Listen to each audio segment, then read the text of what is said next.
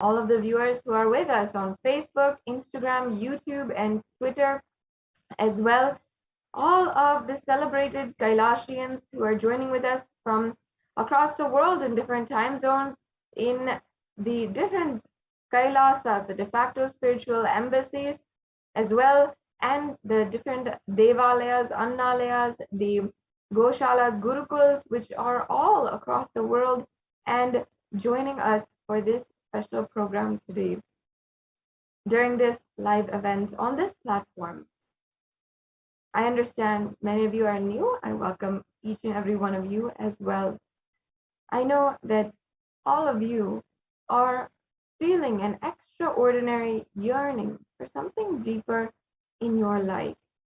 And no matter what it comes down to, no matter if we are searching for name and fame, we're searching for status, and we're searching for a higher position in society, or we're searching for wealth and money, and not being needing to worry about money, or simply if you just don't want to take the burden away from all of your family and your friends, and you want to live a higher lifestyle, what it comes down to often is simply a desire and need to fulfill inside of us the need for love, and a deep and inconsolable yearning in order to seek a higher form of love. And this is why we often go seeking in relationships, in more status in society. We often seek for love. We often seek for love and acceptance, security by another person in our lives. And we always want them to love us. And we always have love as the undercurrent of what we are working for today. And today we even recognize that there might be 5 expressions of love, including, spending time with each other, or giving compliments, spending time, giving gifts, and even physical touch. And each and every one of these 5, though they might be an expression of love, how we share love amongst each other, it is still a very superficial definition of love. When it comes to love, there's actually a divine quality. It is not something simply that we should take for granted, that we need to take for granted, or that is not capable of anything higher. Love has transcendental qualities. It is something that can take you from being man to superhuman. It can make you from being an ordinary human being into a divine being. Love is that powerful, especially with divine love, and especially today with the love of the divine cosmic mother. And today, during this Parashakti Akashic reading program, you will be able to experience just that.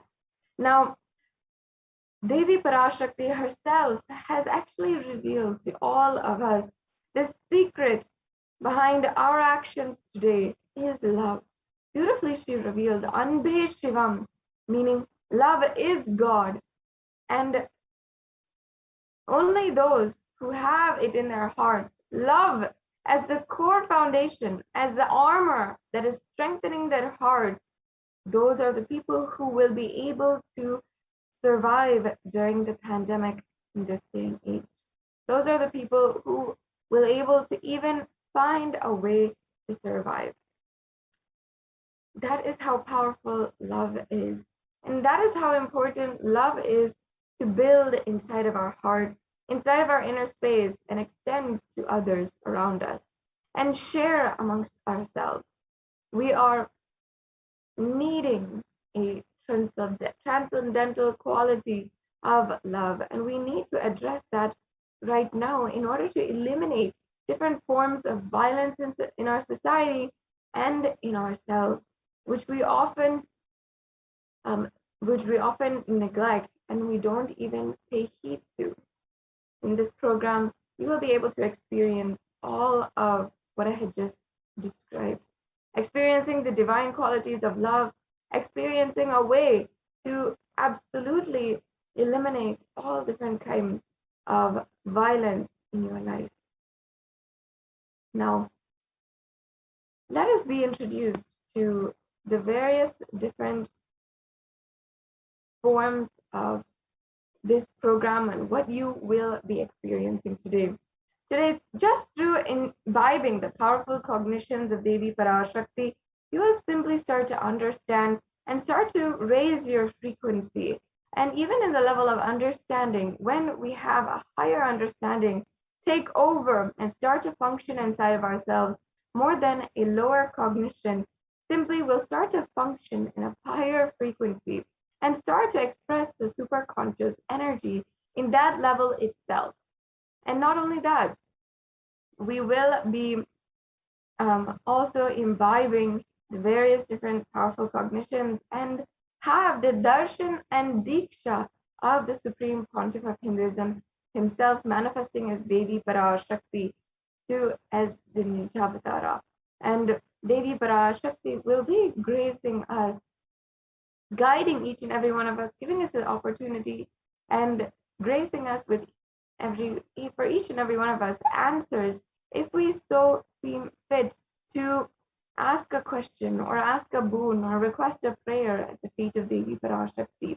And later on today, we'll be going over how you might need to ask your questions, how you can exactly do that, and what is the process involved in that. We'll also be understanding the immediate and instant way of manifesting the reality that you want, which is simply by making an offering, doing these ritualistic sevas that literally can manifest your reality, manifest life, people around you in the way exactly that you want. And there's so much of beautiful context and sacred references from the scriptures that we are going to be going over today and imbibing, soaking in the divine remembrance of Devi Parashakti as we prepare for her live darshan. And we'll also be going over some of the revelations that Devi Parashakti gave to the whole humanity.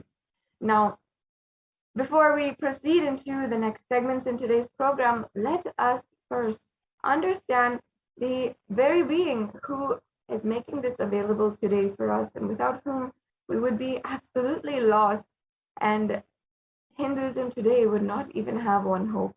Now, the Supreme Pontiff of Hinduism happened on planet Earth as the incarnation of Paramashiva on the 2nd of January 1978 and is today the reviver of Kailasa, the macrocosmic, ancient, enlightened Hindu civilizational nation.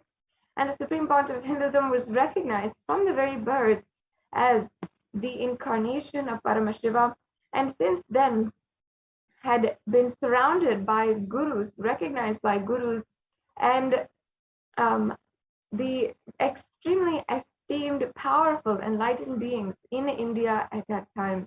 And they had surrounded the Supreme Pontiff of Hinduism with the ecosystem in order to be able to revive the science of power manifestation, temple-based lifestyle, as well as yoga today for billions of people on planet Earth.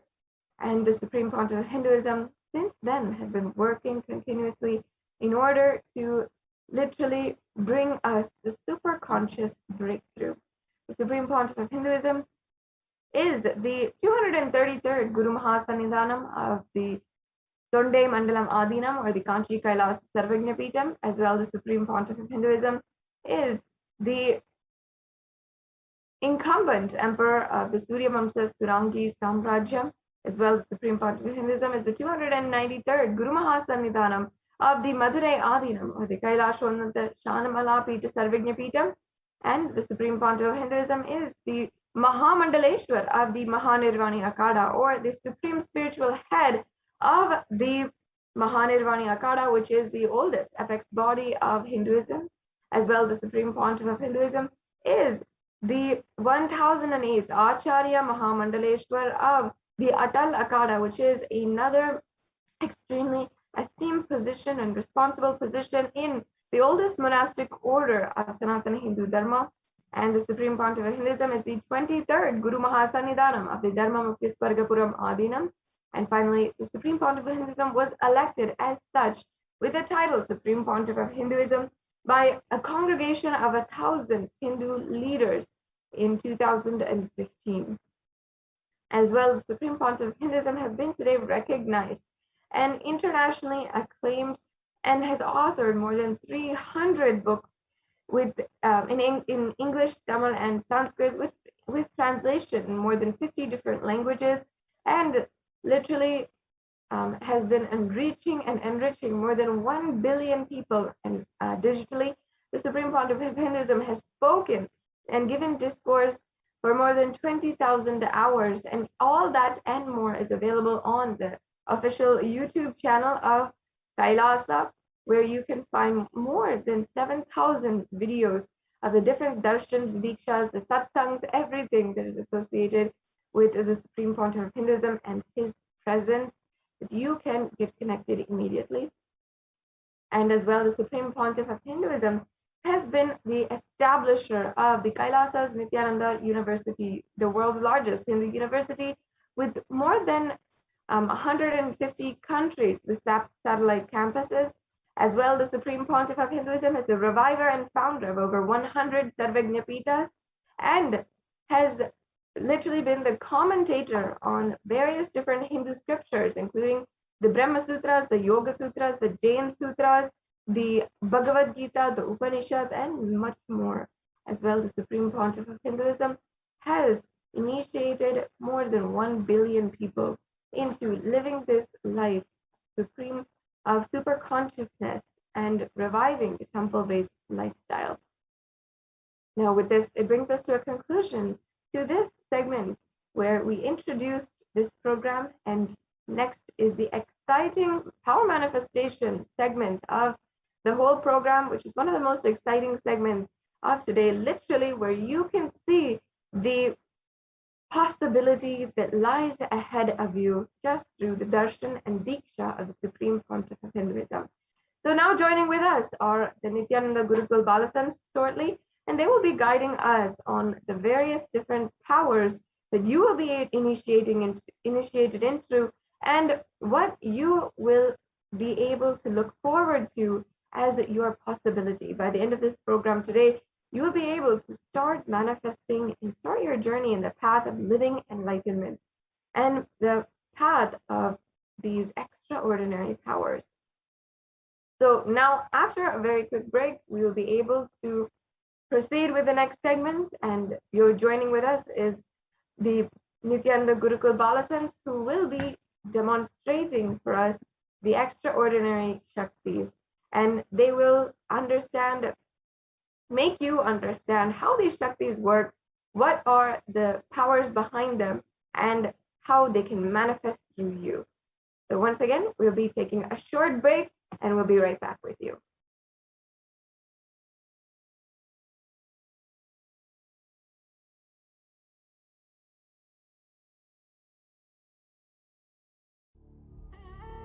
What I mean by the word E-Kailasa, listen intensely. Enlightenment ecosystem, literally enlightenment itself, in your own home, wherever you are. If you cannot come to Kailasa, it's okay. Kailasa can come to you. Kailasa coming to you is E-Kailasa.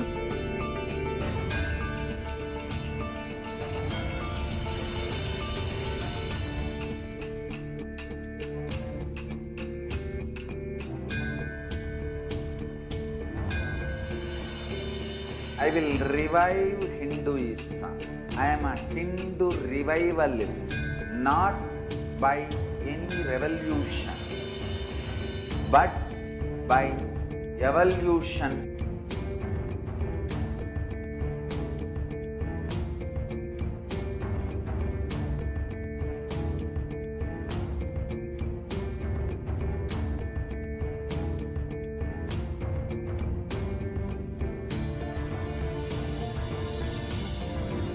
and setting model communities.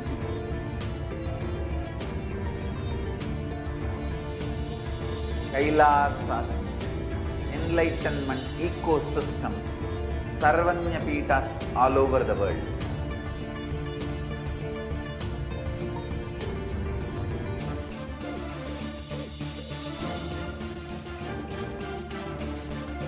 All powerful cognition, knowledge, only when you live, power manifestation and possibilities manifestation happens. It's a fundamental truth.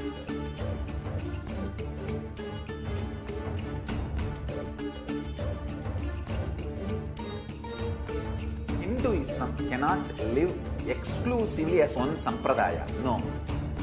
All sampradayas of Hinduism is an ecosystem.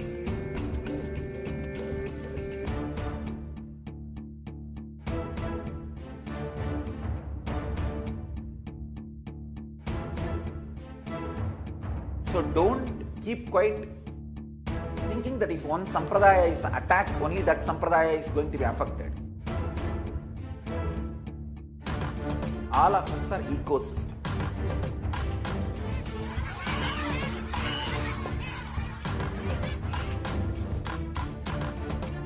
I invite all of you to get involved and enjoy Hinduism by the principle of Dharmo Rakshati Rakshitaha. When you protect Dharma, Dharma protects you. We will make the whole planet flourish spiritually. The spiritual will happen to the whole planet.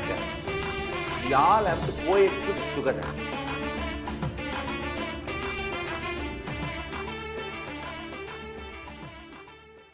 Just be alive for next 3 years. Don't die within next 3 years.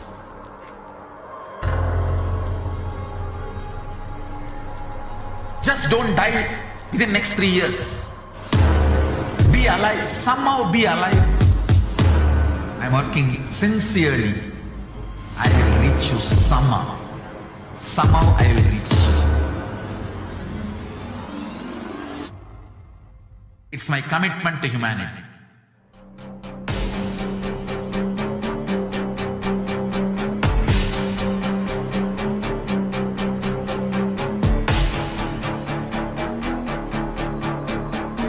Just don't die within next 3 years. I will reach you wherever you are, whichever corner of the world you may be. You manifesting the space, state, powers, being Paramashivoham. It is possible, and it is possible for you.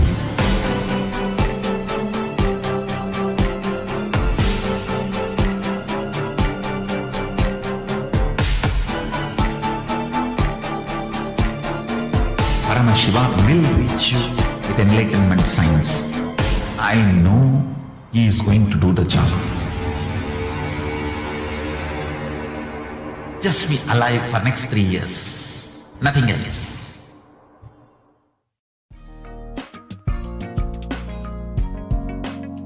We get you health.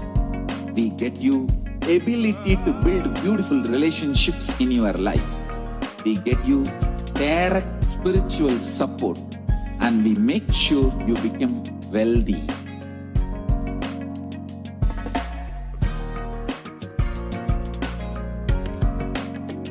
We won't stop giving you just good life. We will literally not stop till you live enlightened life. Manifesting the state of Paramashiva, space of Paramashiva, powers of Paramashiva, being of Paramashiva.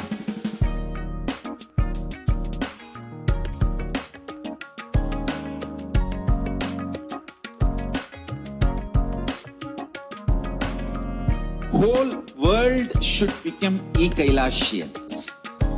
I want the whole world to know Hindus have something great to contribute to the world.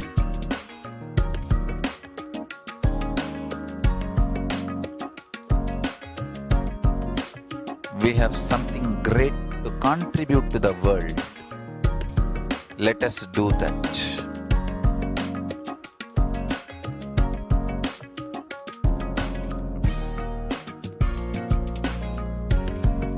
E-Kailasa is proper customized spiritual service helping you to identify your root patterns of suffering.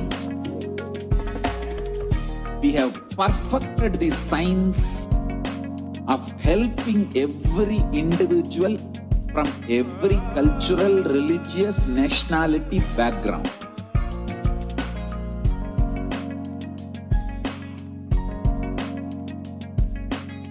You will have lowest reactionary assumptions, highest awakened response, alive response for life continuously.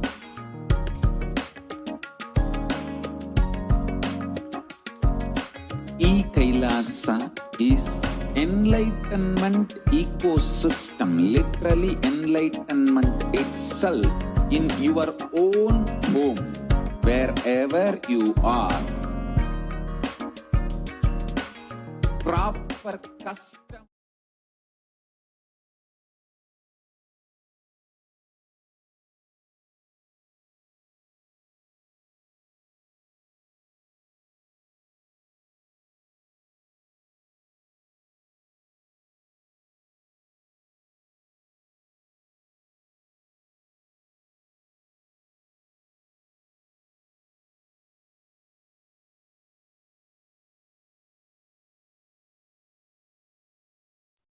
Yes. Thank you so much, Manati Sadashivapriyananda, for that beautiful introduction to this segment.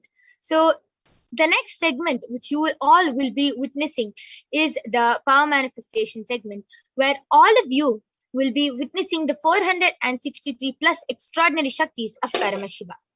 And the two powers which you will be witnessing today is the power of third eye and the power of body scanning.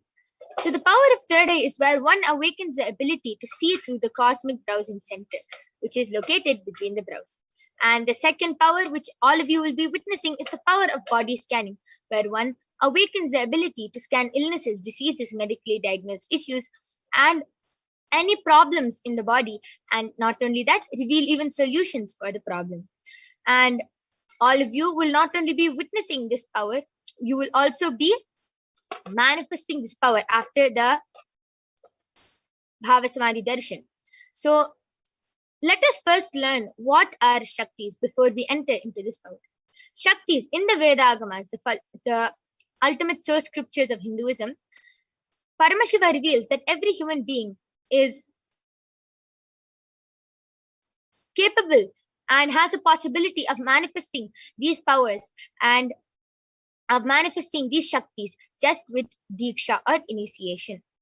And just with the initiation from Swamiji, anyone can manifest these 463 powers, and all of you will be manifesting them and witnessing those powers today. So let us first learn the difference between Shaktis and Siddhis. Shaktis are the powers which manifest from oneness and deep feeling connection with the ultimate, with the divine. And Shaktis are the source of enlightenment. Siddhis are powers that manifest from tapas or penance for enlightenment. Siddhis are on the path of enlightenment. Shaktis express through ordinary human beings in extraordinary ways, just with the initiation from the avatar, and they are permanent. Siddhis are not permanent and they may divert you from enlightenment. So, who is the source of all these Shaktis? Paramashiva. Paramashiva is the primordial divinity in Hinduism, the ultimate reality and cause, which is self-effulgent, Swayam Prakasha, all-pervading, unchanging beyond time, space, form, and causality.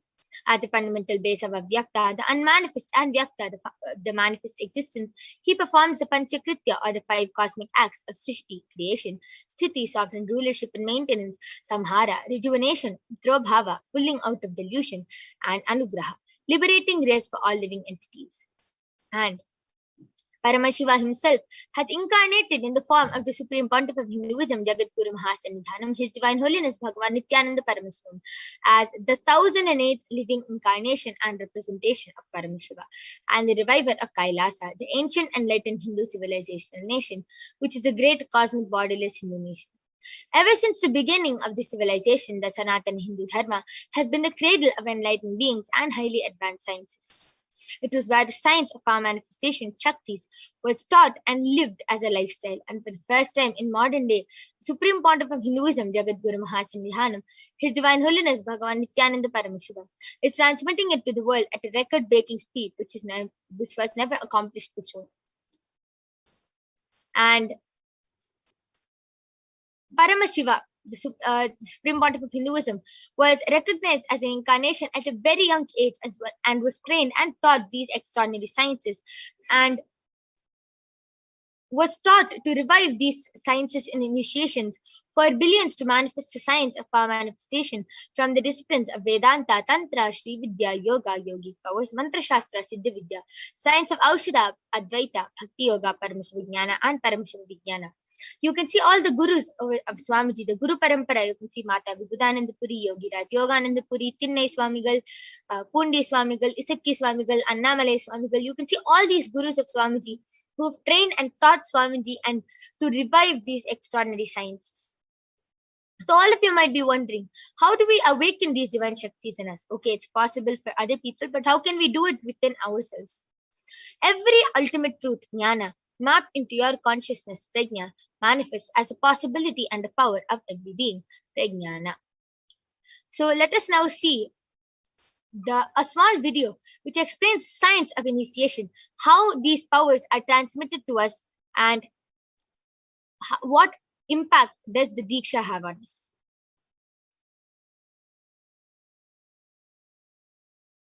Diksha is the direct transfer of spiritual energy by an enlightened being through look, word, or touch.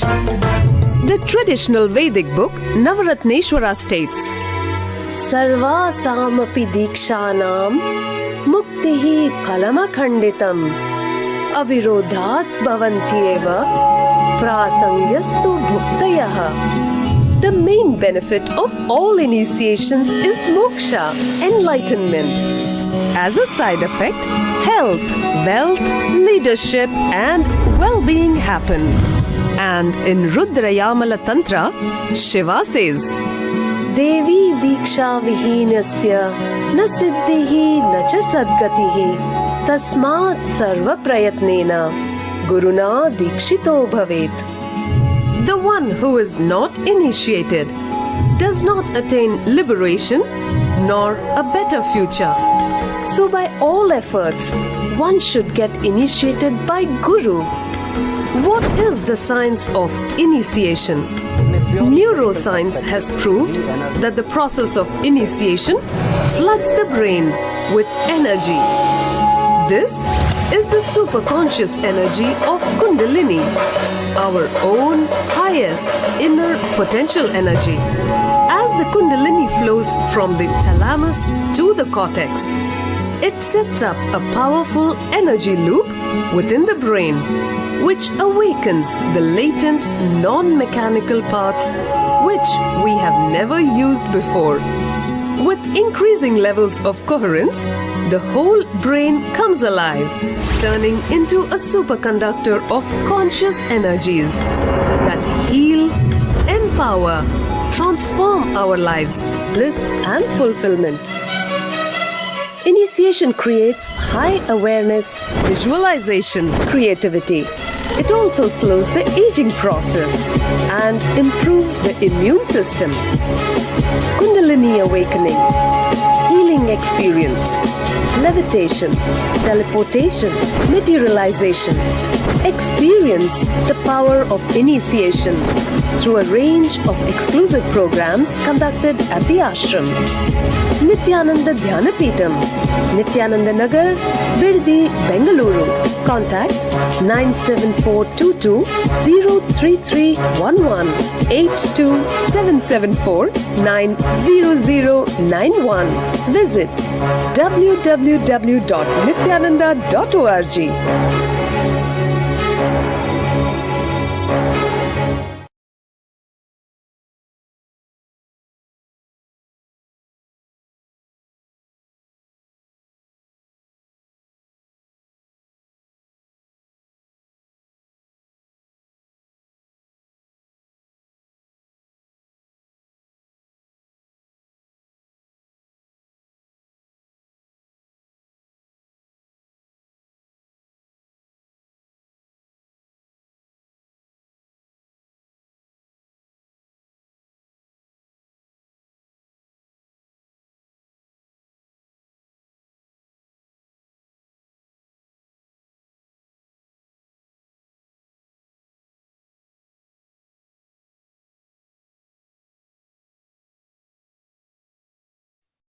Yes.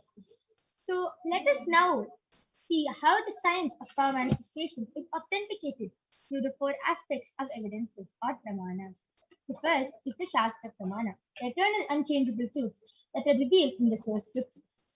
The next is the Apta Pramana, the experiences and results of Aptas or the authorities of Hinduism who has time tested and verified this science.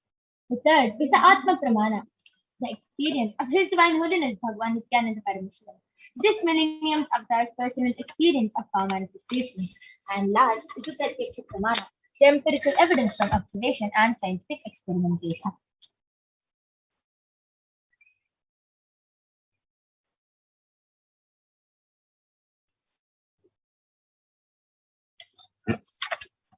Sorry for the technical glitch.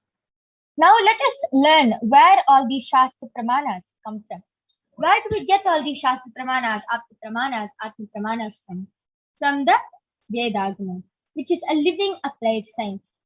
Vedas are the ultimate superior authorities for Hindus.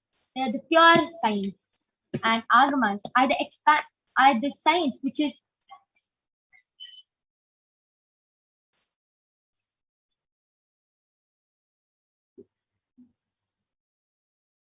the Agamas technology, the applied science is expanded. Vedas and Agamas, Vedagamas, are given the status of Shruti as they are directly revealed by Paramashiva. They are the ultimate, eternal, unchangeable truths revealed in the source scriptures. And a reference cited from these Shastras or source scriptures is called the Shastra Pramana. So without further delay, let us get ready to witness a very unique and exciting demonstration of the power of third eye by the Balasans of the Nithyananda Gurukul. Along with me, I have an extraordinary power manifestor, an extraordinary Balasan, Manitya Kaladharananda, who is 15 years old, and who is going to be demonstrating this power of third eye to all of you today. So let us first see the Shastra Pramana, which is from the Vijnana Bhairava Tantra. Kapalantarmanonyasa tishtannilitalochanaha kramena manasodaryat lakshaye lakshyamuttamam. The translation goes, by fixing the mind on the inner space within the crown center and sitting stably without any movement, having the eyes closed in succession, by that stability of the mind and inner space, through the power of the third eye, one directly sees the ultimate goal Lakshyam by having the vision beyond the sight that reveals any object or place, attaining the space of Paramashiva. The next is the Apta Pramana, where Bhagavan Sri Krishna initiates Arjuna into the power of third eye. In the Hindu Purana Bhagavad Gita, Bhagavan Krishna initiates Arjuna into the power of third eye to behold his Vishwarupa Darshan, the vision of his cosmic form. And in the 11th chapter of the Bhagavad Gita, Arjuna beautifully describes the cosmic form of Bhagavan Krishna as he sees it through his third eye. So let us now see when Bhagavan Krishna initiates Arjuna into the power of third eye. Natu mam shakyase drashtum anenaiva swachakshusha Divyam dadami te chakshuhu pasya me yogameishwaram. Bhagavan Krishna says to Arjuna, but you cannot see my cosmic form with these physical eyes of yours. Therefore I grant you the divine third eye. Behold my cosmic opulence. Third is the Atma Pramana. My Swami Outside and outside words. How broke. he was able to reach the 360 experience the 360 degree vision in his own words. The first experience that I was able to see everything around me, above me, the whole 360 degree vision, the 10 directions below me, everything. I realized not only I was able to see, I was able to feel and experience all of that as me. So next is the Pratyaksha Pramana. Next is the Pratyaksha Pramana, the empirical evidence from observation and scientific experimentation. Study measures compare the metabolic cell activity of the brain and in conscious meditative states using the positron emission tomography, the PET. When doing daily activities, high activity is measured in the brain where the third eye is located. And when Swamiji is in the deep state of Samadhi, only the third eye region is active and almost 90% of the rest of the brain is at peace. And let us now witness the Sakshi Pramana, the experiences and results of the extraordinary manifestation happening through the initiated disciples of the Supreme Pontiff of Hinduism. This rare sacred science of third eye awakening is being made available to humanity for their ultimate enrichment and conscious evolution by the Supreme Pontiff of Hinduism. As a living incarnation of Paramashiva, the Supreme Pontiff of Hinduism embodies the most profound yogic states that surpass all bounds of time, matter, and space. And the Supreme Pontiff of Hinduism is gifting this pure science and of third eye awakening, along with many other spiritual sciences. And millions of people have been initiated by the Supreme Pontiff of Hinduism and are experiencing the profound results as extraordinary powers in their everyday lives. So let us now witness the direct Sakshi Pramana, the live Sakshi Pramana of the power of third eye by the Balasins of the Nithyananda Gurukul.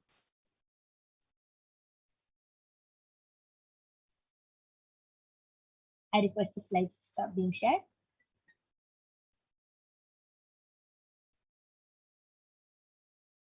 Yes. Along with me, I have a medically tested eye band. You can see in front is a complete opaque sheet and behind is a thick sponge. Under there's no gap between the thick sponge and the opaque sheet, and there is no possible way of light entering inside the eye band.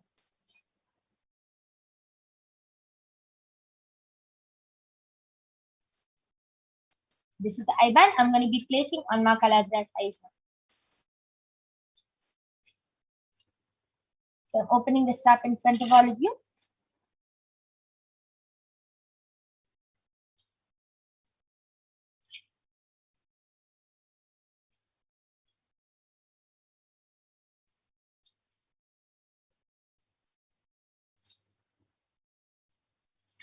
Yes, Ma Kaladra, are you comfortable?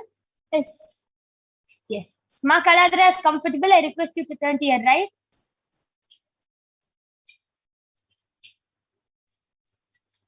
Left. Up. And down. Now, Yoga Prana, could you put my eye back?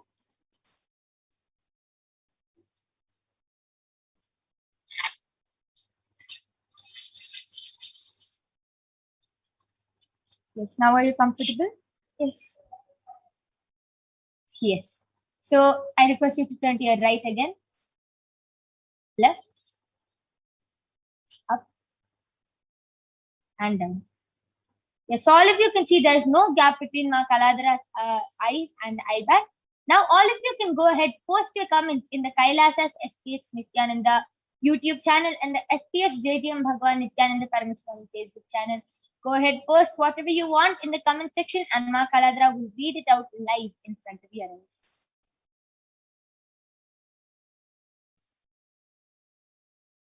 I request the comment section to be zoomed in.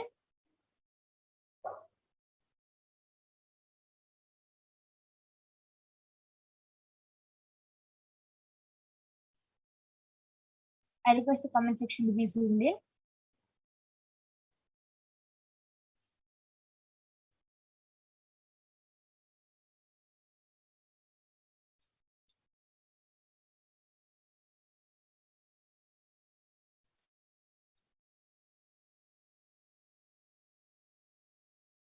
Yes. Yes. So the first comment, the latest comment is from EWAANDERSSON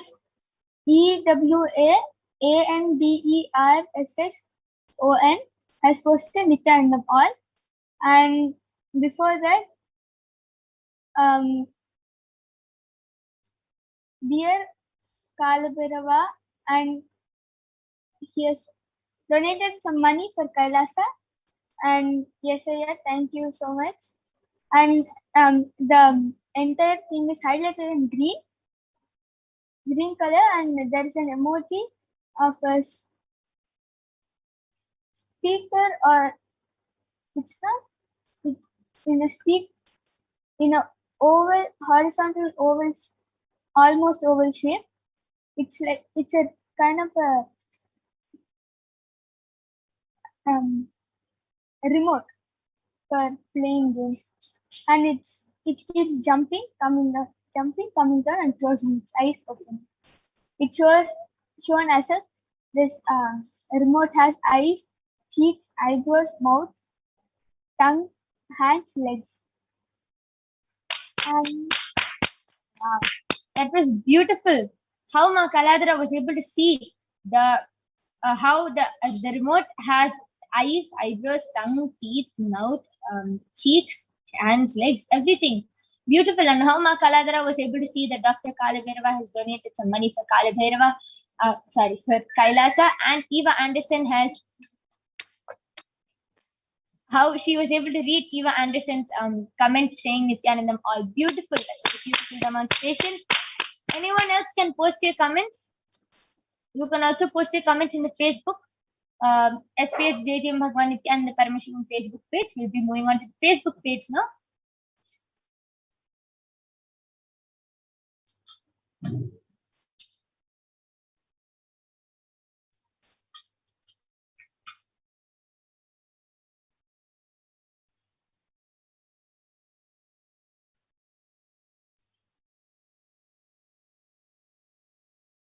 Yes, please scroll up a little bit.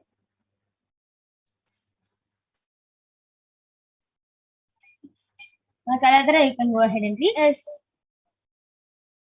So the comment is first which projected is from SHA Sabari Ranveer, and the emoji is a girl holding a hand alone is being shown, and she's holding a red color rose. Wow. Beautiful, amazing. Yes, that was a beautiful demonstration of the power of third eye. The next power, which all of you will be witnessing, is the power of body scanning. So now I'm going to be removing the eyeband of Ma Kaladhara. You can see that everything is completely the same. There's no difference. Yes. So now I'm going to be moving on to the next power, which is the power of body scanning. And let us now see the pramanas for the power of body scanning. First is the Shastra Pramana, which comes from the Vijnana Bhairava Tantra. Swadehe jagato vapi sukshma sukshmatarani cha tattvani yani nilayam dhyattvante vyajyate para. Bhagavan Paramashiva says, cognize deeply that from the subtle to the subtlest constitutive principles of the whole body, Swadeha, or of the whole universe, simultaneously consist of the essential reality. They are being absorbed in their source cause Paramashiva, and by the experience of such restful awareness, one becomes complete from all thoughts, and the divine, ultimate, universal divine power, Paradevi, Adi Shakti, is revealed, and the supreme power manifestation happens. The next is the Apta Pramana for the power of body scanning from the life of a Siddha named Teriyar. Teriyar was one of the prominent disciples of Agatya.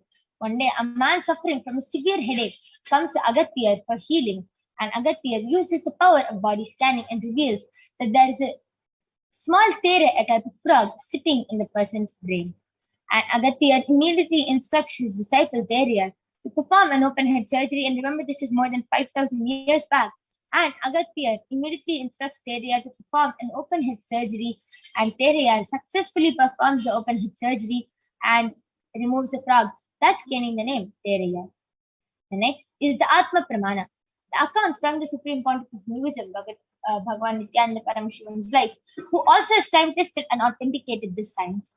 On the 22nd of December 2019, the Supreme Pontiff of Hinduism, Reverend Guru Mahasanidhanam, His Divine Holiness, Bhagavan Nithyananda Paramashivam, revealed how he used the power of body scanning along with the power of Shushada, going beyond pain.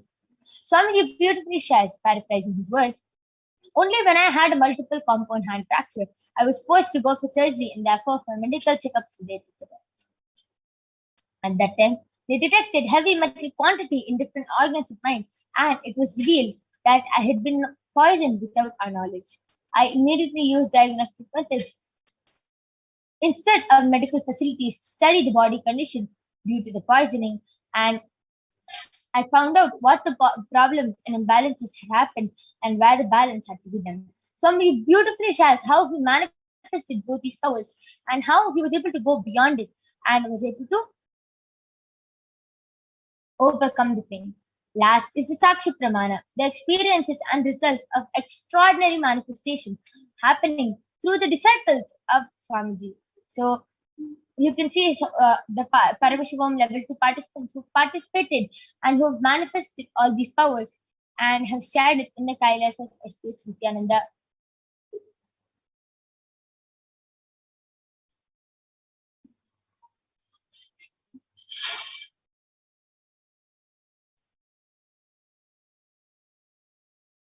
Yes. So let us now witness the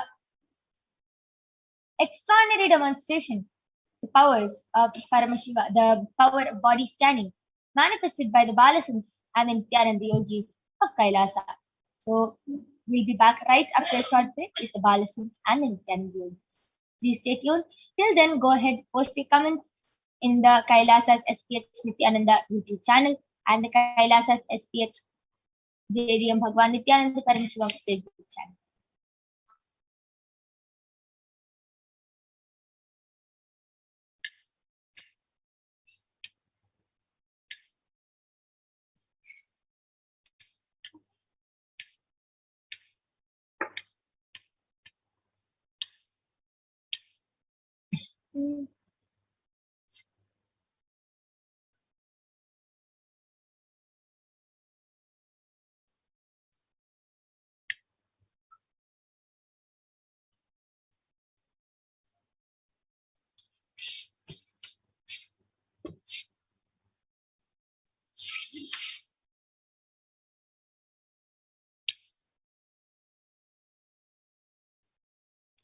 Go ahead, post your comments in the Kailasas SPH Nithyananda YouTube channel and the SPH JDM Bhagavan Nithyananda Paramashivam Facebook channel. We'll be right back with the Balasans of the Nithyananda Gurukul, who are going to be manifesting this extraordinary Shakti of body scanning to all of you today.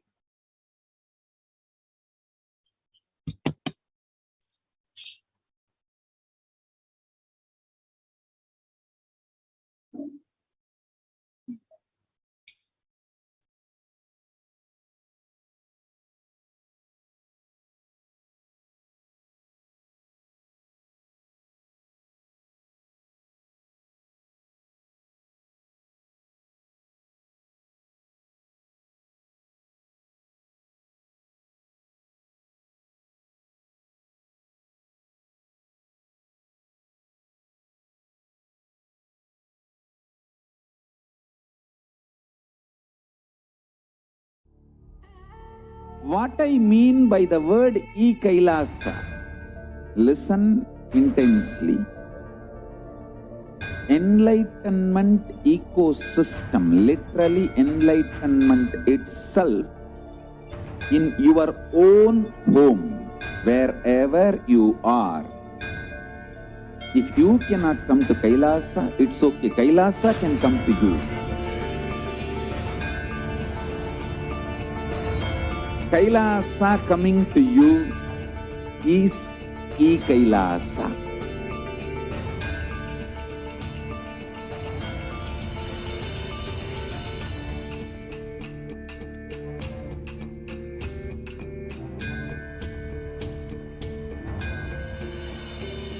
I will revive Hinduism. I am a Hindu revivalist, not by any revolution, but by evolution.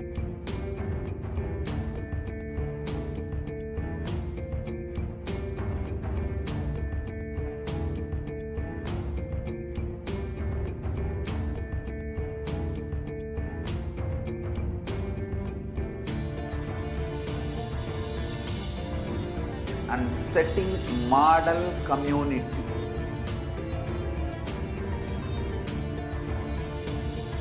Kailasas, enlightenment ecosystems, Sarvanya Peethas all over the world.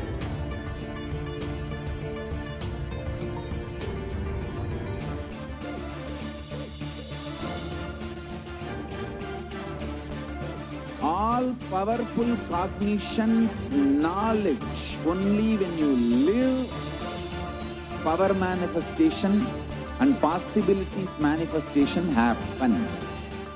It's a fundamental truth.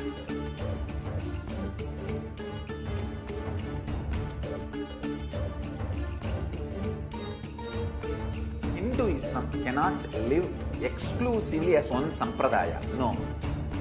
All sampradayas of Hinduism is an ecosystem.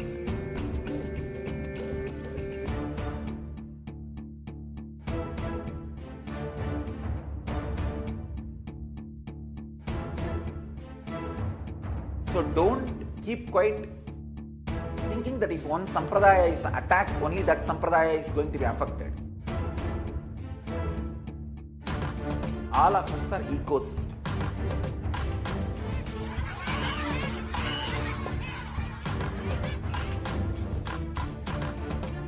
I invite all of you to get involved and enjoy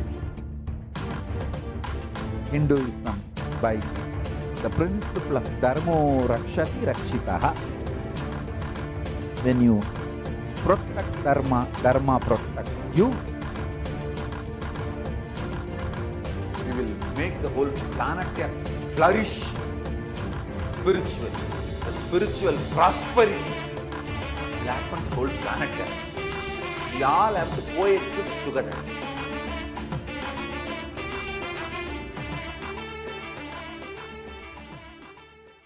Just be alive for next 3 years. Don't die within next 3 years.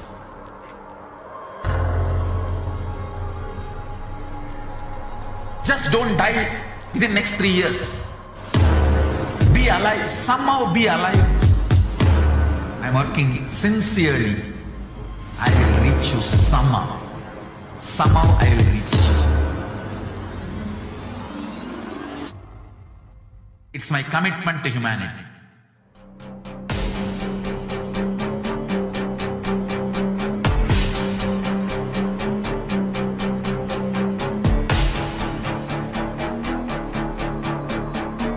Just don't die within next 3 years. I will reach you wherever you are, whichever corner of the world you may be. I will reach you with enlightenment. You manifesting the space, state, powers, being Paramashivoham. It is possible, and it is possible for you.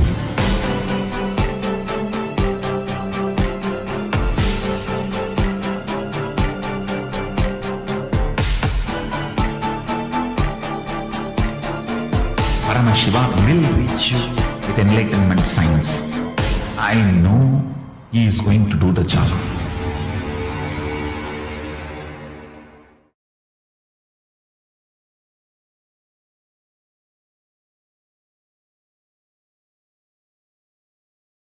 Yes, we're back. And Raman Vasishta has posted, Nithyanandam, requesting body scanning for my brother Pankaj Vasishta in the next part. I have his consent. Thanks, ma. Yes, sure, Raya. Ma Brahma Yoga will be doing the body scanning for your brother Pankaj Vasishta. Ma Brahma Yoga, you can go ahead and quickly do the body scanning.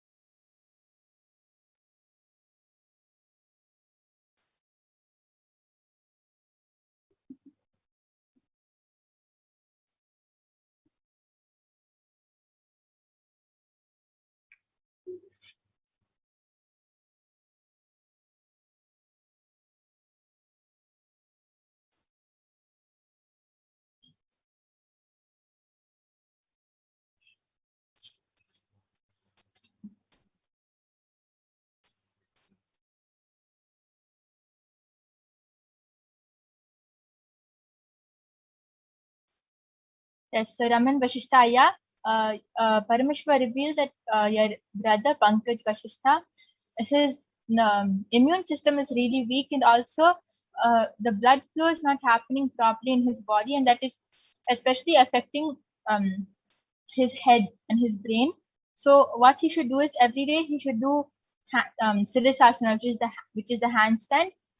If he's not able to do it, he can start practicing, but he should start doing handstand for 1 minute in the morning and 1 minute in the evening, and that will really help him for his blood flow to happen at the top part of his body. And also Paramashiva revealed that for his immune system to become stronger, every day he should drink 1 cup of neem juice, and also he should he should bathe in cold water. If he takes a bath in cold water every day, that will strengthen his immune system. Oh, wow. Such a unique solution for such a crazy problem. Okay. So, Ayya Pankaj Vasishtha Ayya, you have to do handstand for 1 minute in the morning and 1 minute in the evening. That is the solution which Paramashiva revealed for your body problems. And it's a very unique solution. So please do follow it, and Paramashiva will take care of the rest.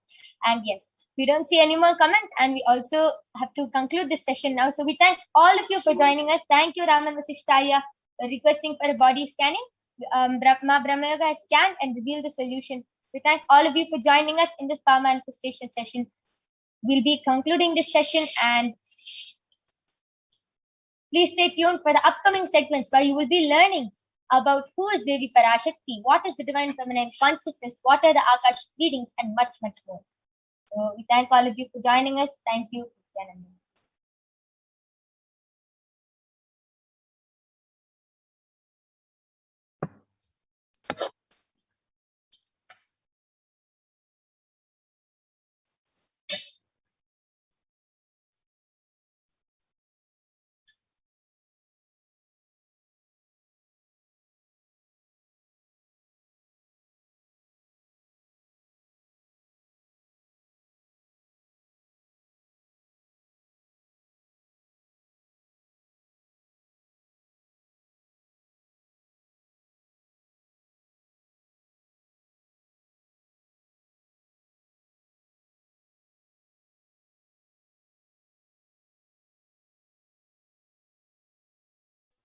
Yes, Raman Vasishtha has posted. Thanks, Ma. That's very helpful. Yes, Aya, just follow the solution which Paramashiva revealed, and your brother will be completely healed.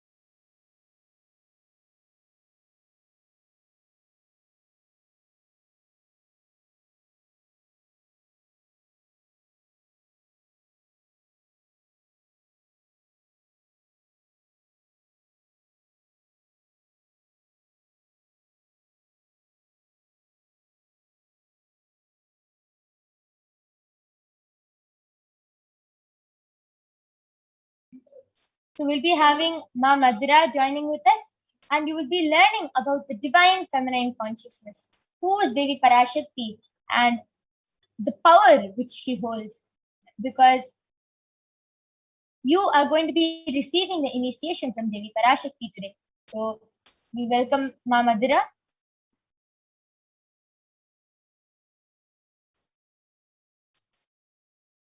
Yes.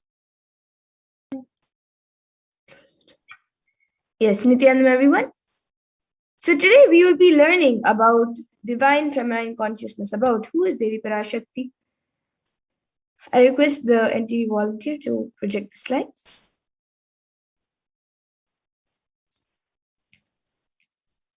We will be learning about divine feminine consciousness.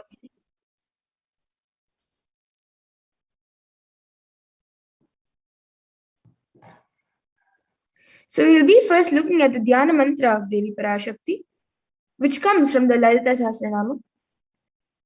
Sindhuraruna vigraham trinayana manikya mauli spurate taranayaka shekharam smitamukhim vapina vakshoruham पानिभ्यामलिपूर्णरत्नचषकं रक्तोत्पलं बिभ्रतीं सौम्यां रत्नघटस्थरक्तचरणां ध्यायेत् परामम्बिकाम्. And this Dhyana shloka says, the Divine Mother is to be meditated upon as shining in a mammalian red body, with a triple eye sporting crown of rubies, studded with a crescent moon, a face all smiles, a splendid bust, one hand holding a jewel cup brimming with mead, and the other twirling a red lotus. And the next verse, the Sahasranama, Arunam karunam tarangatakshim dhritapaşankuşapuşpabanachapam animadibhiravritam vibhavaye bhavani. And the translation for this verse is, I meditate on the great Empress. She is red in color, her eyes are full of compassion, and holds the nose, the goad, the bow, and the flowery arrow in her hands. She is surrounded on all sides by powers such as Aima Fares, and she is the self within me.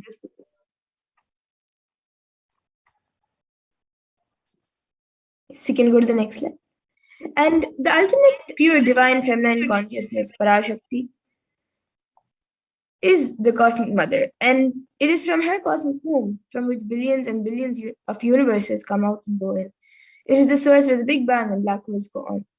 Parashakti is the source Shakti, source energy, source power, from which all of us came and which all of us are in and which all of us are going to merge into. And out of her extreme love and compassion, Parashakti herself is manifesting through the embodied form as the Nijavatara of the Supreme Point of Hinduism, Jagat Guru Mahasannidhanam, His Divine Holiness Bhagavan Nithyananda Paramashivam, answering all of our questions, attending to our prayers, giving boons, healing us, revealing our past, present, and future, delivering profound spiritual truths, and ultimately giving us the experience of Paramashivoham itself. And in the words of Devi Parashakti herself, she beautifully says, raising as Omkara, expressing as Vedas and Agamas, blossomed as Shrimkara, filled as Parashodasi, living in 40 triangles, the Kailasha Swamini, who is in Kailasha, Sri Purachintamani, Parashodasi, sitting as part of Paramashiva, Parameshwari, who rules the world, Paramashakti, Manonmani, Meenakshi, as Nithyananda, I took Nijavatara here, to give good boons to everyone, to bestow all goodness. Hiranyagarbha Swarupini, Brahmanda Yoni, Shami, Chandramauli, Rapala, Aparna, Uma, Parvati, Savitri, Navayavana, Samrajya Lakshmi, Parameshwari, Parashorasi, Meenakshi, taking the form of Nithyananda, I came here as Nijavatara. With great compassion I am blessing, listen people, to do good to all of you. I took the form of Nithyananda and came down as Nijavatara. And then the next, again in the words of Devi Parashakti herself, she beautifully says, raising in Omkara, blossoming as Shiva, Shiva manifesting as source of existence, powers of existence, expression of existence, from the oneness of Om, blossoming into two as Prakriti and Purusha, blossoming as three Shaktis, Icha, Kriya, and Jnana, growing as 4 Vedas, expanding as 5 Panchabhutas, beyond 6 chakras, filled as Gotras of 7 Rishis, expanding as 8 directions, existing as 9 Grahas, blossoming as 10 Indriyas, being as 11 Rudras, creating all the worlds, bringing life, to tell and make truth blossom and to do good. Parashodasi, Meenakshi, in the form of Nithyananda, I came to bless every one of you. And now let's see how we can receive Devi Parashakti when she comes for the darshan. So literally you are seeing Paramashiva and Parashakti at that moment. She's there on your screen. So you can receive her very traditionally. You can keep 2 betel leaves, one banana, one betel nut, and a coin in front of the screen as you watch her, as you watch Devi Parashakti. And for those of you who don't know, the coin is actually considered the traditional dakshina in the Hindu tradition. It can be the lowest value. In India, it can even be just 1 paisa, and in the US, it can even be just a cent. Swami says, I'm not trying to monetize. Keep even 1 cent, it is okay. So for 100 days, if you have darshan, it will add up to $1. In India, even 1 paisa is okay.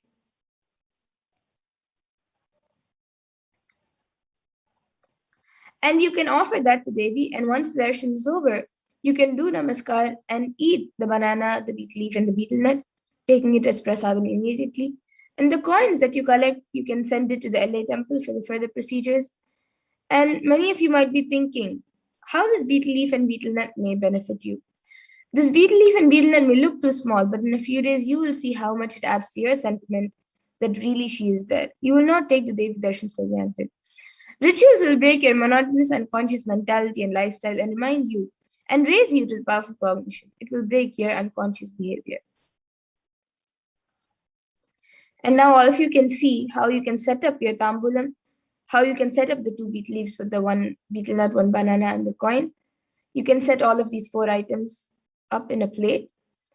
These are the 4 basic items, but if you would like, you can also keep the few additional items like a coconut, red bangles, kumkum, turmeric, and some fresh flowers. But these are the 4 basic items which you can arrange in a plate and keep in front of the screen as you receive the Parashakti. And with that, we come to the conclusion of this segment where we have learned who is Devi Parashakti and how you can set up your tambulam and receive her. So now we'll be moving to the next segment where we will be seeing about what Devi Parashakti has revealed and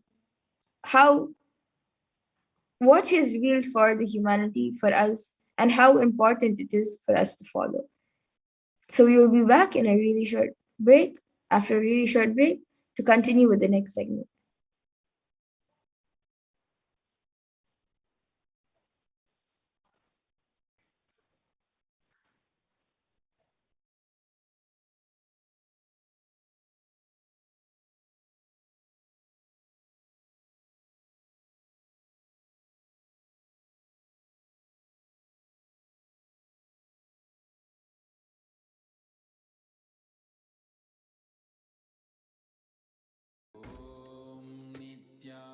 Nithyananda Paramashivoham. Om Nithyananda Paramashivoham. Om Nithyananda Paramashivoham. Om Nithyananda Paramashivoham. Om Nithyananda Paramashivoham. Om Nithyananda Paramashivoham. Om Nithyananda Paramashivoham. Om Nithyananda Paramashivoham. Om Nithyananda Paramashivoham. Om Nithyananda Paramashivoham. Om Nithyananda Paramashivoham. Om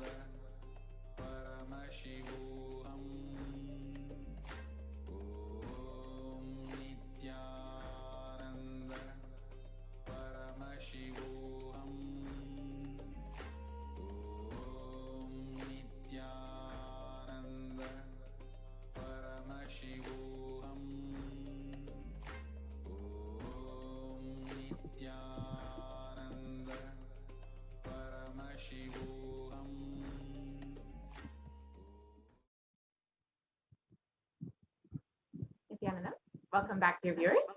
Now we will be entering into the next segment where we will understand some of Devi Parashakti's revelations on what is happening in the world today and how we can protect ourselves during this pandemic. So let us enter into the segment and listen to Devi's revelations directly.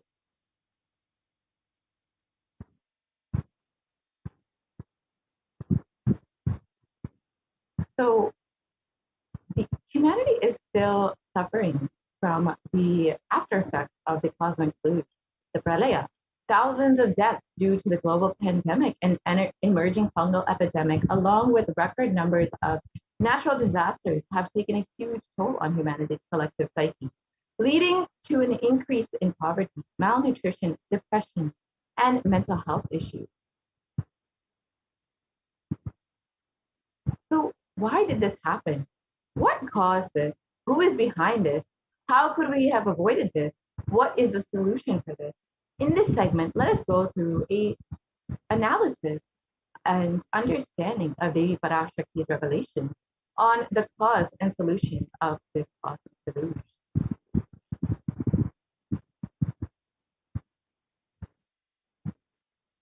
So all of us know what is happening in the world right now. There have been over 4 million deaths as of recent count, and over 180 million people have been infected with COVID-19, and the most affected countries are the United States, India, and Brazil.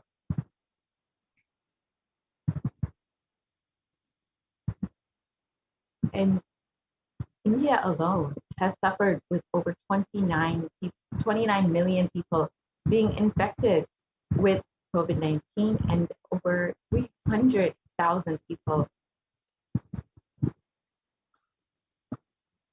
dying from COVID-19 and over 75 million people falling into poverty during this pandemic.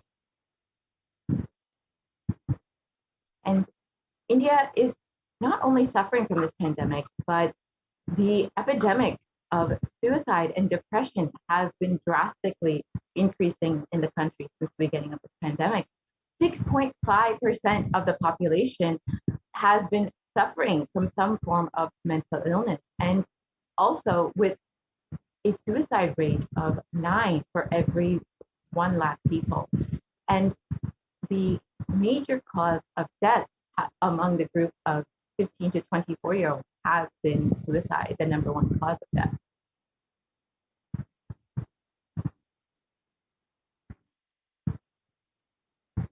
And India is not just suffering from this pandemic, but even other natural disasters have been severely affecting the country. Over the course of the past several months, India has seen an increase in natural disasters, including a cyclone in Kerala, and as of recent, the floods in Maharashtra. And while India has been suffering all of these natural disasters, there's also a very serious cause for concern for a third wave.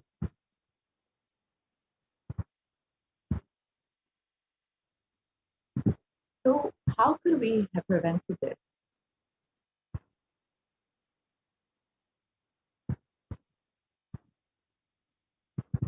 So let us listen to Devi Parashakti's revelations on the 31st of May, 2021, and understand what Devi has revealed as the cause of it.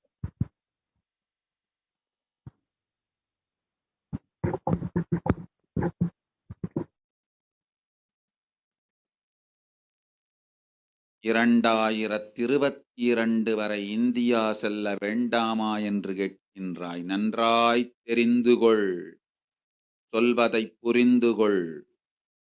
இந்த பெருநரகமான கிருமி போஜனம் இந்தியாவிற்குள் வரக்கூடாது என்பதற்காக 2020 பாரதம் முழுவதும் 12 ஜோதிர்லிங்கமும் பாத யாத்திரை செய்திடவே என் மகன் மூலமாய் திட்டமிட்டிருந்தேன். படுபாவிகள்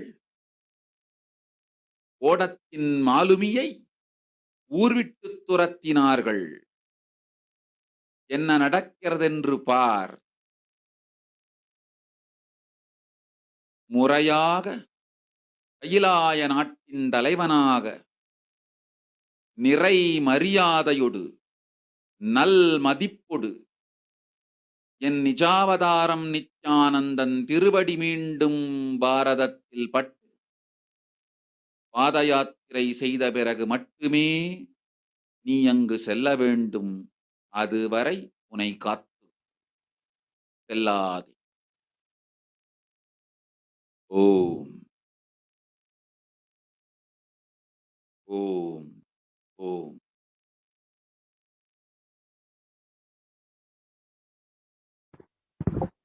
With the translation of baby's words, for this huge Kirmi Bojanam held not to come to India.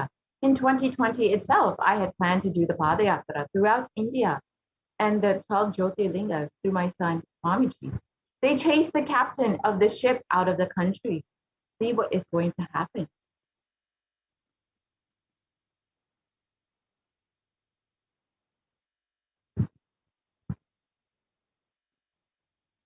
Let us now go back to 2017 when the Supreme Council of Hinduism revealed the vision for this Padayatra in 2020.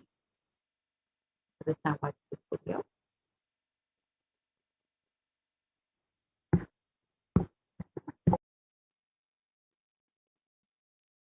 Want to do 1 year Padayatra specially for this purpose in 2020.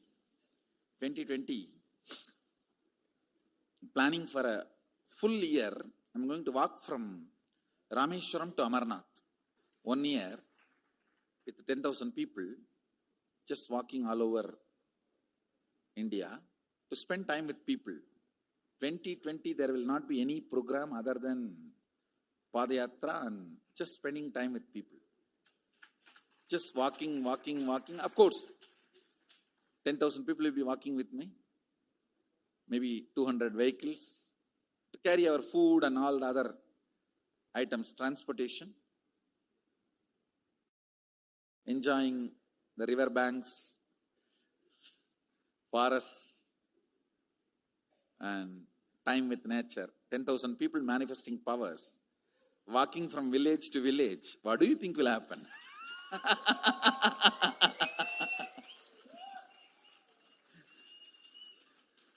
The scene of Buddhism spreading will be repeated now. How the Buddhism spread. 10,000 monks walking from village to village. What will happen? That's only monks. Here, power manifesting 10,000 people. The whole village will be manifesting powers. Just want to enjoy India and let India enjoy me. So planning for next year Kumbh Mela 2019, next year January Kumbh Mela. Before that, all the Balalayam, everything. Balalayam is going to be like the same structure outside with one stone tower, gold coated. It will be something like a 40 to 50 feet tall stone tower and 5 Rajagopurams, which will be something like 120 feet. This will be the Balalayam. And after the Mulalayam is built, this Balalayam will serve as a Utsava Murti Sannidhi, where the Utsava Murtis will be worshipped and where the Archanas. See, in the main temple, there will not be any Archana or anything because just for darshan itself, there will not be time. Like Tirupati, you can only have darshan and the camp for Aarti. No other worship is allowed in the main temple. Because 12 Abhishekam is going to happen. 12 Kala Abhishekams. So continuously the rituals will be going on. People can have only darshan. They will not be able to involve themselves in any ritual. Other than darshan, nothing else will be allowed. So all the archana, all the other offerings, like people will offer the archanas and other, everything will be done to the Utsava Murti, which will be kept in the Balalayam, the present Balalayam, the present structure. So people can spend time here. That will be more like a main darshan. This will be like energy darshan, where you can give letter, get response. So by next year, the Balalayam will be ready. So 2019 full year, I will be conducting the programs and everything. 2020 will be the one full year Padayatra, walking. From next year Jayanti, means 2019's Jayanti to 2020's Jayanti. Full year, Jayanti to Jayanti will be Padayatra. Before that, we will make 10,000 people power manifestors. It will be sannyasi, brahmachari, grihastha, all put together. 10,000 people will be walking. What a scene it will be. I think that is the only way the revival of Sanatana Hindu Dharma can be done. I need to get into the ground where people can see me, where they are living. I can't be waiting for people to come where I am living. Now I am sitting in one place to prepare these 10,000 people and make the science completely user-friendly. For that only I am sitting and working. So I have given 2 years for me now, 2018 and 2019. So 2020, before that 10,000 people will be ready to walk with me, manifesting powers. We will literally solve every person's problem in every village. The way we are walking, the path, route we are taking, physical healing or mental healing, or it's a too big visualization. How will you visualize? What will happen if 10,000 power manifestors enter into a village and ask people, tell me your problem now, come on, let's sort it out. Understand 1,200 years before in Tiruvannamalai temple carvings, how the baby will be in the womb in second month, third.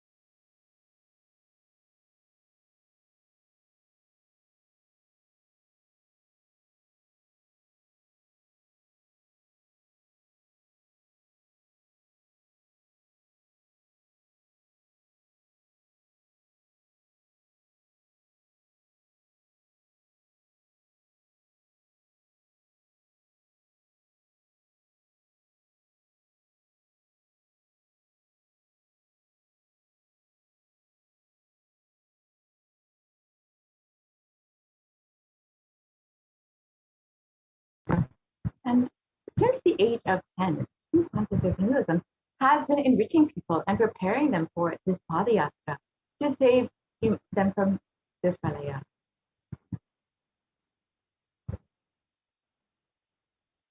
And even from that age, the Supreme concept of ever since that age, the Supreme concept of Hinduism has been enriching and initiating the masses into this enlightenment science through powerful discourses, initiations, and sessions.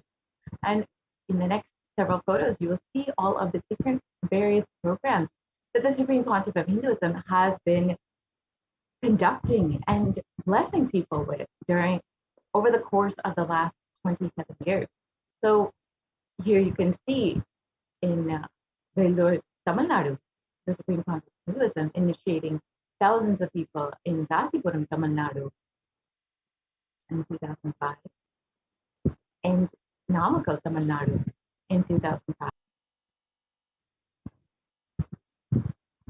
And in Salem in 2005, you can see in each of these photos how many people are there. And the Nithyananda program in Virdi, Bangalore,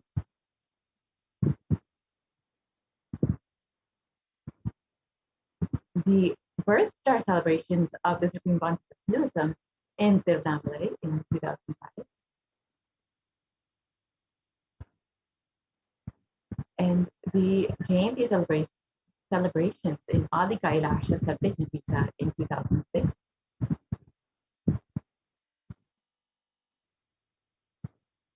And the Jayanti celebrations again in Tirunelveli, Tamil Nadu in 2006.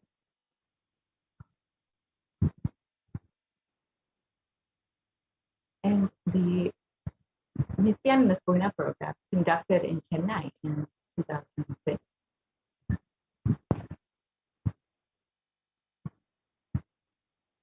And in Adi Kailasha Satyajnapita Guru Purnima celebrations in 2006.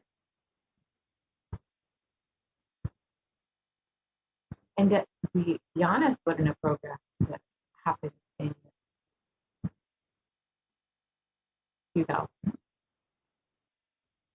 And the Jnana Swarna program. And the Lila Ananda program, which was a program for initiating the youth of tomorrow into the science of enlightenment. And the Saptayagam program, which the Supreme Pontiff of Hinduism himself conducted, and conducted 7 different homas with 1,000, guiding 1,000 other people into performing the same homas. Here you can see the devotees, disciples, who were blessed to be guided into the homa and the ritual. And here you can see the Supreme Pontiff himself performing the homa.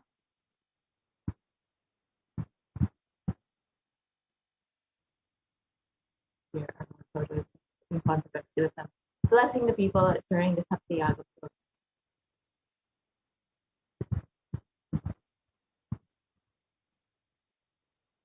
Again, more photos from the Saptayaga program.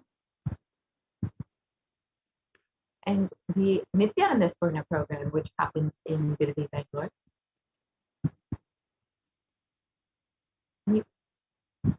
In all of these photos, you can see how many people were attending and being blessed into the science of enlightenment. Again, the Nithyananda Purna program. However, the anti-Hindu elements had made it nearly impossible to do this re-energizing process by driving the Supreme Pontiff of Hinduism out of India.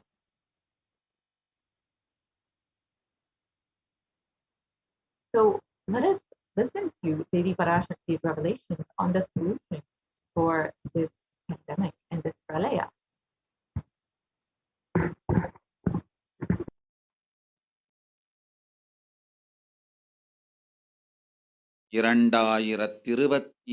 வரை India செல்ல வேண்டாமா என்று கேட்கின்றாய். நன்றாய் தெரிந்துகொள், சொல்வதை புரிந்துகொள். இந்த பெருநரகமான கிருமி போஜனம் இந்தியாவிற்குள் வரக்கூடாது என்பதற்காக 2020 பாரதம் முழுவதும் 12 ஜோதிர்லிங்கமும் பாத யாத்திரை செய்திடவே என் மகன் மூலமாய் திட்டமிட்டிருந்தேன். படுபாவிகள் ஓடத்தின் மாலுமியை ஊர்விட்டு துரத்தினார்கள். என்ன நடக்கிறதென்று பார். முறையாக கைலாய நாட்டில் இந்தலைவனாக நிறை மரியாதையொடு நல் மதிப்பொடு என் நிஜாவதாரம் நித்யானந்தன் திருவடி மீண்டும் பாரதத்தில் பட்டு பாத யாத்திரை செய்த பிறகு மட்டுமே நீ அங்கு செல்ல வேண்டும். அதுவரை உன்னை காத்து செல்லாதே. ஓம் ஓம் ஓம். Devi revealed that the pandemic will only end in India when the Supreme Pontiff of Hinduism is received back into India as the Supreme Pontiff of Hinduism with great respect and reverence, and is allowed to do the Padayatra and the re-energizing process of the 12 Jyotirlingas. Only when the Supreme Pontiff of Hinduism's feet touch the ground of India again will this pandemic end. And as we look around us, we see so much destruction and suffering. And we see what the great rishis of our Vedic civilization had forewarned as this Kali Yuga. And it is stated in the Kurma Purana that Kali Yuga is the worst of all the 4 yugas, where man will be his own worst enemy. And let us read the translation from page Vyasa. This Kali Yuga is the worst of the 4 yugas in all of the world. People are sinful and forget the dharma of the 4 varnas and ashramas. And in fact, men are so sinful that no prescribed penance atones for their great sins. The only place which is free from such great sins is the great sacred city of Varanasi, the Mahapuri. And the Kurma Purana also states that the Lord Rudra, Paramashivoham himself, is the avatar for Kali Yuga. Brahma is the presiding divinity or Devata, the Lord, for the Krita Yuga, the first cycle of time. In the Treta Yuga, the second cycle of time, it is Bhagavan Ravi, Surya, in which appeared Sri Rama. In the Dvapara Yuga, the third cycle of time, the presiding divinity is Vishnu. And in the Kali Yuga, the fourth cycle of time, the current age, the presiding divinity, the avatar is Rudra, Lord Paramashiva himself, Maheshwara.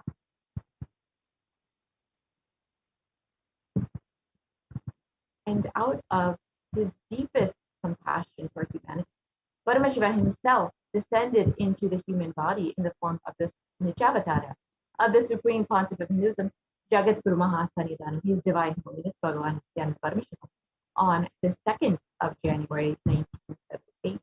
And if the Supreme Pontiff of Hinduism had waited even just one more year, if Paramashiva had waited one more year to take the human form, it would have been too late. 1979 would have been too late for humanity. So let us listen to the Supreme Pontiff of Hinduism himself revealing this.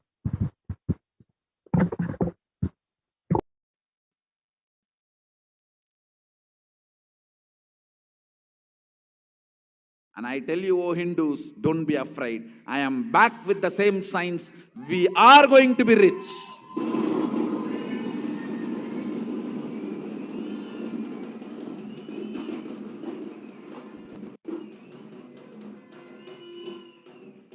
It is not lost. Just the last minute climax before it was going to be put off. Have happened.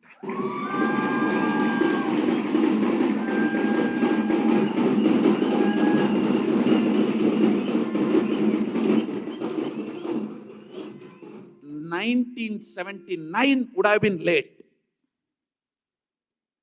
1979 would have been late.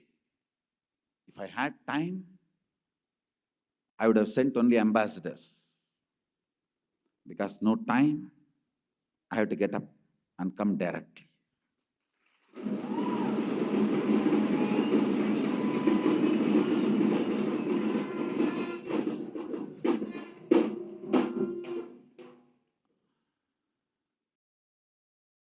O Hindus, feel blessed.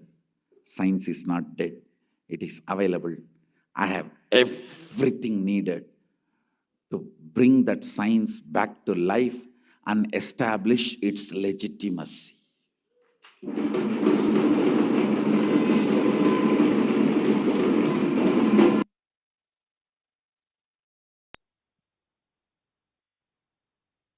And the Avatar's advent on the planet Earth was to protect the world from this great cosmic deluge, to bring the new age, the Satya Yuga.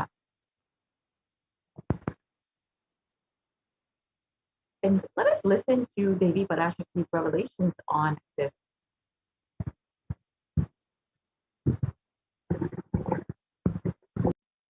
ஓம் ஓம் உலக மக்களே கேளுங்கள். கலி முற்றி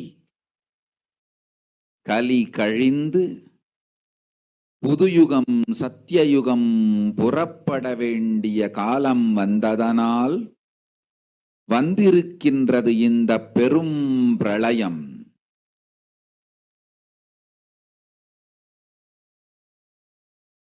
கவலை வேண்டாம்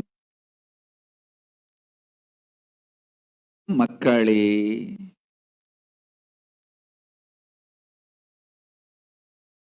நித்யானந்தன் வடிவம் தாங்கி நாமே இங்கு வந்திருக்கின்றோம். நித்யயுகம் செய்வோம், நித்யயுகம் சத்யயுகமாய் மலரும் இங்கு. ஆனந்தமாக இருங்கள்.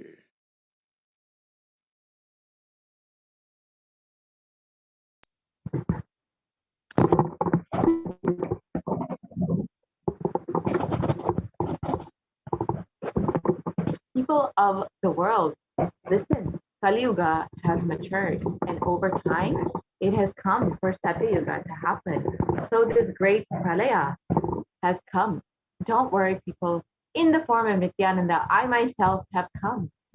I will make Nitya Yuga. Nitya Yuga will blossom as Satya Yuga, as he spoke. For this huge hell of Kirimi Bojanam not to come to India. 2020, I had planned to do the Padayatra throughout India in the 12 Jyotirlingas through my son Swamiji. And in order to prepare for this Padayatra, for this pandemic, for this pralaya, the Avatar began the Padayatra at the mere age of 10.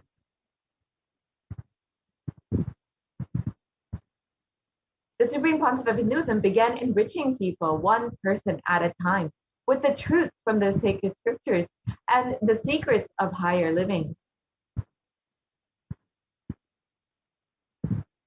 And even at the age of 14 and 15, all of his classmates recall the yatra where the Supreme Pontiff of Hinduism led them all from Guriyatam, Tamil Nadu to Tirunamalai, his birthplace, and a huge pilgrimage site.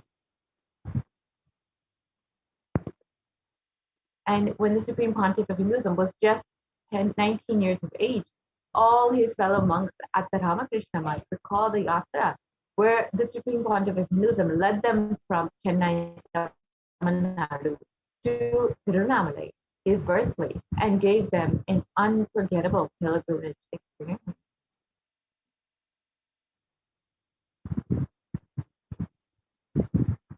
And the Supreme Pontiff of Hinduism continued walking the length and breadth of India, reaching more and more people and preparing each one until the Supreme Pontiff of Hinduism founded the international mission, the Nithyananda Sangha, to revive Kailasa internationally on the 31st of December, 1999.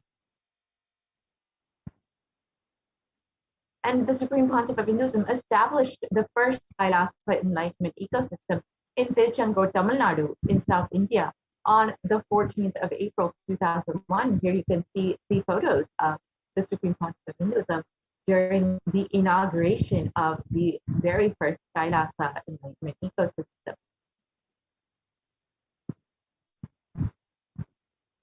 And in 2003, the Avatar continued his Vijayatra all over the world to enrich people from all different backgrounds.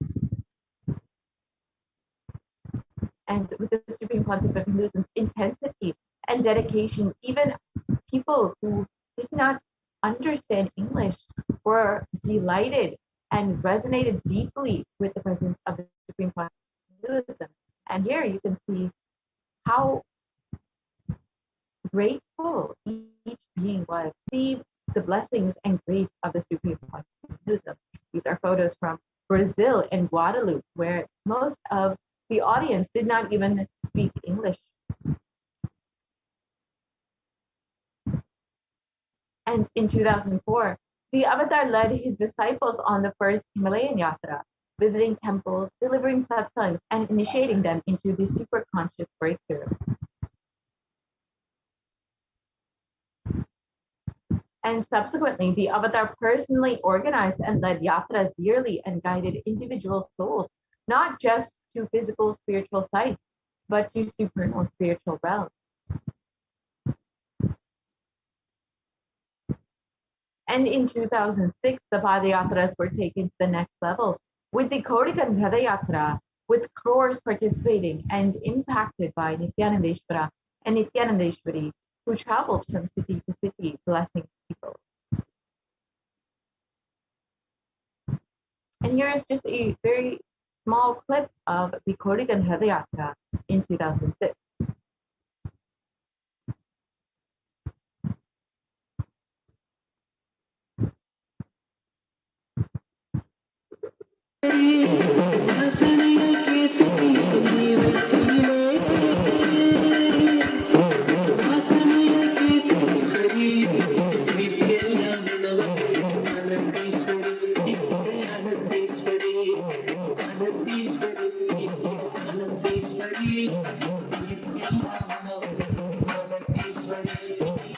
See how many thousands of people joined the Supreme Pontiff of Hinduism and were blessed to be in the presence of the Supreme Pontiff of Hinduism in this Kodikan Padayatra.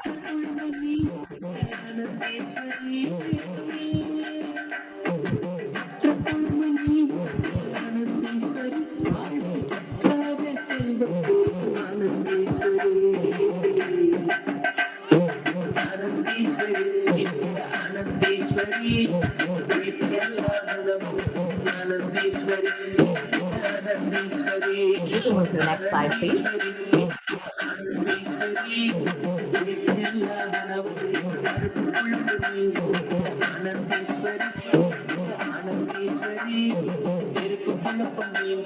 We can continue to the next slide, please.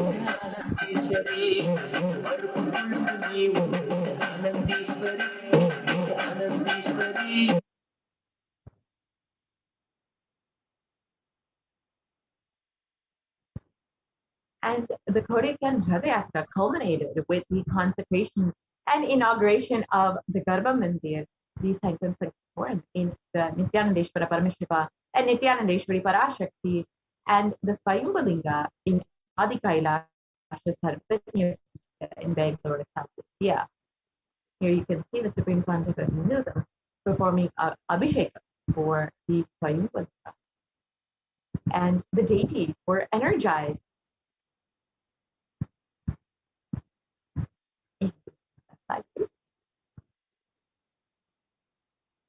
The deities were energized as Achavataras to radiate the energy of Paramashiva and Parashakti to create Adi Kailasha Sarvanya as a ship to save humanity from this upcoming pralaya.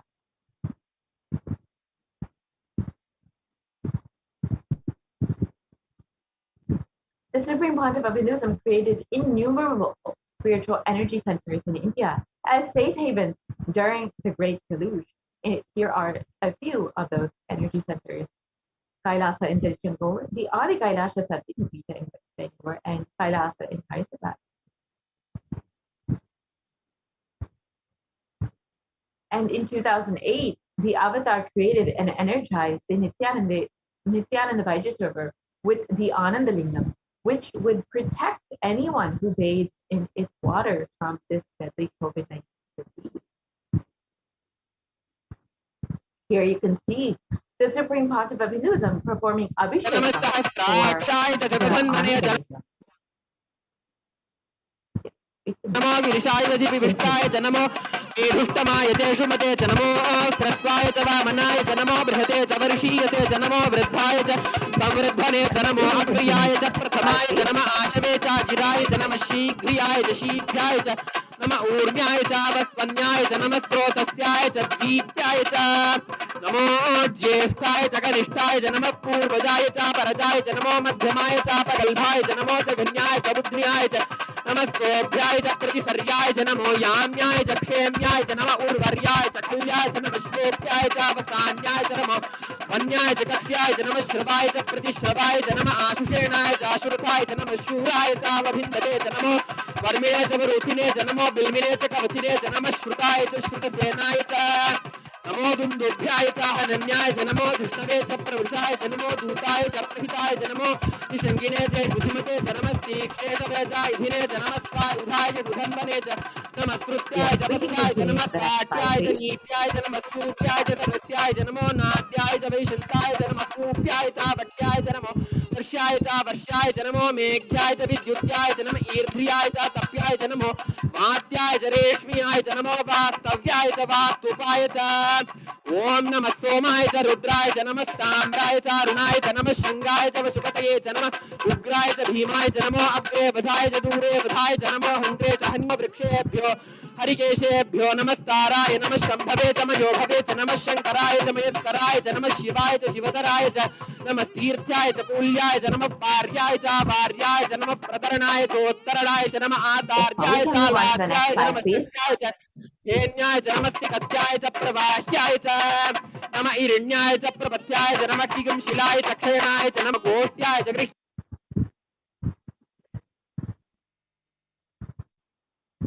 And in 2009, the Avatar held another Kodikan Yatra and garnered international, creating a movement where lakhs of Hindus were once again re-embracing Hinduism.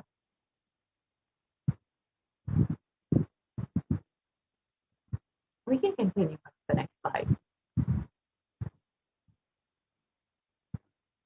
And wherever the Avatar's feet have graced the planet Earth, there the seeds of super consciousness have been sown.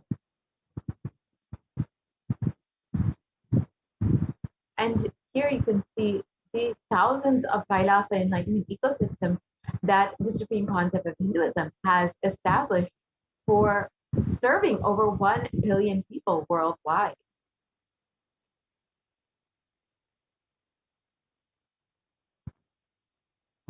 And here are just a few of the enlightenment ecosystems that the supreme concept of Hinduism has established. Kailasa in Erode in the Adi Nithyananda Paramashivam. Adi Kailasha Vidyapita in Bangalore, India. The Kailasa in Tiruvannamalai. The Kailasa in Columbus, Ohio. And more photos of Columbus, Ohio. The Kailasa in Los Angeles, California. The Kailasa in Los Angeles, California. Again, more photos.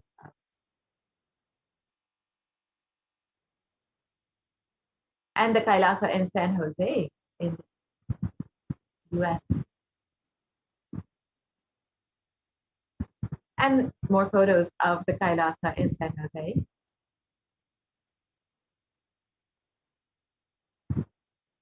And the Kailasa in Seattle, Washington in 2008, when the Supreme Concept of Hinduism established this enlightenment ecosystem.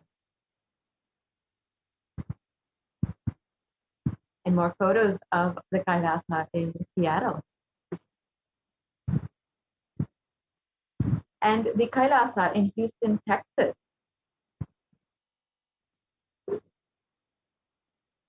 And more photos of the Kailasa in Houston. And the Kailasa in Charlotte, North Carolina.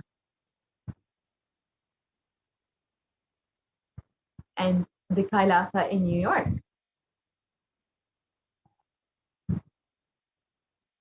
the Kailasa in Washington, D.C., the Kailasa in Toronto,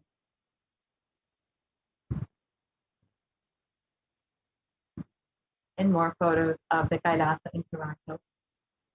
And the Kailasa in Oklahoma City, established in 2007. Here you can see the photos of the Supreme Concept of Hinduism in the Oklahoma City. And the Kailasa in Phoenix, Arizona, again, established personally by the Supreme Concept of Hinduism. The Kailasa in St. Louis, Missouri, which was also established personally by the Supreme Concept of Hinduism itself. The Kailasa in Oman,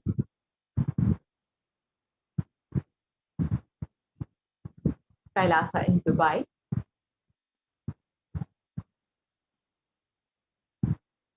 Kailasa in London, UK, the Kailasa in Scotland, UK,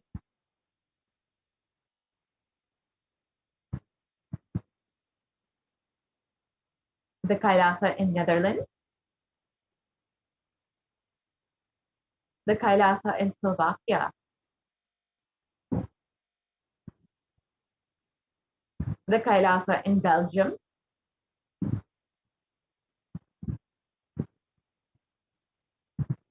the Kailasa in Luxembourg,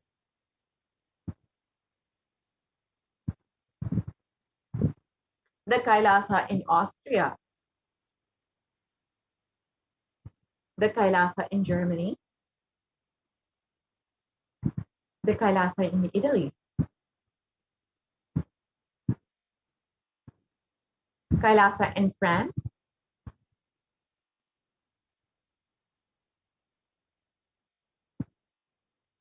the Kailasa in Switzerland, the Kailasa in Mauritius, the Kailasa in South Africa, the Kailasa in Salem, which was established personally by the Supreme Concept of Hinduism in 2006. Here you can see the photos.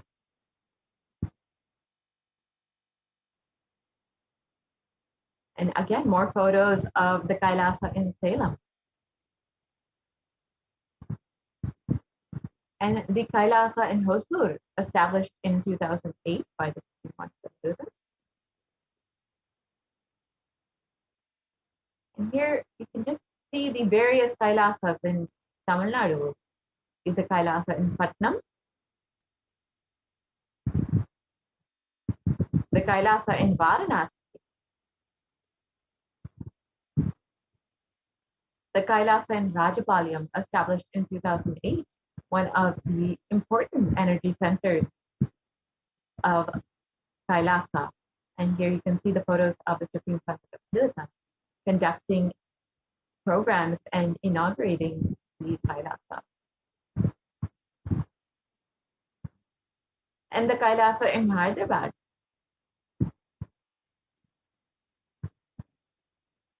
the Kailasa in Kerala, the Kailasa in Gujarat, which was the Yogini Sarvajna Pita,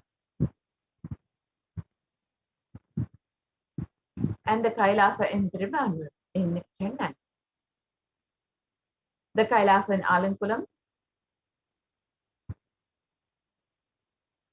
the Kailasa in Tambaram, Chennai, the Kailasa in Avadi, Chennai, the Kailasa again in Chennai, and Kailasa in Melbourne, Australia, the Kailasa in New Zealand, the Kailasa in Singapore, established in 2006, the Kailasa in Kuala Lumpur, Malaysia, established in 2008, the Kailasa in Guadeloupe, South America, and to ensure humanity survives this cosmic quantum of Hinduism, created the sovereign order of Kailasa with thousands of sannyasis with no discrimination against caste, creed, or religion. And the Supreme Pontiff of Hinduism initiated thousands into Nithyananda spiritual healing, who are still actively healing, and millions all over the world. And in over 2,500 satsang centers, Padaka mandirs and home temples have operated as de facto spiritual embassies of Kailasa. And the avatar inspired millions to reclaim their Hindu-centric freedom. Thousands of Padayatras were conducted by the Hindu diaspora worldwide, honoring the hard work of the Supreme Pontiff of Hinduism and the revival of Kailasa, silently preparing each one for what was to come.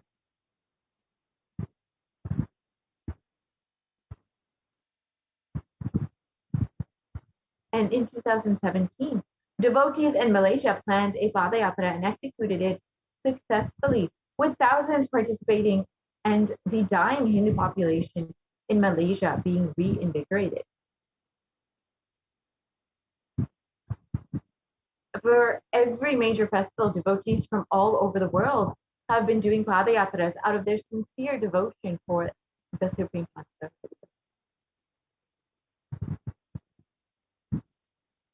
And the Supreme Pontiff of Hinduism has been contributing immensely to humanity over the past 27 years, with over 1 billion e-citizens enriched and enriched, over 26 years of humanitarian services, and over 1 billion free meals provided to humanity. And there is a diverse population of e-citizens all over the world, in 347 cities in 196 countries across 6 continents.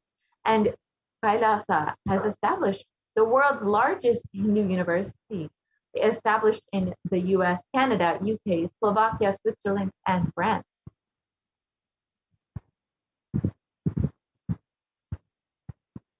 And the Kailasa has been enriching people through the digital nation with over 1 billion views. And you can connect with us on Twitter, Instagram, Facebook, YouTube, and many more platforms. And there are various websites you can visit to learn more about Kailasa, kailasa.org, nithyananda.org, nithyanandahinduuniversity.org, Kailasa TV, and Nithyananda TV. And of course, there is the Enlightenment app, which you can access on your phone and stay up to date with all current information.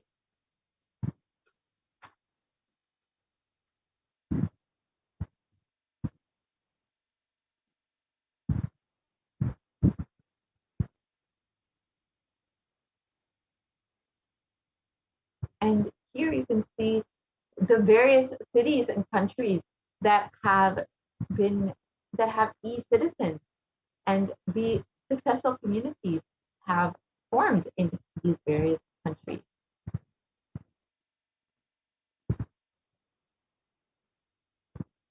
And global initiatives established by the Supreme Pontiff of Hinduism include holistic health, education, development of human potential, and much more. And sharing the practical applications of Hinduism, Sanatana Hindu Dharma, and its science of enlightenment, through which we have made many breakthroughs. And foreign aid has been provided for humanity through our Hindu diplomacy. We can move to the next slide, please.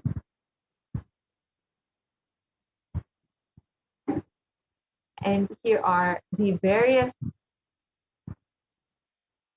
programs and initiatives that the Supreme Pontiff of Hinduism has established, with contributing to so many people through global peace, education, equality, and food and environment.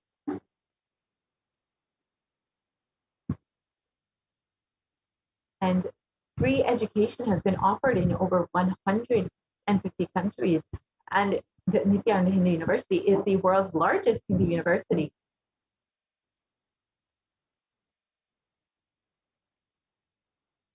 And over 1 billion free meals have been served and will be continuing to be served.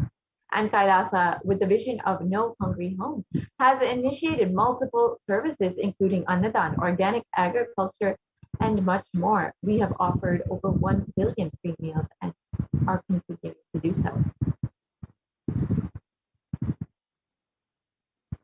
And Kailasa has offered free food in over 197 countries.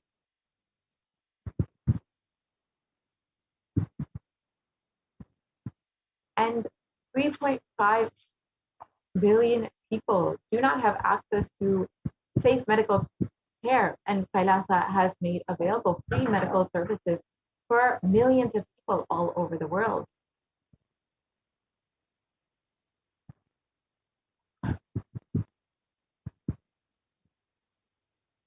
And the Kailasa has contributed so much, and the Supreme Content of Hinduism has contributed so much in various dimensions, including yoga and much more.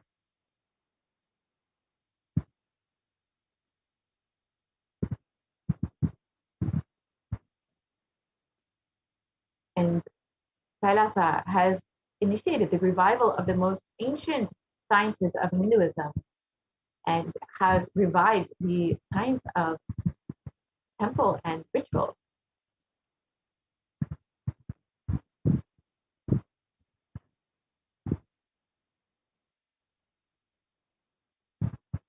And the Supreme Pontiff of Hinduism has established the world's largest Hindu library.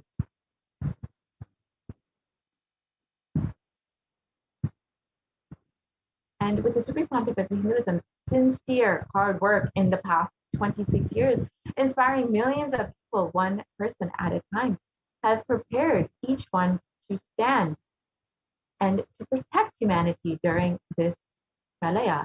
And the Supreme Pontiff of Hinduism announced the plan to traverse across the entire country on foot from Kanyakumari to Kashmir and to re-energize the Jyotirlingas to protect India from this Pralaya.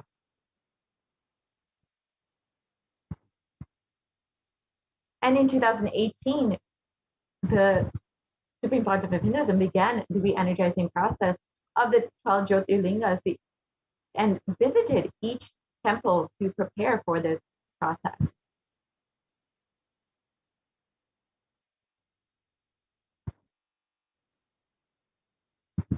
And while the Avatar was working hard to protect humanity from the great destruction, the anti-Hindu militant forces tried their best to halt the Avatar's mission and have been doing this since 2001.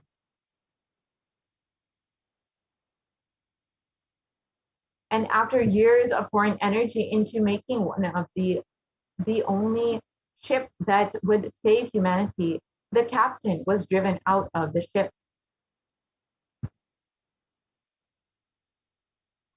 Militant anti-Hindu forces followed the Supreme Pontiff of Hinduism for 2 decades, instigating the deadliest and brutal attack against a single Hindu leader.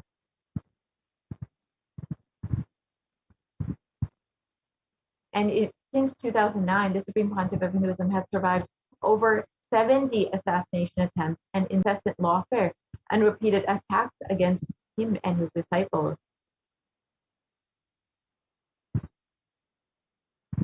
With the media entirely owned by anti-Hindu nexus, the truth has never had a chance to come out.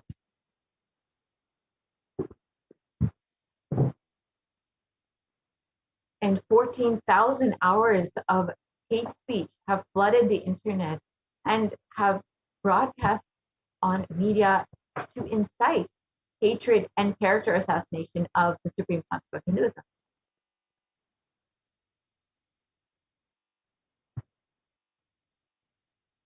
Fabricated false cases have been filed against the Supreme Pontiff of Hinduism to merely justify the illegal arrest and to execute the state-sponsored attack to to eliminate the Supreme Pontiff of Hinduism. And in 2018, the avatar was forced to leave India after a nearly fatal assassination attempt.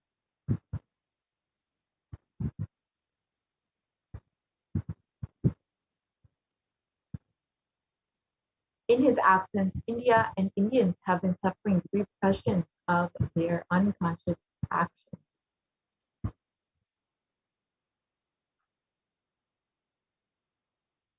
And in the Puranic age, the whole kingdom of Ayodhya suffered with the economic meltdown, the death of cattle and crops, and the inconsolable depression when Lord Rama left for 14 years in exile.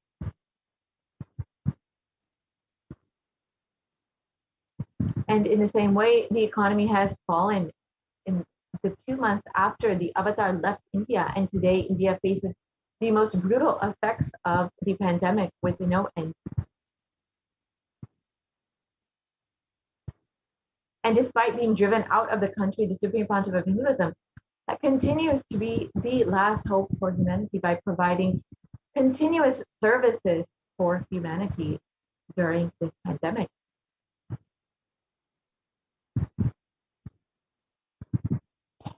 And over the last 1 year, the Supreme Pontiff of Hinduism has expanded the services of Kailasa to millions more in India.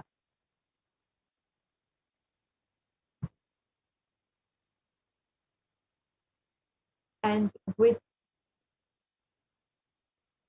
back-to-back programs, darshans, and satsangs, the avatar has made humanity physically, mentally, emotionally, psychologically sail through this pralaya. And when the whole world closed its doors to India, the Supreme Pontiff of Hinduism opened Kailasa campuses for Indians in desperate need of protection with multi-layer quarantine. And here are some of the photos of these services and products provided to those who are in multi-layer quarantine.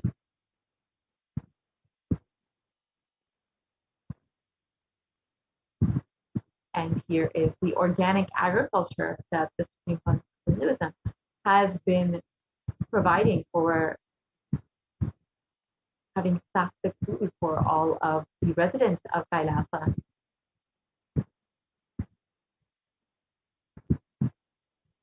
And here are more photos of the organic agriculture.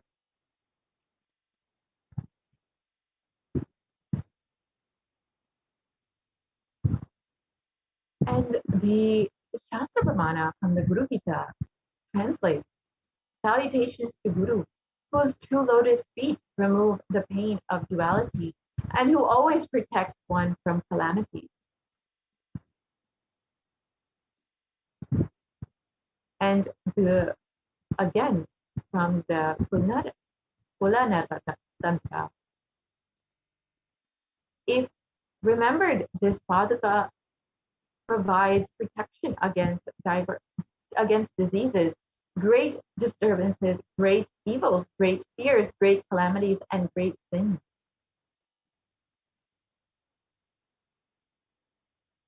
And there comes death in forsaking a mantra, poverty in forsaking the Guru, and Raurava hell in forsaking both Guru and the mantra.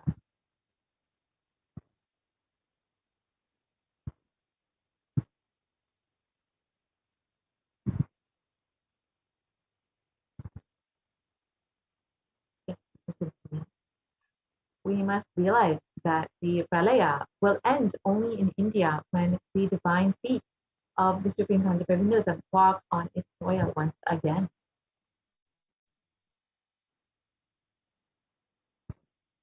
The decision makers must realize this.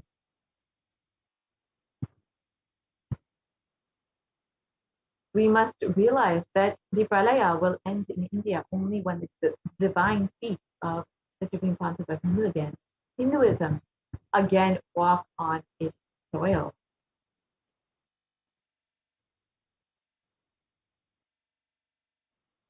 the media should realize this.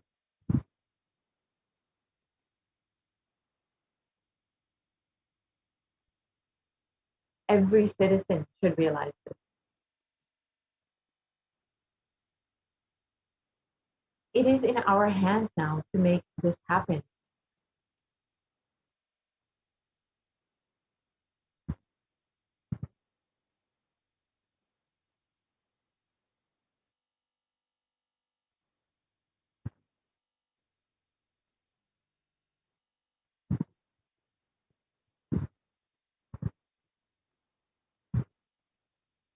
And we must realize again that the pralaya will end in India only when the divine feet of the Supreme Concept of Hinduism walk on its soil again.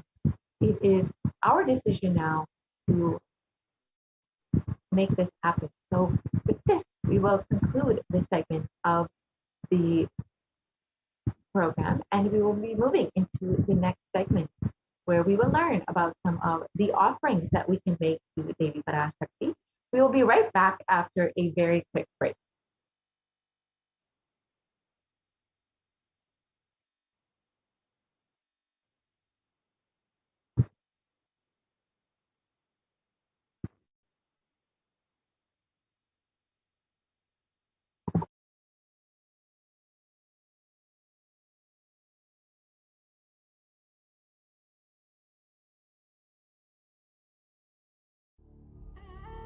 What I mean by the word e-Kailasa, listen intensely. Enlightenment ecosystem, literally enlightenment itself, in your own home, wherever you are. If you cannot come to Kailasa, it's okay. Kailasa can come to you. Kailasa coming to you is e-Kailasa.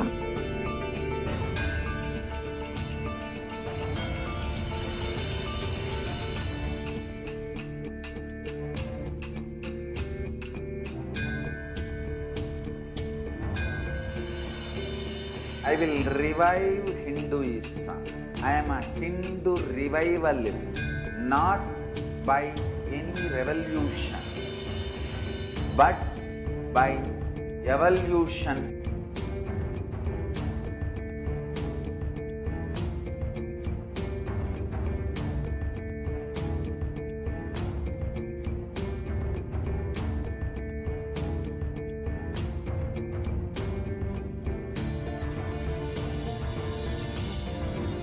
And setting model community.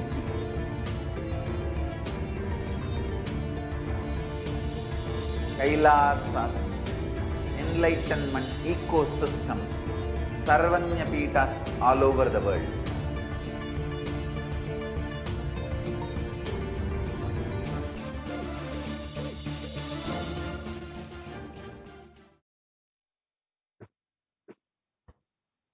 Nithyanandam, welcome back to all of the viewers after that very, very quick break.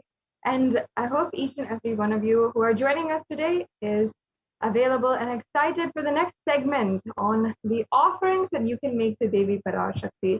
This is always a very beautiful and intimate segment where each and every one of us gets to know, and literally we are able to experience and start experiencing that deep experience with Devi Parashakti. Deep experience of oneness and pure love, gratitude at the feet of Devi Parashakti. Yes, we can go on to the next slide.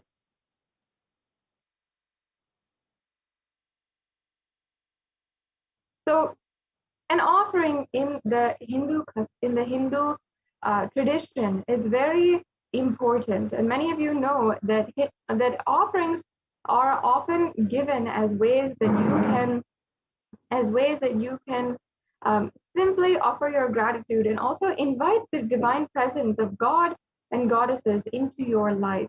And you'll be able to simply express their qualities. You'll be able to simply speak to them whenever you want and connect to them whenever you want, whenever you feel like your energy is needing to be replenished, or you need the to seek the divine sources in your life, you'll see that simply you'll be able to connect with. Now, let us first start by chanting the Dhyana Shloka for Manonmani.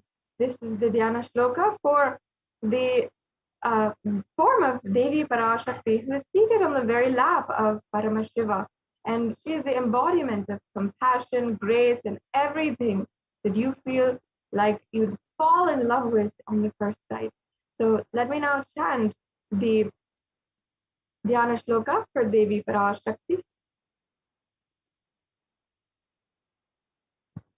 इन्दुर्निबभेदकरवह्निनयनं स्यात् पङ्कजवराभयजपाक्षसरयुक्तम् अङ्गहिमभूषणविचित्रवसनं स्यात् तुङ्गमुकुटोज्ज्वलमनोन्मणिस्वरूपम्. Yes, and the English translation goes, moon-like face holding the Vedas on hand, fire in eyes with lotus flower, gracing and blessing hands, and one hand with the Japamala, beautifully decorated with jeweled ornaments and wonderful clothes and shining bright crown. Her name is Manonmani. Yes, and now I'll just be chanting the second Dhyana Shloka. ध्याये देवीं त्रिनेत्रां शशीमवदनां वेदहस्तां ददानां स्तव्ये पद्मं वरदमपरे चाभयं चाक्षमालां दिव्यैराभरणविभूषिततनुं ब्रह्मादिविपूजितां देवीमेदमनोन्मणिं प्रतिदिनं कामत्रधात्रीं शुभाम्. And the English translation once again. I meditate on Devi with the moon and holding the Vedas, a lotus and blessing with gracing in hands. She is wearing beautiful ornaments and she is worshipped by Brahma and other many gods and showers auspicious boons for all actions every day. Yes, having thus invoked the divine presence of Devi Parashakti, invited her to be amongst us as we are entering into this next segment. Now let us lay the foundation of the significance of the element gold. And you'll find that many of these offerings that you can make today are in gold. And why is that? Why do we offer in gold? What is the significance of the offering in gold? And how does that make a difference in our life? So let us first see. Here we have the Shastra Pramana in the from the Atharva Veda, and this is one of the oldest scriptures known to mankind. And here it's speaking on the virtuous properties of gold. And even in our popular culture today, we have many references for gold being a very, very popular. Yes, it's for gold being an extremely powerful element. And here it says that the gold is literally the seed of virtuous and powerful apaha, meaning that it has so many properties associated with virtue, and even that the gold is associated with long life or immortality. And of course, this might sound familiar to some of you who have read popular culture or who are very familiar with gold being associated with immortality. But where did that come from? How do we have that kind of folklore today? In fact, this was not just a mythology as today as we call it, but it is a known science by ancient Vedic rishis. Gold is a divine element and it purifies anything it touches. It is an element of spiritual significance and great spiritual power of healing and enlightening. The vibration of gold has the power to infuse sattva energy and positive thought currents in anyone who wears it and anyone who even operates in its vicinity. And that's why gold is present in all the scriptures, the Agamas, the Vedas, Shrutis, and it's more significant even. Each and every one of these Hindu scriptures is more significant, more substantiated, and based in evidence and foolproof methodology for you to experience the ultimate, more so than any kind of popular culture, any kind of novel that we might read today, of course. And in all the Hindu scriptures, it is abundant that gold is the most auspicious and purest metal, which can purify the very being. In the Hindu civilization, everything was built in gold, exchanged in gold, and ritual fees were even offered in gold bricks. When one was to be saved from life-threatening illnesses, gold was offered as a ritual fee. Gold was in abundance and used for weighing equivalent amounts of commodities, including cows. And kingdoms were built with huge doors of gold. The streets would have huge columns and huge archways of gold, and even the horses, the cows, the elephants, and all the sentient beings were dressed and decorated in gold and worshipped for being embodiments of pure consciousness of Paramashiva themselves.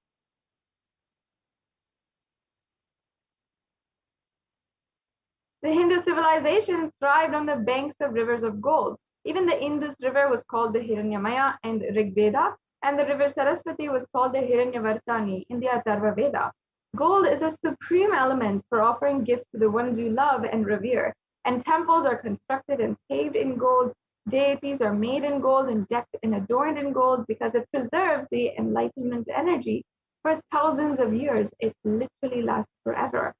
So now you know how today we understand from different folklore, mythology, from even popular culture, from different novels, we always are reading about the significance of gold and gold being associated with alchemy, even, but it was the Vedic rishis, the Hindu scientists, who understood gold as a spiritual and divine element and were able to make whatever we feel as a mythology today, or whatever we feel as superstition, as supernatural even, whatever we feel that as a reality. And they were able to do it with foolproof methodology, a way that literally is being revived by the Supreme Quantum of Hinduism today.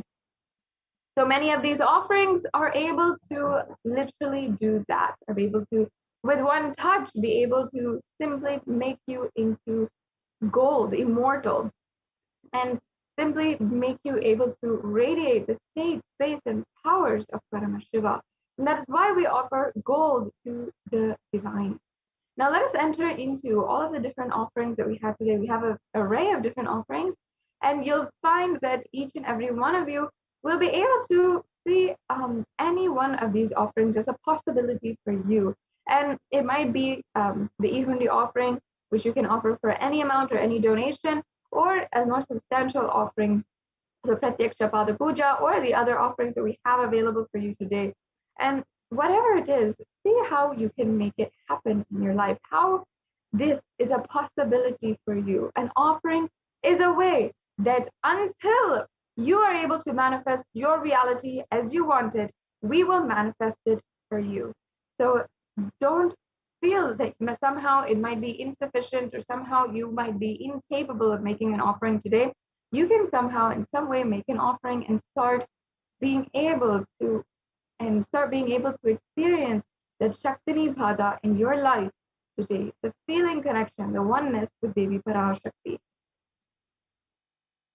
Now, the first offering we have here is the Ihundi offering. And now let me chant the first which we have today, which is from the Lalita Sahasranamam, verse number 42. Bhakti Priya, Bhakti Gamya, Bhakti Vashya Bhayapaha, Shambhavi Sharadaradya Sharvani Sharmadayini. Devi is fond of true devotion and is realized through true devotion. She can be won over, she removes all fears.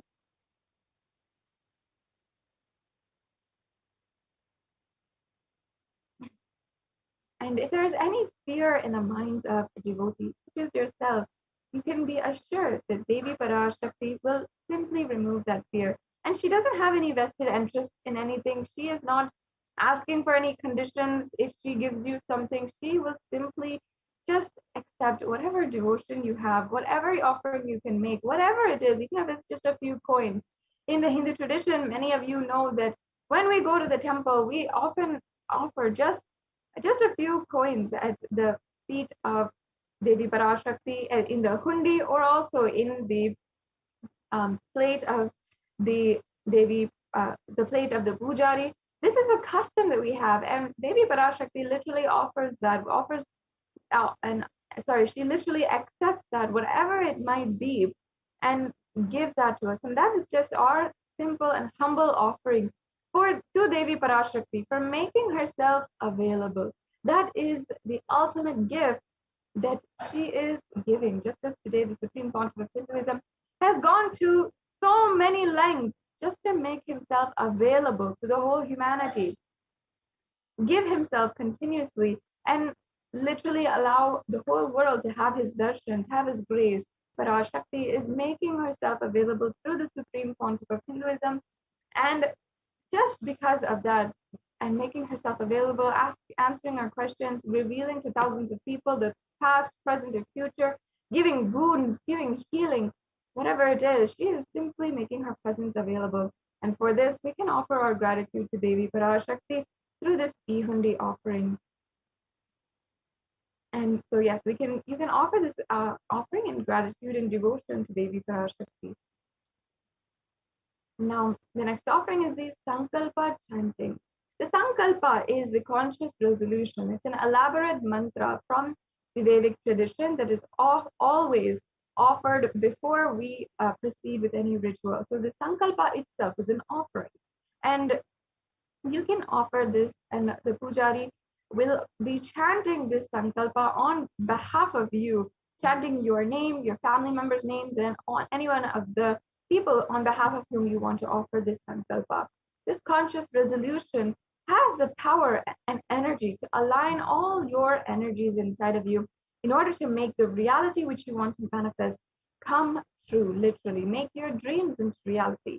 Often we are creating positive vibrations inside of us, and we are manifesting the space for whatever we want, meaning we are visualizing how we want, we're planning it out detailedly, and we are literally making that very deep inner space for what we want to create into reality. But every day, if we are chanting this Sankalpa mantra, only then we are continuously aligning back that energy which we had in the first place to the goal that we are making. So every day, the energy that you are receiving to start a new day, let that be aligned to the goal, the Sankalpa, the conscious resolution that you are manifesting daily, or that you want to manifest in your life. Just as the avatar, when coming down there every single day, manifesting the same purpose in order to conduct the very advent that they had on planet Earth, and in order to they are going through every day in the same way. For the Sankalpa that we want to manifest, the conscious resolution, be it spiritually, for your physical health, your mental well-being, or if you want to literally manifest Kailasa, you want to manifest a relationship in your life, whatever it is, let you always continuously align back the energy that you received that day to the first, to the Sankalpa. That is what this prayer is ultimately doing. And it is aligning you to the conscious resolution that you are making, and creating that positive vibration with the Sanskrit mantras inside of you. And another thing here, we have the Devi Mahatmyam, chapter 12, verse 34, where it says, the goddess enchants this universe, and she herself gives birth to this universe. That goddess, being prayed without interest in anything, gives that knowledge that leads to salvation and gives wealth in the materialistic sense. So here we have the verse where it says that literally Devi Parashakti, she who manifested this whole universe itself, we pray to her and ask her to manifest the reality that we want in our lives. Ultimately, that is what is happening. Even if we are continuously working towards our goals, it is the divine manifesting for us our reality that we have to pay tribute to. And through this offering, we are continuously making that offering, giving that prayer to Devi Parashakti. So you can offer this Sankalpa chanting. As you can see, it's a very minimal offering, and you can do it very easily today. So yes, let's go on to the next offering we have. The next offering is the Sahasranama Swarnaka Suit. And this is in ode and tribute to, in reference in the Lalita Sahasranamam verse 731, where Devi Parashakti is referenced as Nama Parayana Prita, she who likes the repetition of her various names. This is the offering of the 1008 names of Devi Parashakti. And it's a very special and unique archana offered to the Mahameru of Devi Parashakti. And not only that, this offering is of the gold coin inscribed with each and every one of the 1008 names to receive the blessings to have the Ananta Kalyana Gunas, all the divine qualities of Devi Parashakti. This is the offering, once again, of the 1008 names. And the significance of offering this Sahasranamavali, the Lalita Sahasranama is the 1008 names of Devi Parashakti, is that we are cherishing all these divine qualities inside of us. The truth is that whenever we cherish, whatever we cherish inside of us, always manifests into reality. It is always what we are able to see in reality. If we manifest pain, suffering, worries inside of us, if we are seeing that as our reality, first of all, we will have cherished it for so long inside of us that it manifested outside of us. That's the first thing that we have to recognize. First, that we are the source of all things that we are manifesting. In the same way, when we chant continuously and we are ruminating, soaking in that divine remembrance of Devi Parashakti, all her 1008 names and all of the Ananta Kalyana Gunas, all the infinite qualities of Devi Parashakti, then we are manifesting actively that being manifested into our reality. Such a beautiful significance of just simply this science of playing with the reality and creating and manifesting your reality. And once again, the Supreme Pontiff of Hinduism himself described how we are manifesting the reality that you want in your life. Until you can manifest it for yourself, we will do it for you. So let us do that through this Sahasranama Swaranakasu offering. As you can see, there's different levels of the offering, and you can submit the offering through the registration link provided. Let's go on to the next offerings that we have. The next offering is the Mukta Anguti, another very favorite, beautiful offering. It's the offering of the finger ring with a pearl.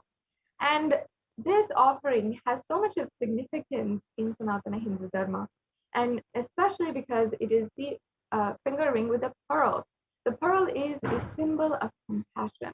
And there's a reference in the Meenakshi Pancharatnam.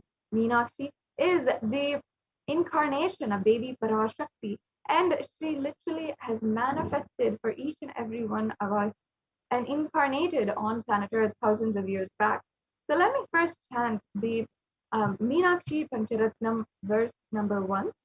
Sorry, the second verse here. Muktaharanala Satkirita Ruchiram Purnendu Vaktra Prabham Shinjannu Puri Kinkini Manidharam Padma Prabhava Suram Sarvabhita Palapradam Girisutam Vani Rama Sevitam Meenakshim Pranatosmi Santatamaham Karunyavaram Nidhim. And the meaning here goes, I bow down to the goddess Meenakshi, whose crown has garlands of pearls and the face shining like a full moon, who wears the anklets that are studded with gemstones and has small bells, who is shining like the splendor of a lotus, who grants all the wishes, the daughter of the mountain, who is worshipped by goddess Vani and Rama. I remain ever bowing to the goddess Meenakshi, the ocean of compassion. So you can offer this Mukta Anguti to Devi Meenakshi, the embodiment of compassion. Devi Meenakshi is literally the one who incarnated into the form, the physical form, in order to create a breakthrough. And in fact, thousands of years back, when she incarnated, there was 56 different deshas in the whole of planet Earth. And Devi Meenakshi was, out of her compassion, creating a breakthrough by uniting all of these 56 deshas under one rule. How is that a breakthrough, you might ask? Until then, in human history, we had not even been under one rule. Everyone was isolated in different parts of the world and different countries, and all these tribes were living in isolated countries in different isolated areas. Through the Dig Vijayam, Devi Meenakshi united all of these kingdoms, and they all lived happily under the Pandyan rule, which was the enlightened civilization of that time. So out of her compassion, she literally created a breakthrough in her life and in the whole humanity itself. So just like that, you can create a breakthrough in your life with this offering of the Mukta Amriti. Let's now move on to the next offering. The next offering here is the Swarna Padma Pushpa, the golden lotus. In the Kamik Agama, there's a beautiful verse where it describes that all of the kalashas should be wound around with suitable thread and covered with new cloth. They should be adorned with a lotus flower made of gold. So as you can see in the worship of Paramashiva himself, which the Kamik Agama is dedicated to, the lotus flower is a very esteemed offering. And we can go on to the next slide. There are hundreds of scriptural references for the lotus flower.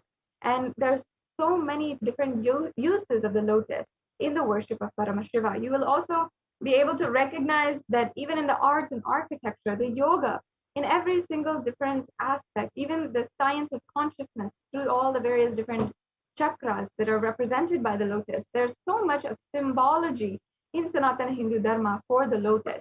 You might ask, how is that? Why is that? In fact, just like gold being present in all the various aspects, the lotus is also present in so many different ways in Sanatana Hindu Dharma.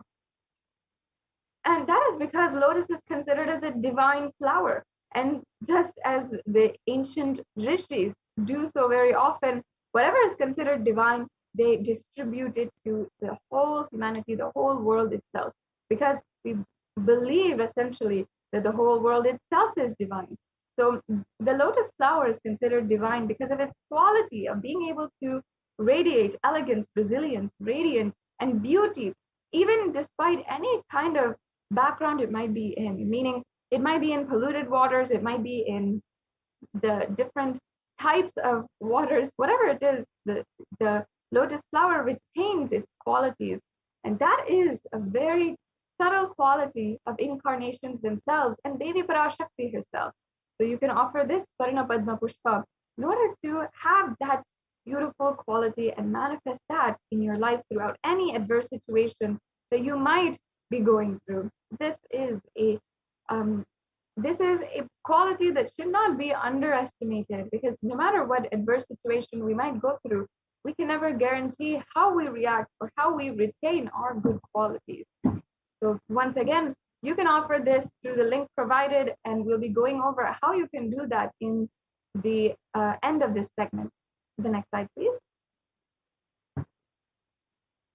The next offering is the Swarna Miti, the golden toe ring. And in popular culture nowadays, the toe ring has become very fashionable, very popular, and everyone is wearing it. However, the Hindu tradition had the true significance and the true custom of how to wear this toe ring and what's the significance behind it. In fact, the earliest references of the toe ring are from Sanatana Hindu Dharma. And you can even see here in the worship of Devi Parashakti, in the divine sutra, the Saundarya Lahari composed by Adi Shankaracharya, you can see here the verse where he is literally describing the glory of the toenails, just the toenails of Devi Parashakti. And that is why essentially we are adorning her toenails, Devi Parashakti's toenails. And in fact, even today in the Hindu custom, the Hindu brides are worshipped as Devi Parashakti, and their toenails are adorned with a toe ring because of this very verse. So let us now chant that verse. Nakhadiditi samchana namajjana tamo guna padadvaya prabhajala parakrita saroruha. The English translation: you whose brightness from toenails destroys the darkness of ignorance from the minds of your devotees who prostrate at your feet. You whose brightness from your 2 feet overpowers that of the lotus flower. Yes. As you can see, the very toenails of Devi Parashakti, her whole body being so graceful, and radiating grace, but just the very grace of her toenail itself, the very last inch of her body is so powerful that you can simply be liberated just by the grace of that last inch of her whole body. So you can offer this toe ring to Devi Parashakti, adorning her sacred feet to be in constant gratitude for receiving her blessings in even the most difficult aspects of your life.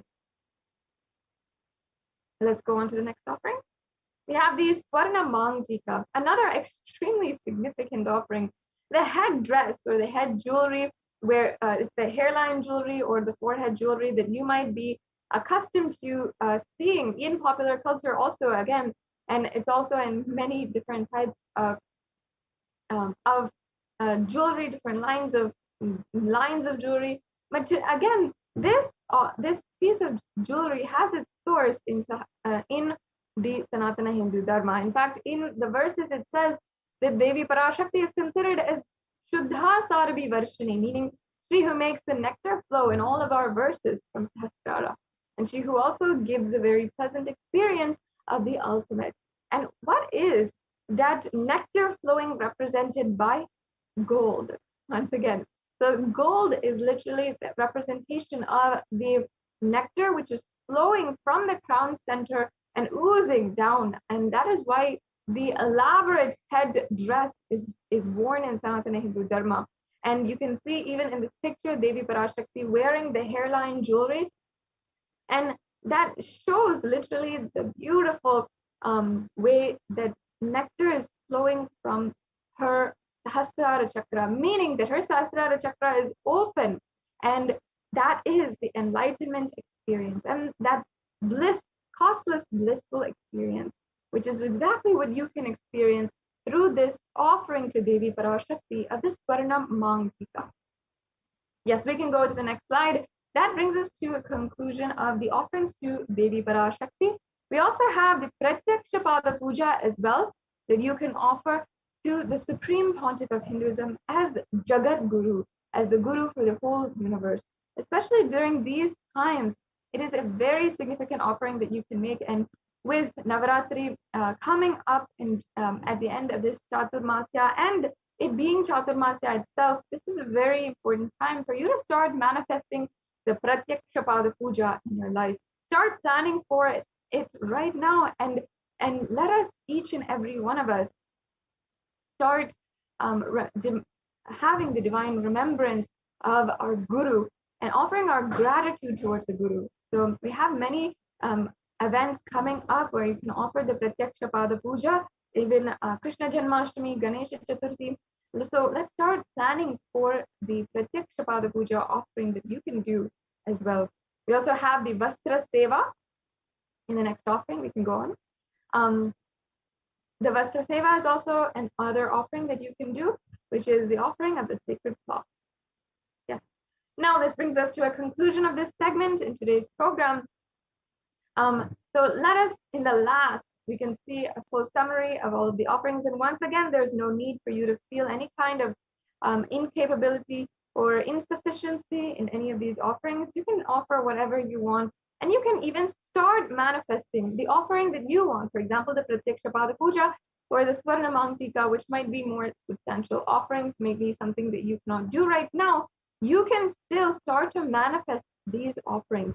And if you are interested in making any of these offerings, even at any time in the future, I invite you to register at tiny.cc/Baba Samadhi. And this link, you can go ahead and register, and you can make your intention for making an offering. If you are ready to make an offering today, go to tiny.cc/Devi Offerings, and you can follow this very easy process for making a payment. So you can just select in the drop-down menu, add to that or add to the cart, and then proceed for checkout, and then you'll be able to fill out your details, your payment details. You'll be able to see what kinds of payments are accepted, and so on and so forth.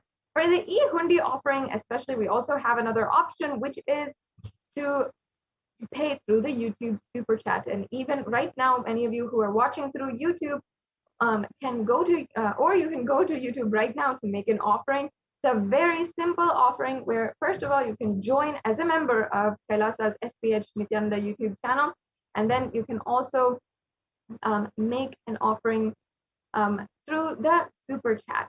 So that's another option that you have. After you make a payment, we have a very important form that is the submitting the details for the puja. So your payment order is taken, as well as the names that will be chanted during the puja. So this is a very important last step. Don't miss it. Make sure that you fill it out, and that will complete the process for your offering today. So that brings us to a conclusion of this segment of today's program. let us now enter into the next segment. We will now be inviting Ma Dayamaya Swami and representatives from Adi Kailasa Sarvagna Peetham on the various different updates from Adi Kailasa Sarvagna Peetham, the multi-layer quarantine center. And for the last 4 months, we've been seeing continuous contributions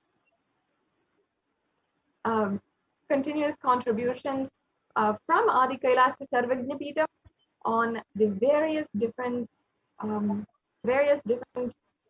policies and the actions that the Supreme Pontiff of Hinduism has taken in order to prevent COVID from affecting more and more people. So this is a practical solution. The Swami will now guide each and every one of us to understand, and even has been recognized as a solution by the United Nations itself. So let's now enter into the next segment, inviting Manitya Dayamayi Swami to continue on, and we'll now be moving on into Nithyananda.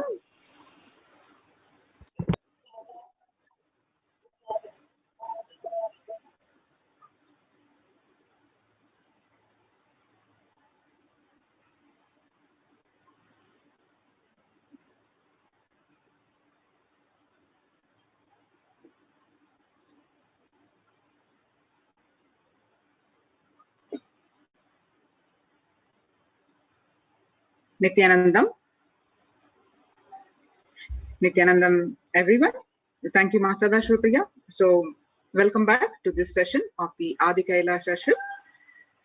So, in this segment, we are going to see Kailasa's multi-layered quarantine opportunity for India during COVID-19 as a practical solution resulting in health, joy, and bliss. And all these efforts by the Supreme Pontiff of Hinduism have been recognized by the United Nations. So we are going to see that report in this segment.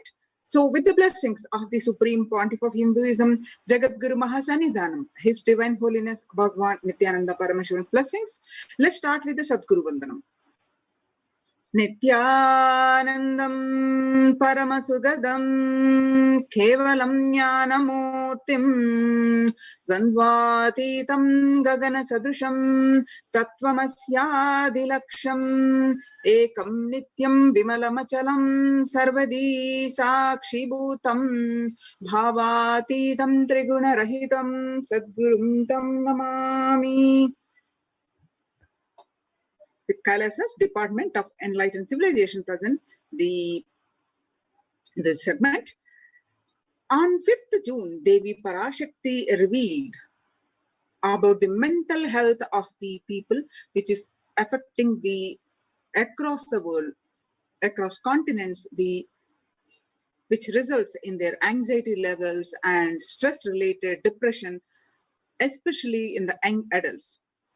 And what Devi revealed and how the state of the world across the world reports and to follow.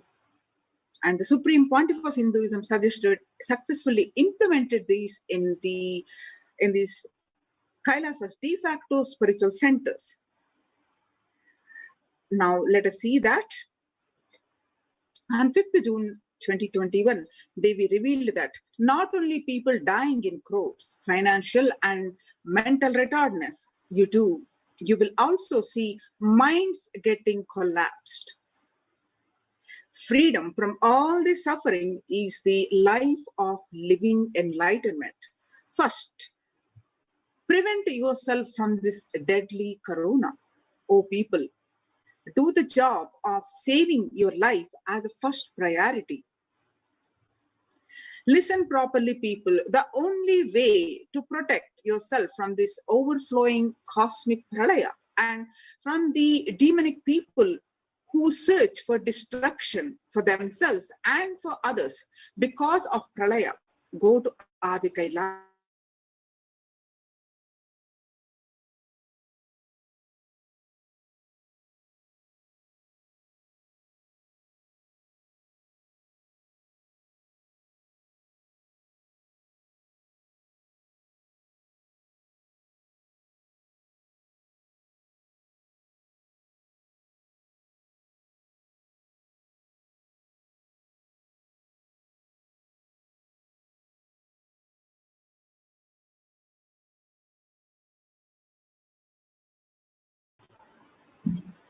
Sorry for the technical glitch.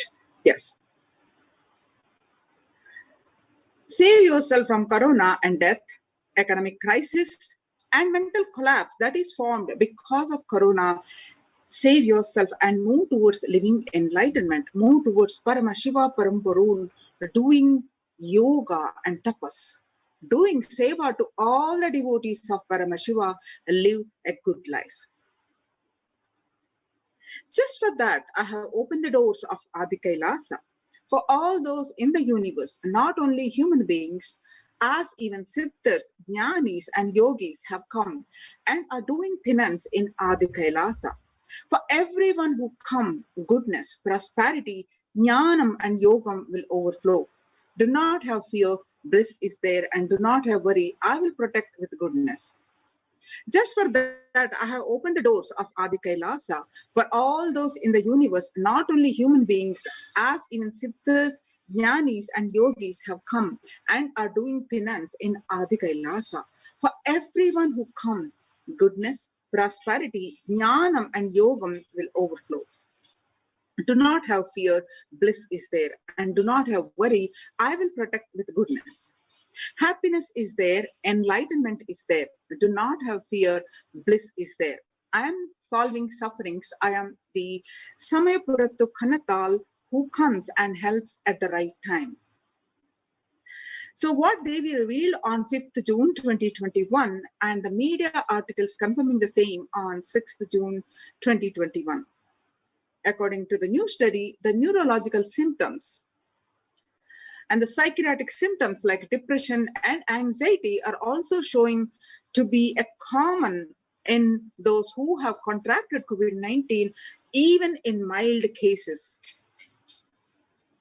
According to the BMC Psychology, which was published online on June 8, 2021, impact of COVID-19 on the mental health of US college students. The results indicate that students closer to graduating faced increases in anxiety, which is 60.8%, feeling of loneliness, which is 54.1%, and depression, which is 59.8%. Many reported worries for the health of loved ones. Most impacted their mental health status, which is 20%, and the need to take care of family most affected the current and future plans. That is 31.8%. Almost one half of the students took to exercising and other remedies. So what Devi revealed on 5th June 2021 and the research confirming the same on 10th June 2020. The rates of anxiety and depression among the college students continue to soar, researchers say. Researchers at Dartmouth College, who have tracked the moods and behaviors of 200 college students for 4-year study, they say stress levels are at their highest. According to the report by Lauren Lumpkin at Dartmouth College, the researchers began tracking about 217 students when they entered the school as a freshman in 2017 in the hopes of understanding how they behave. They have seen students' stress levels rise and fall, usually in tandem with midterm and final exams. But since onset of the coronavirus pandemic, rates of depression and anxiety have soared and have showed no signs of coming down, said the Andrew Campbell, a researcher and computer science professor. The Psychology Today, according to the coronavirus, the psychological trauma and PTSD event, how this pandemic will result in trauma responses. Much has been said that about the mental health crisis that is occurring related to the coronavirus pandemic. Much of this information has focused on all-consuming anxiety, panic, and fear that many are experiencing. While this is important and needs to be at the forefront of discussions, something that has not been discussed is the psychologically traumatic nature of what our nation and our world is experiencing.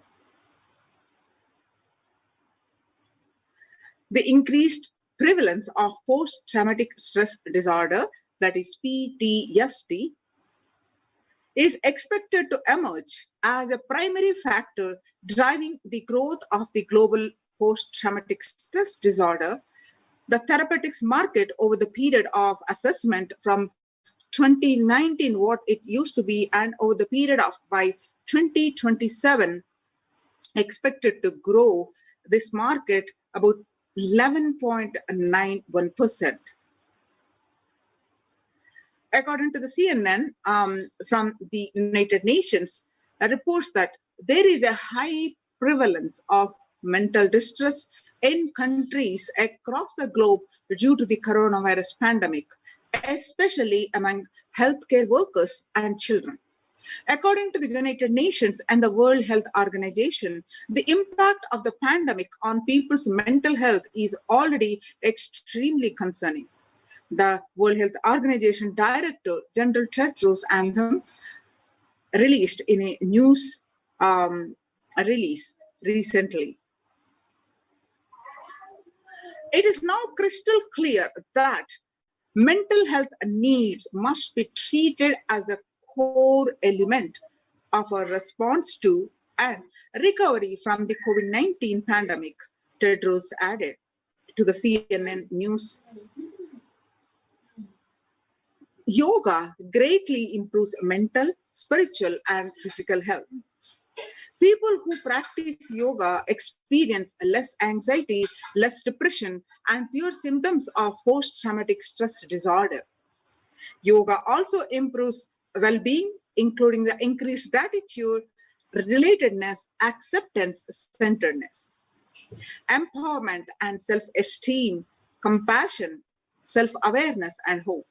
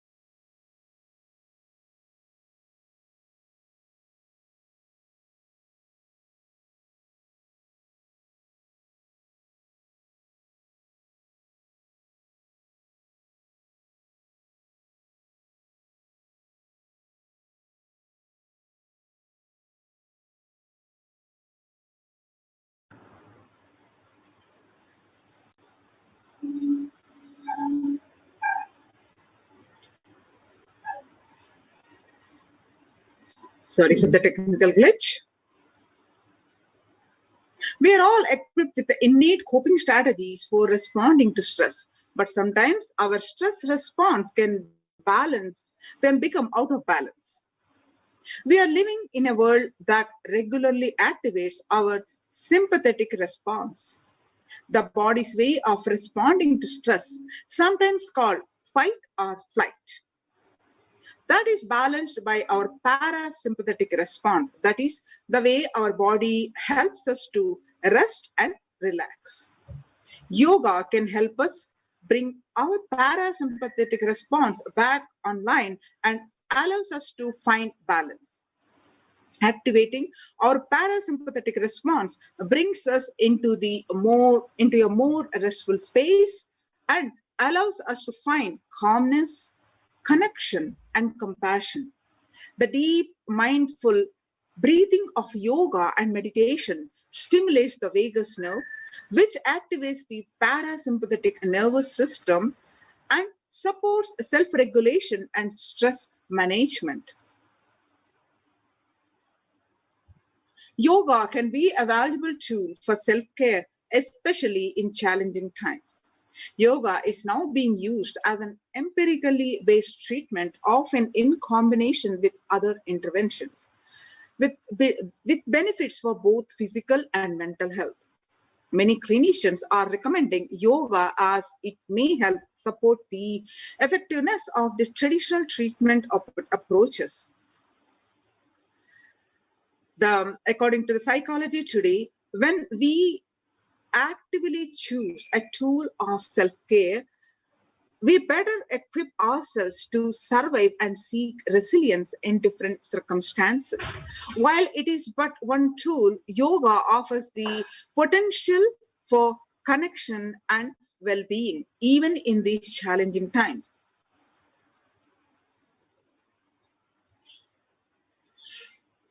Apart from yoga, spirituality benefits mental health. Research shows that individuals have better mental health if they belong to a particular community or have religious beliefs. Spirituality can help people in many ways.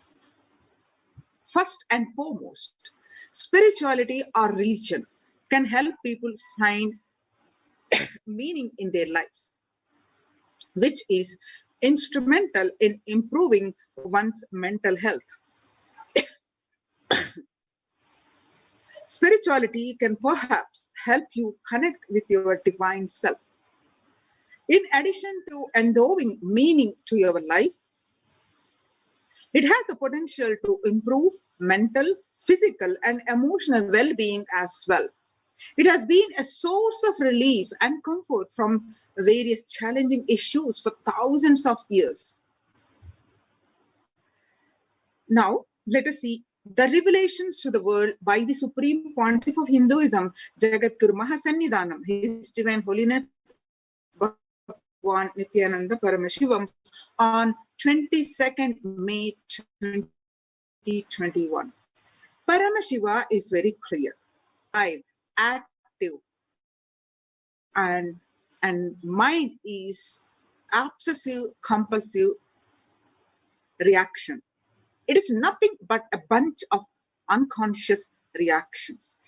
Do not try to sympathize with the mind. Make your body and life alive. That is the only priority for all of you. I am talking to everyone who has a little love and sympathy for me. Just for all of you, take this as a guru work. Make your body consciously strong. Gym will build muscles, make you look nice. In that, only yoga and Ayurvedic lifestyle will make your body conscious. Just say all over the world, all the gym bodies are just dropping dead. Only yoga will make your internal organs strong and your ability to manifest consciousness strong. So let me give you the solution from Paramashiva to protect yourself from this whole pralaya, not just from corona. The amount of depression, the mental suffering, the way the whole world is suffering, the kind of poverty happening, people losing job, income, having insecurity, comforts being lost, so much. Just make life extremely strong. 3 years back, I said, keep yourself alive for next 3 years. I have enough evidence that 3 years back, I trained the whole Kailasa, the devotees in their own homes. The Kailasa-vasis inside the Sangha, physically, mentally, psychologically, or consciously, for quarantine lifestyle. For being active without getting mentally broken by being in one place. Doing intense yoga, making the body and internal organs strong, taking bay leaf, neem juice, tulasi, haritaki, trifala churna, Ayurvedic lifestyle of less food and more energy, more activism. I only told it is for an important reason. Please wake up. Quarantine yourself, build your body. Don't bother about your business or any other profit, anything else. This year, if you are alive, that is the greatest profit. So now, what the Supreme Pontiff of not only revealed these truths about protecting ourselves, all of us, from this pandemic and from this great pralaya, he has been successfully implemented in all his Kailasa's de facto spiritual centers. And his efforts has been recognized by the United Nations. The United Nations recognizes Kailasa's report on COVID-19 and multilateralism. You can see the Supreme Pontiff of Hinduism's Facebook Facebook page.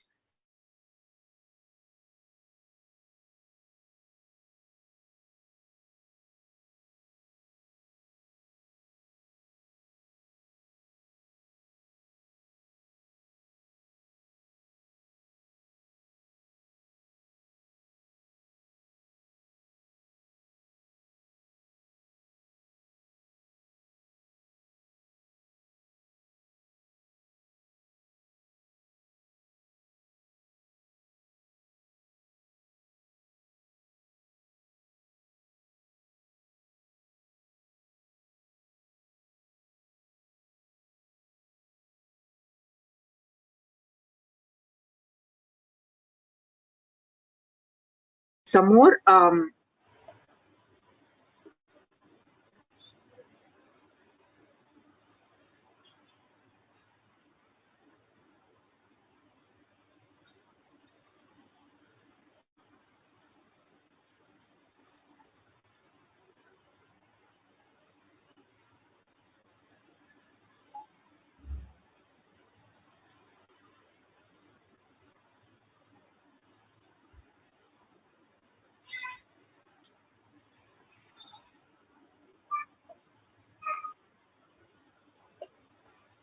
yes. Now let us see the report published by the United Nations. On their website www.ohchr.org, the globalization of disease has led the world to be only as resilient as the least resilient country and person, especially for highly contagious COVID-19, which has spread with scale and severity not seen since Spanish flu. The variants of the virus, such as the Delta, Delta plus, Epsilon, Gamma, continue to threaten even those vaccinated. Secondary diseases such as black fungus are targeting COVID patients and killing almost 1 in 2 persons in such cases. Human life is more precious and important than all economic principles or systems in totality, because all these concepts are legitimate only because of their utility value, which is to fundamentally make human life better. At least until this ongoing crisis ends, all economic policies related to money, banking, fixing prices of commodities, etc., need to be revised to make sure no human being suffers from hunger or the absence of required medical care. For this purpose, Kailasa has presented a detailed report on effective solution for COVID-19 through multilateralism that was published by the United Nations on their website www.ohchr.org from the Adishaivat minority community. So the earlier reports recognized by the United Nations are reports on the rights of indigenous women and girls, and the second report on the femicide. Now let us see the United Nations report published from the Adi Shaivat Minority Tradition ASMT Hindu Community Kailas Union, which was submitted in the month of June 2021 and published last week.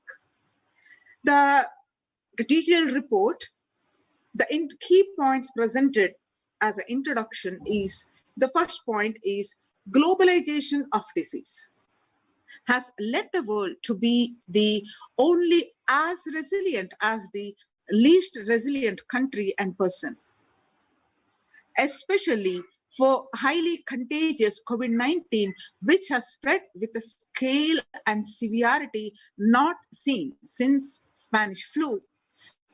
And the variants of the virus, that is Delta, Delta plus, Epsilon, Gamma, continue to threaten even those vaccinated. The secondary diseases such as black fungus are targeting COVID-19 patients and killing almost 1 in 2 persons. Second, distorted policy decisions and conflicting principles can lead to polarizations amongst nations and within, leading to various extremes such as the hoarding of vaccines in some places, the wastage of vaccines in others, and an unaddressed shortage of vaccines globally. Third, the pandemic has exposed the fragility of the global system. The disruption in the supply chain is especially worrisome for essential food supplies, which disproportionately affects the already most vulnerable even more. The fourth, lockdowns have brought the global economy into crisis, bringing recessions and worsening unemployment rates. The frequent lockdowns and the ongoing threat of famine, especially in countries where employment is predominantly informal, are exacerbating worries that starvation may cause more suffering than the virus itself. Far from the SDG 2, zero hunger, the number is now predicted to come close to 1 billion. You can see the supporting article which are projected on the screen. You can also see them, all these links you can read by these from the Supreme Pontiff of Hinduism's Facebook page, and click on those links and read all the supporting documentation and articles by yourself as part of the report. Now, let us see the solutions which are presented and published and highly appreciated by the United Nations. First, human life is more precious and important than all economic principles, because all these concepts are legitimate only because of their utility value, which is so fundamentally make human life better. At least until this ongoing crisis ends, all economic policies related to money, banking, fixing prices of commodities, etc., need to be revised to make sure no human being suffers from hunger or the absence of required medical care. Next, as per Hindu principles, the world, including the economy, evolves through 5 phases. First, the creation or growth. Second, sustenance or stagnation. Third, recession or revitalization. Fourth, reinvention. Fifth is breakthrough. As per Hinduism, conventional economic growth is observed when the past practices are applied diligently. However, during times of crisis, lead us to the 4th and 5th phases, wherein the need to reinvent and deliver a breakthrough becomes both a survival need and an opportunity to surpass any means and measures of conventional economic growth. According to the Keynesians, increased public expenditure during the Great Depression of 1929 improved the economy. However, the government never completely gave up trying to balance the budget, which resulted in it never spending enough to bring the economy out of recession until the Second World War. Similarly, the current crisis requires governments to temporarily discard trying to balance economic interests that compromise quarantine safety and put human life at risk, and rather reinvent their economic strategies and multilateral coordination for benefiting during the subsequent breakthrough period after the end of the crisis. Next solution is Hindu multilateralism. There is an immense inequality and capacities of governments, organizations, and people on two grounds. First, the health response. Second, the economic recovery. Surviving the highly contagious COVID-19, where the world is only as resilient as the least resilient country and person, requires governments, organizations, and people to collectively address the crisis. From 3200 BCE, 56 nations in Asia had multilateral treaties based on the Hindu principle Vasudhaiva Kutumbakam. That means the entire world is my family. This is the scriptural reference from the Vedic text, Maha Upanishad, chapter 6, verse 71 to 73. You can see the various articles supporting this. Next solution presented is provide sustainable community livings with a multi-layered quarantine. The home or self-quarantine is not a viable solution for vast majority of people for either health, safety, or economic.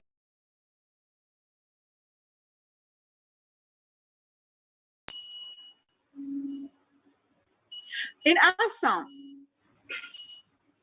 home quarantine has been reported to be a primary reason for a large number of deaths. In some places, governments have moved people out of home quarantine to COVID care centers. Other issues with quarantine, especially in small houses, are mental health problems, such as an increase in suicidal ideation, especially amongst the younger population. This requires a friendly quarantine setups which are self-sustained and sufficient in terms of food stock and supplies, recreation, employment, education, etc. In India, state governments have attempted to provide free and paid solutions which face various challenges related to hygiene, exorbitant pricing, and some facilities have seen challenges related to requests for private accommodation.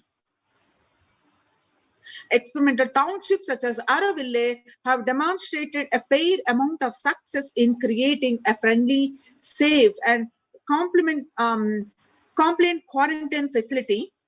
However, solutions such as Araville are not open to the public. For 2 decades, the leader of the ASMT Hindu community, the Supreme Pontiff of Hinduism, Jagadguru Mahasannidhanam, His Divine Holiness Bhagavan Nithyananda Paramashivam, had been creating townships like Araville across more than 100 cities in several countries.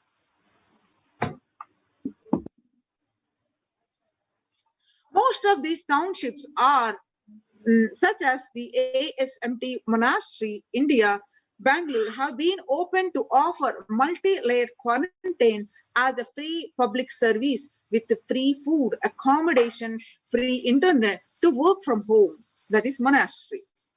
ASMT community has seen a fair amount of success in these townships with 0 reported cases of COVID infection in the past 2 years and has already saved many lives.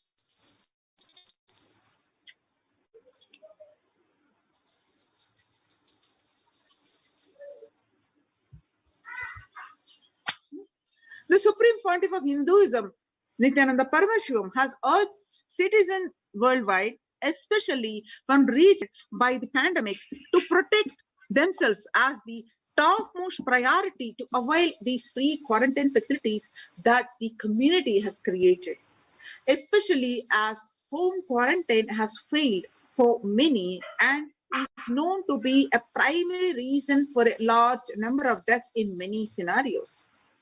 The Supreme Pontiff of Hinduism, Nithyananda Paramashivam, has emphasized the need and urged the governments worldwide to provide food, safety, medical care, shelter, and all survival needs to all human beings under their care, with absolute multi-layer quarantine until coronavirus is eliminated from planet Earth, including all different strains of the virus.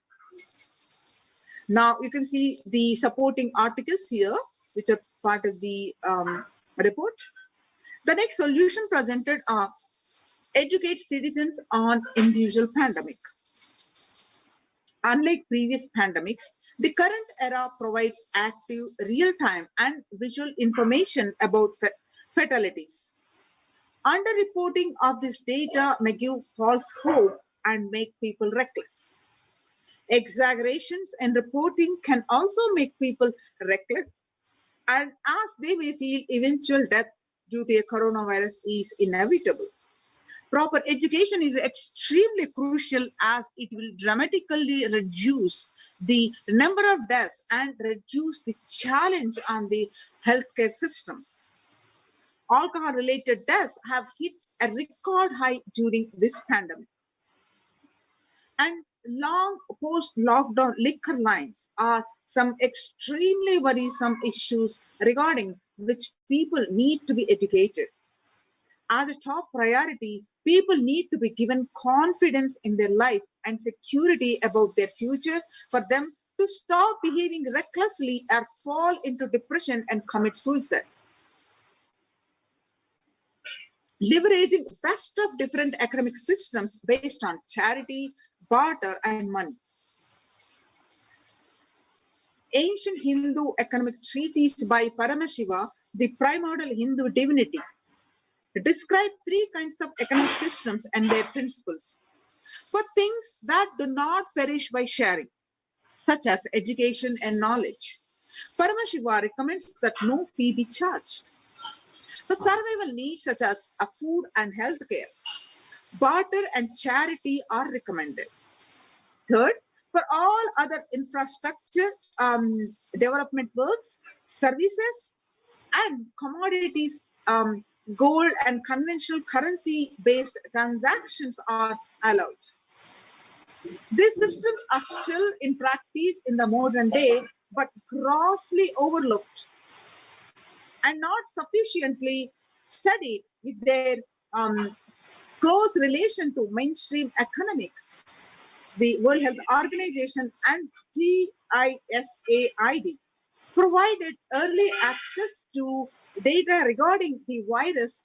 There is an example of an open knowledge-based economic policy where critical data about the virus was not monetized. Similarly, South Korea helped USA access mass and testing kits.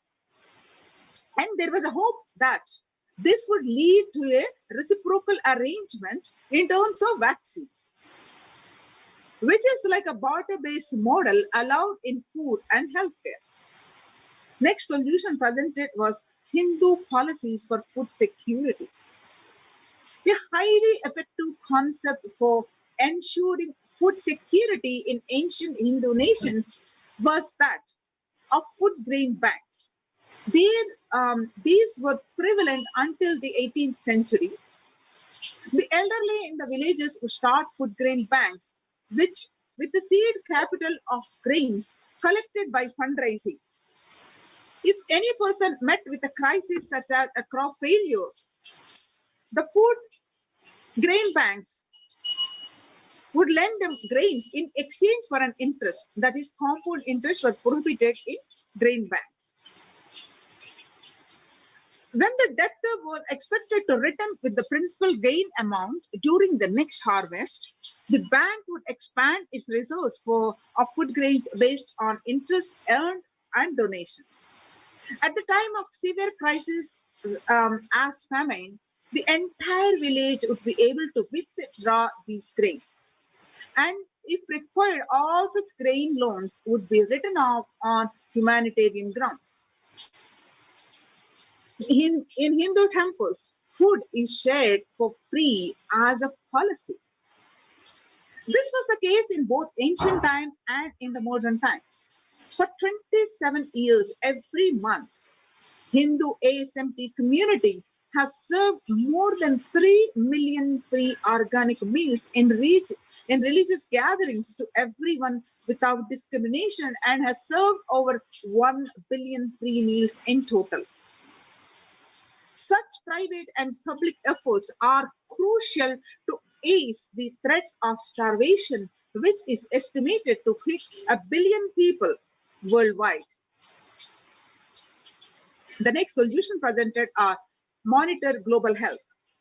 The crisis requires governments to take aggressive, proactive monitoring health. The smartphone applications have been used by the governments that are based on health color code system, individuals into 3 color groups based on their health status and travel history, and then determine whether they need to be quarantined. You can see the supporting articles that are as part of the articles are projected here on the screen. Now, though there were privacy-related concerns associated with these approaches, some of these measures, such as agile daily reporting systems for accounting of newly suspected, diagnosed, asymptomatic cases, number of deaths, and generating area-wise statistics, have played an important role in proactively responding to curb the spread of the disease, and are being considered for implementation by various countries. You can see the supporting documentation here. The next solution presented by the ASMT community, the Kailasa Union, that traditional medicine. In Hinduism, nature and planet Earth are respected as the Divine Mother. That Divine Mother energy is capable of providing us with all our survival needs, that are food, medicines, etc. Through traditional medicines such as TCM and Ayurveda are effective in addressing COVID-related issues. And a few years ago, a Nobel Prize was awarded for scientific work based on traditional medicine. The mainstream Western medicine has chosen to characterize Ayurveda as pseudoscience and TCM as unscientific. Such demeaning of traditional medicine systems have led nations to consider taking a defensive unilateral decisions to protect their interest. Outright rejection of traditional medicine is not wise, and such policies should be revisited, especially as these medicinal systems are time-tested and have kept people healthy for several generations. Kailas Union recommends governments worldwide provide solutions like Kailasa's Hindu medicinal care, which includes complimentary free of charge services such as Ayurveda, yoga, Siddha, Western medicines, and multi-layered quarantine for complementing their ongoing public health efforts. You can see the supporting documentation here.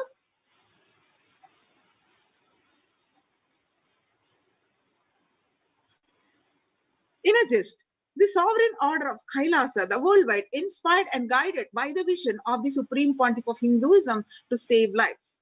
A one-of-a-kind humanitarian charitable service massively mobilized to provide protection and preventive COVID care in the testing time of global meltdown.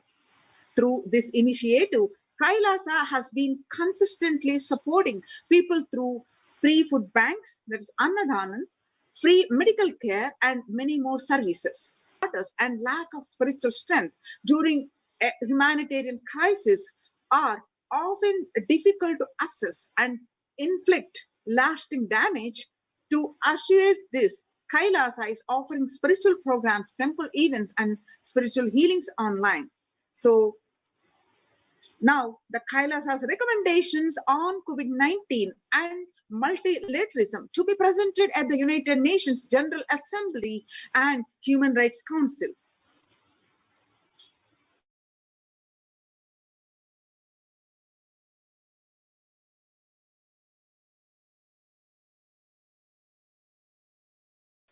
Now with this, let's listen to after a very short break.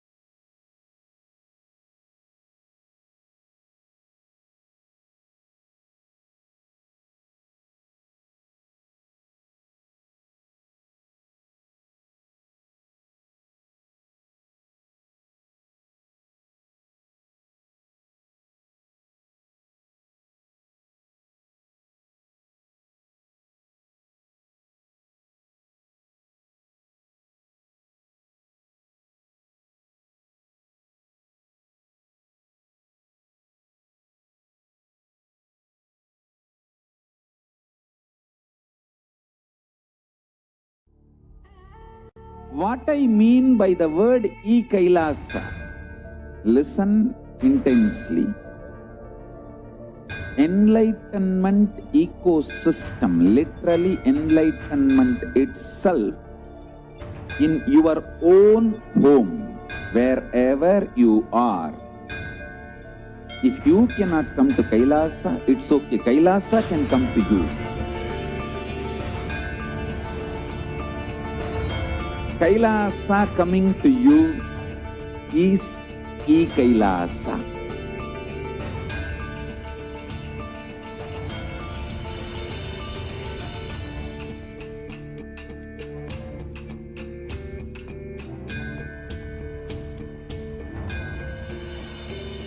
I will revive Hinduism.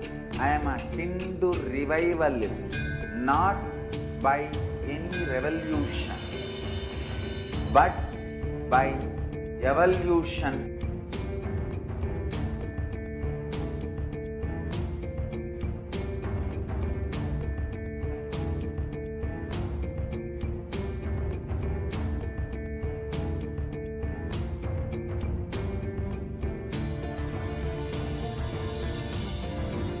And setting model community.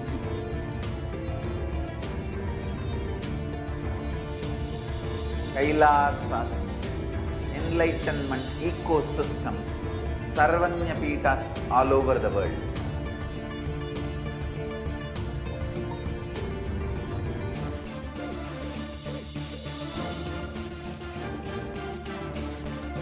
All powerful cognition, knowledge, only when you live, power manifestation and possibilities manifestation happens.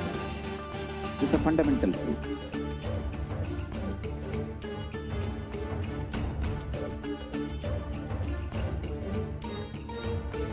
Hinduism cannot live exclusively as one sampradaya. No.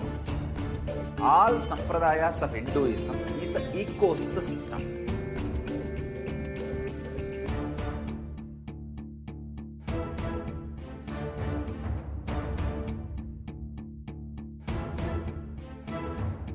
So don't keep quiet thinking that if one sampradaya is attacked, only that sampradaya is going to be affected.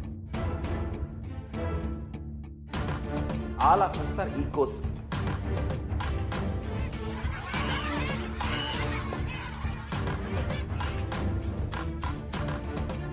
I invite all of you to get involved and enjoy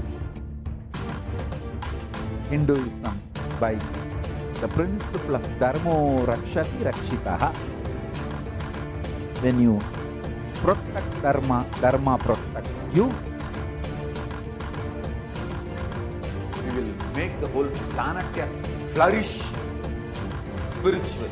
The spiritual prosperity will happen to the whole planet.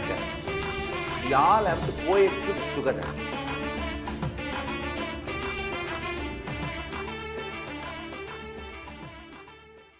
Just be alive for next 3 years. Don't die.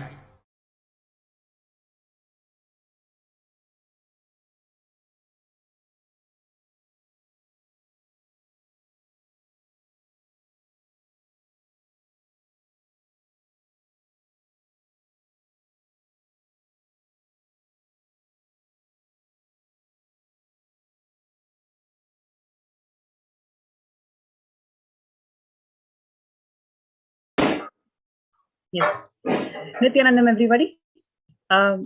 We are here to share one of the momentous miracles that we all experienced in Adi Kailasa Nithyananda Paramashivam. Just yesterday, early in the morning, the COVID Care Protection Center participants have experienced one of the greatest miracles that they can ever expect in this shakedown. Time and again, Devi Parashakti has revealed in many of her readings, Devi Parashakti readings, that the Adi Kailasa Nithyananda Paramashivam is the Kshetra that was built by the hard work and the breathing space of the living incarnation of Paramashivoham, the Supreme Pontiff of Hinduism, Jagadguru Mahasannidhanam, His Divine Holiness Swamiji. And his presence is being felt, his grace has been felt and experienced by all the participants time and again, right from the time they've stepped into the campus, through various miracles and healing experiences and so many cognitive shifts. And what we're going to share today is really something so huge, what they've experienced. So with no further delay, I would like to request Sri Agni Ayya and Sri Avimukta Ayya to first share what they have seen, what they've experienced yesterday morning in Adi Kailas Nithyananda Paramashivam, before we get to the details of what this experience really translates to. So, Nithyananda Maya, I welcome Agni Ayya and Avimukta Ayya to the show today to share your experiences.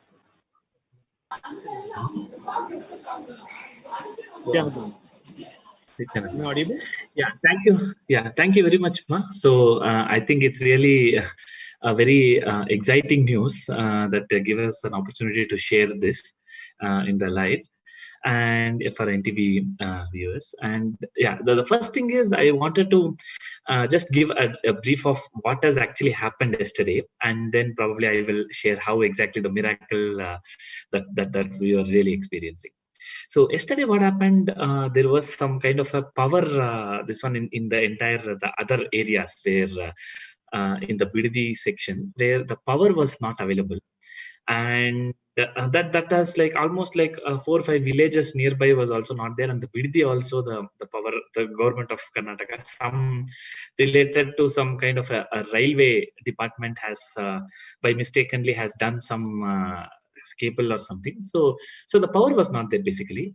So what happened was we were doing actually running especially to get the food, and also we were all doing a lot of different areas where in the welcome center there was a completely power was cut down.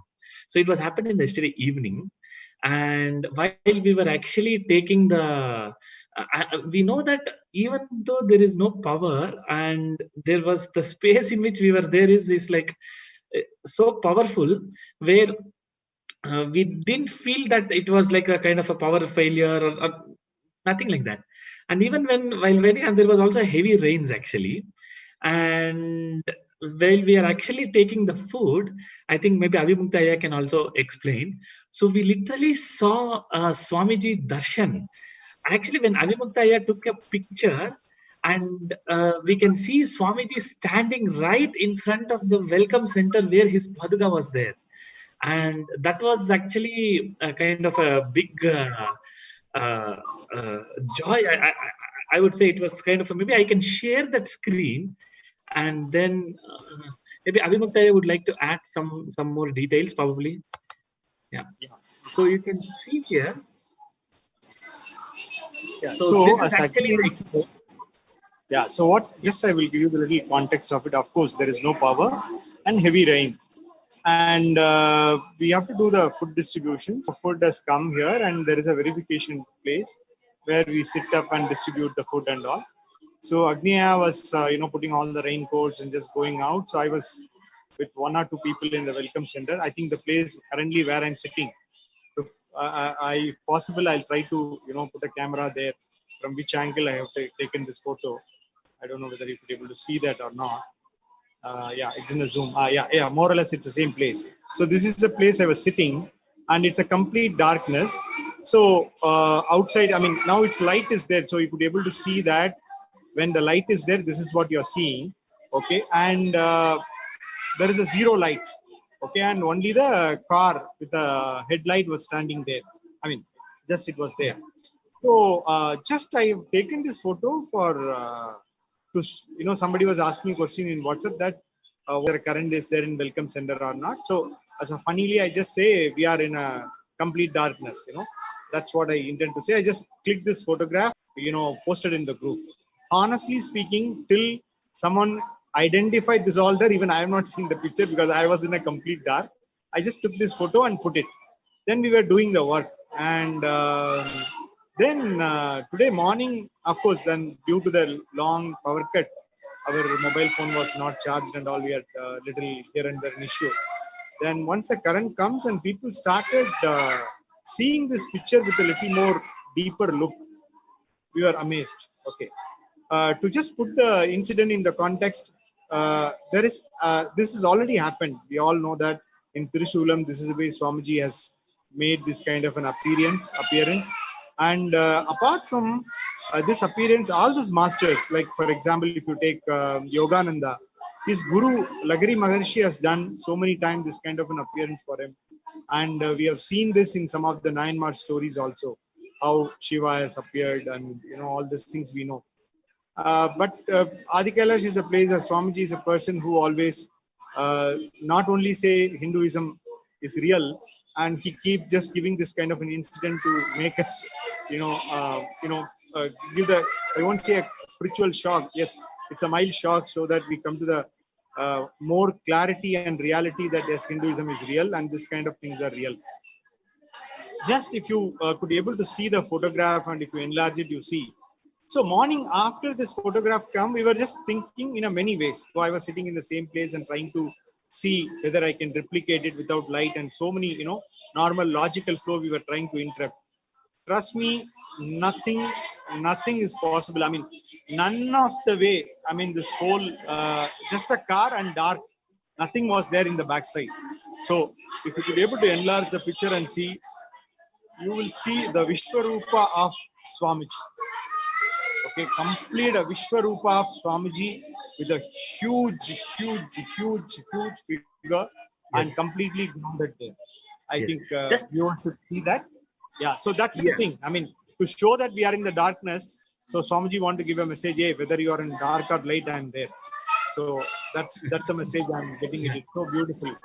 And it's reinforcing that Swamiji is there. Wherever we are there, Swamiji is there. That's what the message. Yeah, and just adding to one more point, so adding to this point, so even when Swamiji was also talking about somebody was also like asking, if you see the turban shape, it's exactly like you can see how nicely Swamiji is standing and giving a blessing, right? And one more point is, this is exactly the place where Swamiji Paduka is there near the welcome center. So that is one thing, and the shape of the photo, and it is very clear that Swamiji is actually. NTV, can you enlarge it or little? You have to zoom out the photo so you'll get a clarity of it. Little more, yes. Little more, yeah. There is a dome. The one image is a dome. The next image, if you could be able to see, if anybody knowing Adi Kailash, they know that there is no building or anything nearby the dome, right? I mean, even you can't say that's a cloud. So you can absolutely see this is just looking like Swamiji's turban and face. Turban and face. And we were also thinking, yes, we were also thinking like how exactly we are going to do the food distribution. There is a lot of rains and there is no completely power. There is no complete, it's actually zero. It's complete. There is no artificial light except the light that you see in the backside is the car in which I was driving from the Kalabhairava gate to the welcome center. And you can see like how exactly the way in which all the thing happened. It was like so smooth. Actually, we were so joyful. Like, we were celebrating that, that like we were all saying, like, as Avi Muktaya was just mentioned, that he was saying that somebody was asking that how is it over, and he was casually, this photograph was taken. It was like, see how we are in darkness and how exactly we are taking it. And of course we had some torchlights to do all the food distribution and verification, and that was one of the space in which we were there. And now after seeing this photo, it was like we were some of us were really literally the tears was pouring. Like, of course, somebody was telling Paramashivan is there, like Paramashivan in Nammapakam. So that kind of miracle that we experienced. And it was such an amazing joy to actually, we have heard that in Trishula Adinam, definitely there was one instance where Swamiji came, but I was not there in the Trishula Adinam that time. But now I can see that physically when Swamiji is there, and more or less we can clearly see his presence there. So that is where the things are running very smooth. And even if the government of India, or they are not able to give electricity or whatever that happens, maybe in the third wave when there is a huge pralaya is happening, so we can be assured that he is actually protecting us, that nobody else is protecting us in this space actually. So that is one of the biggest miracle that we experienced. And you can see that the photo was taken too casually, and then later when we tried to zoom in, the other thing that we are seeing, as Avimuktaya was telling, is the shape of the 1000-bit dawns. And you can see that how the turban is actually exactly matching with how the Swamiji is standing and giving the blessings. And it's really such a joy to see and experience that. Actually, it's one thing is the space in which we were holding, right? So the space in which we were working, I was calling Avimuktaya, and a few more volunteers was also there. And the space itself is such a joy. And on top of which, we see Swamiji's photo, and then Swamiji's darshan like this, and that's adding to further more joy actually. Yeah. So when there is no power, you have all the reason to get powerless. But we know that there is a bigger power than this all. So, I mean, Yeah. it's a very exciting. That's very amazing thing. Yes, absolutely.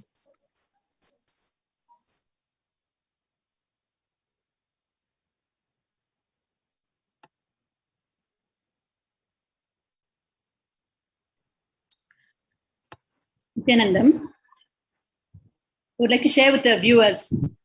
Dear viewers, I still remember the actual instance and incident when Swamiji, a beloved Bhagavan, actually placed his right foot on wet cement right at the doorway of the Welcome Center, where we had the darshan, which we just shared with you.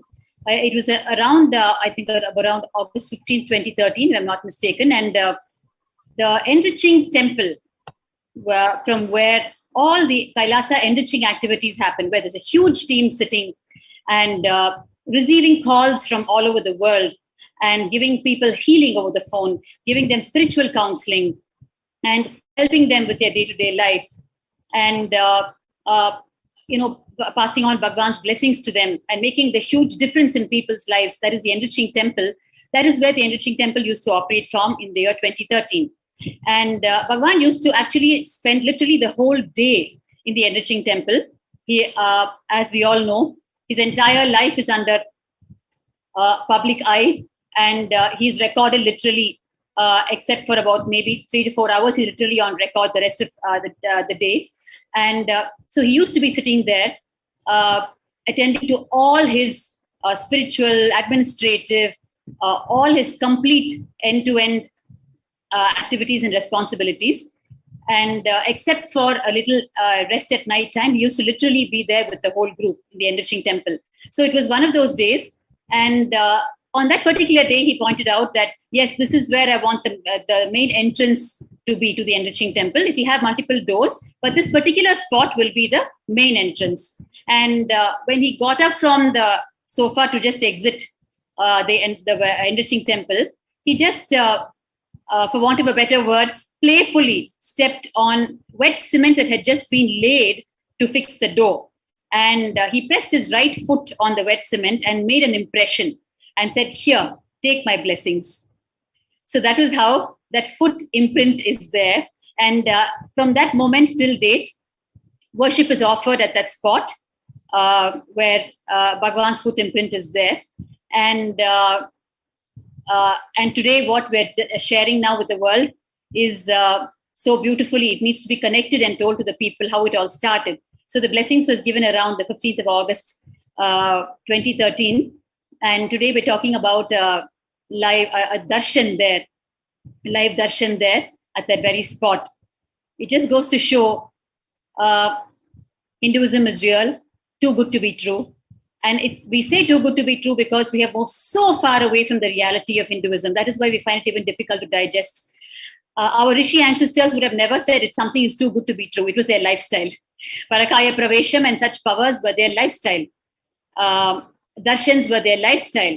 We have moved so far away, and Bhagwan is making this Herculean effort, which only Paramashiva can do, no one else can do. He's making this huge effort to bring back the entire global civilization to the lifestyle of power manifestation and living as Paramashiva.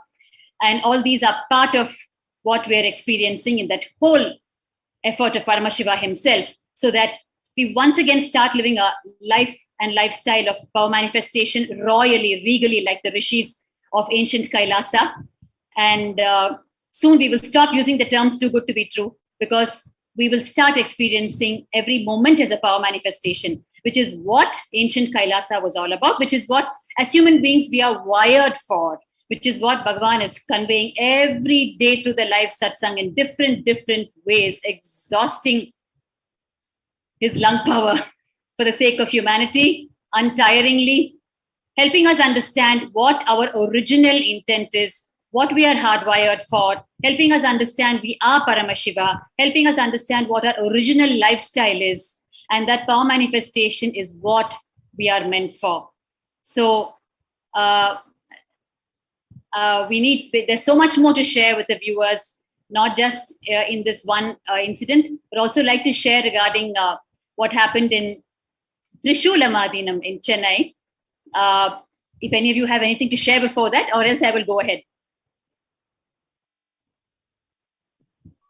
Yes, please go ahead, Ma, because this is something which, that the viewers must understand, that it is not like one-off event. The Supreme Pontiff of Hinduism has been raising the devotees like this in multiple occasions, and one such occasion is what Ma Bhaktika Swami is going to reveal, that it had happened in Trishulamadinam. Yes. So this happened, what we just now shared happened just barely, 24 hours back. And what I'm going to share with you now, where Bhagavan appeared probably for the first time, yes, because Trishulamadinam is called the Pratyaksha Darshana Kshetram.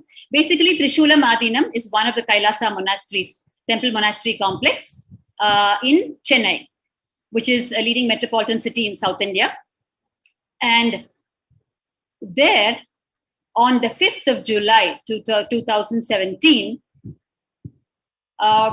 it was just after a huge persecution had actually happened in that very place, and we were about 20 to 25 of us, and the persecution had just about waned off, and we had the entire police rung, the revenue rung, all of them. The place was swarming with all of them, and we had just closed the.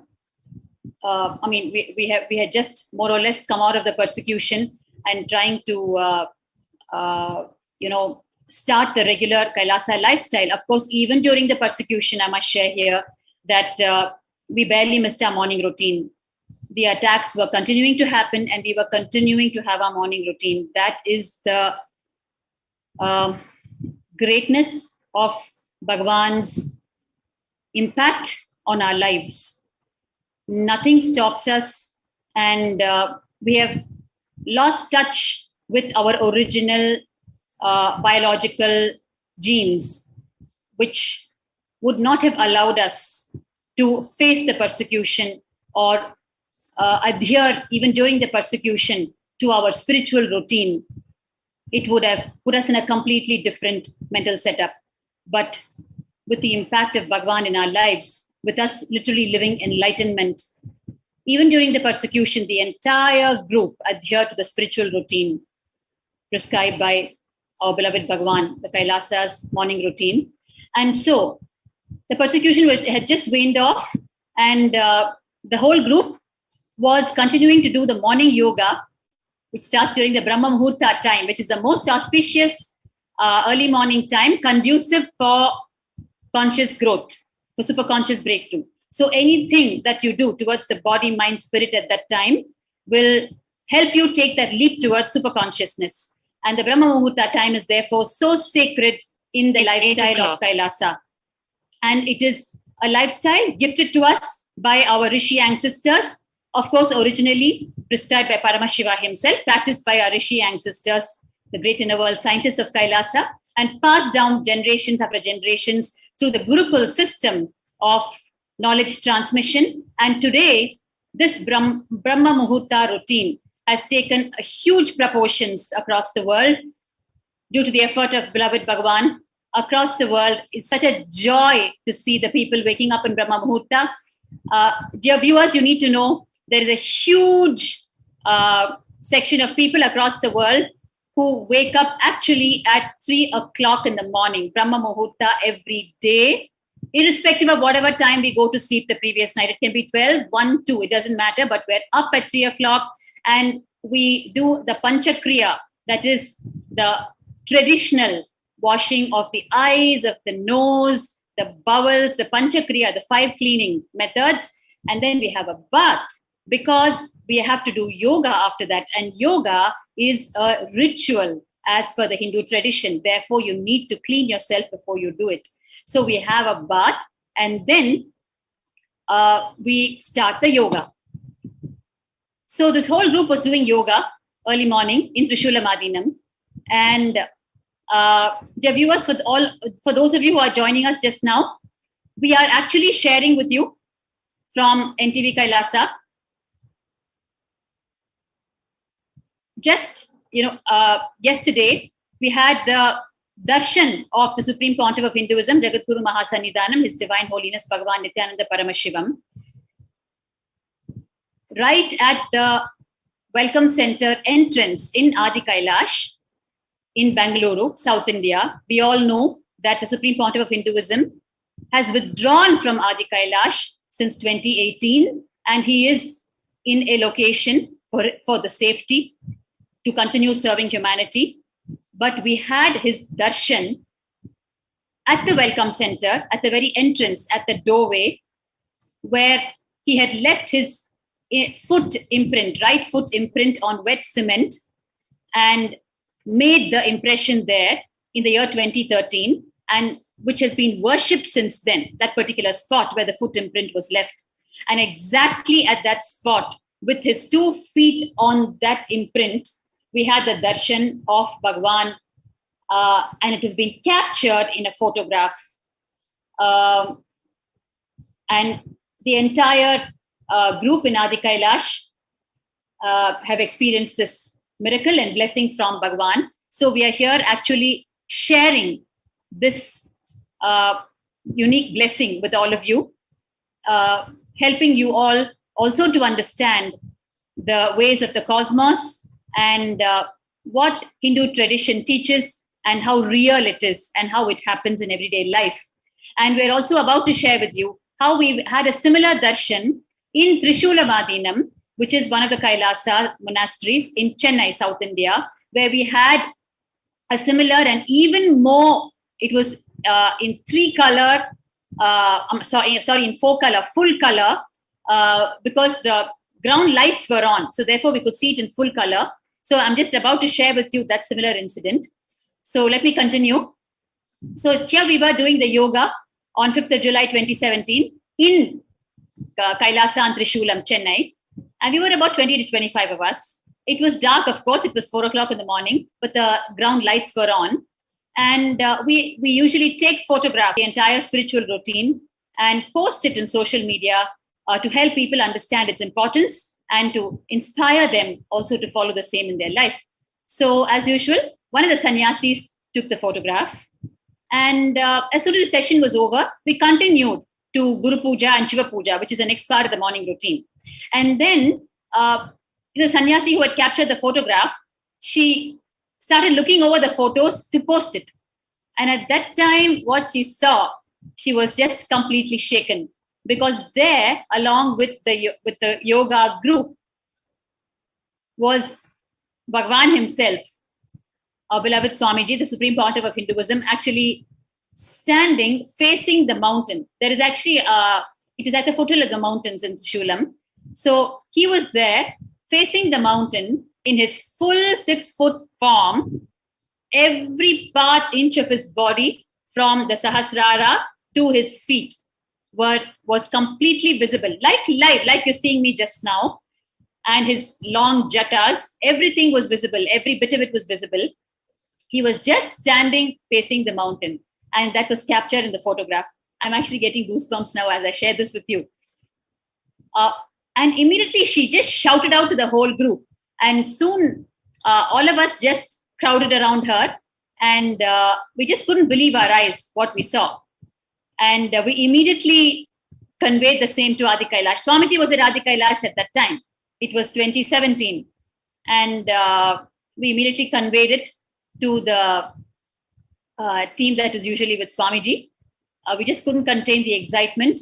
And the next few hours and probably that whole day was all about the Pratyaksha Darshan that we had got. Because on that same day, at that time, probably about 1 hour later, Swamiji was actually receiving Pratyaksha Pada Puja in Bengaluru, in Adi Kailash, right? And here we are doing yoga in Trishulam, 500 kilometers away. And Swamiji is accepting live Pada Puja from devotees sitting on the stage in Adi Kailash. And here we are seeing him live in Chennai, Trishulam, Adinam, captured in photograph. It was just mind-boggling to say the least. And we immediately, of course, sent the photographs to Adi Kailash, and they just couldn't believe what they were seeing, because they're seeing Swamiji receiving Pada Puja. And what is he doing in Trishulam, standing with all of you amidst the yoga? It was like first time we had actually experienced that. And Swamiji named Trishulam Adinam as Pratyaksha Darisana Kshetram. Pratyaksha means live. Darshanam, darshan means what you behold, the divine vision. Kshetra means a divine place.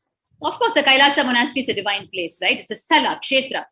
So Pratyaksha Darsana Kshetra means the kshetra, the divine place where the live darshan happened. So Trishulam is also called the Pratyaksha Darsana Kshetram. And I'm going to try and project a photograph to you. NTV operator, you may project the photograph. So the rest of the day was spent in just sharing wildly the blessing that we had all received. In Hindu tradition, you always share the blessings. Your first step is to enrich the people. That is the Hindu teaching, philosophy, lifestyle. So we just joyfully spent the rest of the day and the next few days talking about it, spreading it, showing it to people. Because when you share such things, it is so needed today in the cerebral world, because we've lost touch with the original miracle lifestyle prescribed by Paramashiva. So when these things happen by the grace of the incarnations, only when we share, the cerebral minds and logic break, and it wakes up, because there's something you can't deny. When such undeniable things happen, only the cerebral layer will break, the logic will break. Otherwise, it'll always come back and say, maybe it was this, maybe it was that. We're all geniuses at that, right? So, which is why probably the incarnations also engineer the whole thing so that it is captured, because the modern day mind needs evidence. It may be God, but he needs an ID card. That's where we are today, unfortunately. So the incarnations adapt themselves to modern minds, and that is why, as part of the Leela, they also ensure the capturing is done. In fact, I also want to share further, which actually even many Kailasians don't know. When we convey this to Adi Kailash, Swamiji laughed and said, he revealed further on it. He actually said, okay, the guys in Trishulam have had my darshan. Actually, I visited Tiruvannamalai first, is what he said. We were shocked. In Tiruvannamalai, of course, we have the Adinam, right? So he said,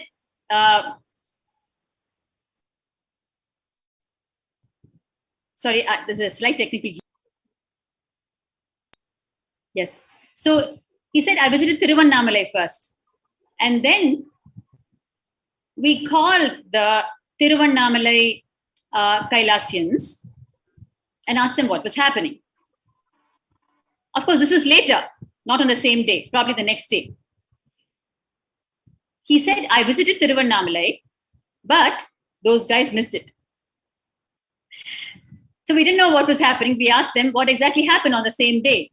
So they said, actually, we got a call to take photographs of the campus and report to Adi Kailash.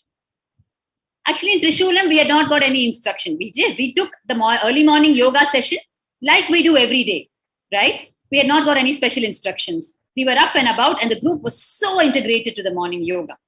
Must mention that here, despite the persecution.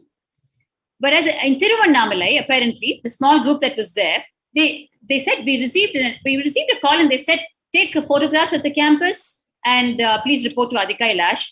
And so we all spread around the campus and we took some photographs. And two of us went to the banyan tree area.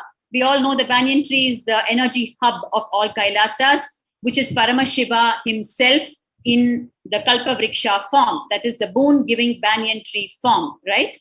And all banyan tree saplings in all Kailasas are saplings taken from the main banyan tree in Adi Kailasa, planted by Paramashiva himself, right?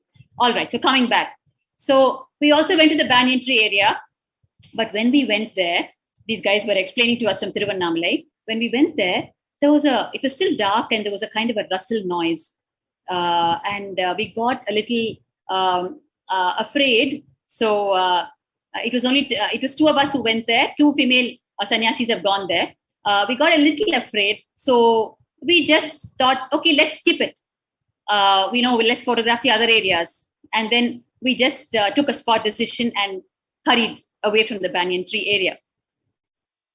Then we knew what had happened. Had they gone to the banyan tree area, they would have had the darshan in Tiruvannamalai also. Because the only word Bhagavan told the team who conveyed this to him was, he laughed and said, okay, so the guys have had darshan in Trishulam, the guys in Tiruvannamalai missed. So when we asked them and we put the jigsaw together, we understood that fear pattern, what to do. They went away and actually missed the darshan. Otherwise, they would have been the first to report and Trishulam would have been the second to report. But Trishulam had the divine blessing to receive the divine name, Pratyaksha Darshana Kshetram. Now you're going to see visuals of what happened in Trishulam. And please be informed. July 5th, 2017 marks as a historical day by yet one another of the countless Leelas, divine plays of the avatar His Holiness Paramahamsa Nithyananda. Paramahamsa Nithyananda appears in two places at once, giving darshan to Nithyananda Peetam, Trishulam Adinam, Chennai. In the early hours of Brahma Muhurta at 4 a.m. on the 5th of July, Nithyananda Peetam in Trishulam Adinam was up and alive, taking part in their morning spiritual routine of performing Nithyananda Yoga. This picture was taken at around 4:05 a.m. by a sannyasi in Trishulam Adinam to record the attendance for the morning yoga session. Little did she know that in the attendance was none other than Paramahamsa Nithyananda himself. It was after the image was captured that the form of His Holiness was noticed in the picture. It is undeniably his physical form, as evidenced by the shadow appearing in front of him. Also, pictured is an image taken of Paramahamsa Nithyananda at Bengaluru Adinam on the night of about 10:30 p.m. where he was giving darshan to the participants of the 43rd Inner Awakening, and at 6 a.m. on 4th of July during Pratyaksha Pada Puja where he was physically present. This event was broadcasted live on Nithyananda TV and via two-way video conferencing witnessed by thousands worldwide. There are eyewitness records of people around His Holiness as he was getting ready for the Pratyaksha Pada Puja in Bengaluru Adinam on the morning of 4th of July. The city of Bengaluru is about 340 kilometers away from Trishulam, Chennai, thus ruling out even the possibility for a flight taken. The form of His Holiness in the picture has the same attire and form as he had yesterday evening on the 3rd of July as he initiated his disciples into Vishesha Diksha. Srimad Bhagavatam, the Vedic scripture that precisely records and reveals the happening of various avatars of the past, present and future, describes the avatar in its complete form. Having clearly established that His Holiness was present in Bengaluru Adinam, hundreds of miles away from Chennai, the lucky group of devotees in Trishulam saw the same form of Paramahamsa Nithyananda as he was during the state of being in Samadhi yesterday after initiating his disciples in Bengaluru into the ancient Shaivite ritual of Vishesha Diksha. His Holiness Paramahamsa Nithyananda is seen adorning the sacred kavi cloth given to him by his Paramaguru Arunagiri Yogishwara, who is an incarnation of Sadashiva himself in Tiruvannamalai, Arunachala. Swamiji has blessed that huge positive explosion is going to happen in Trishulam. Sadashiva has assumed the same form to supervise and bless Nithyananda Peetam Trishulam Adinam.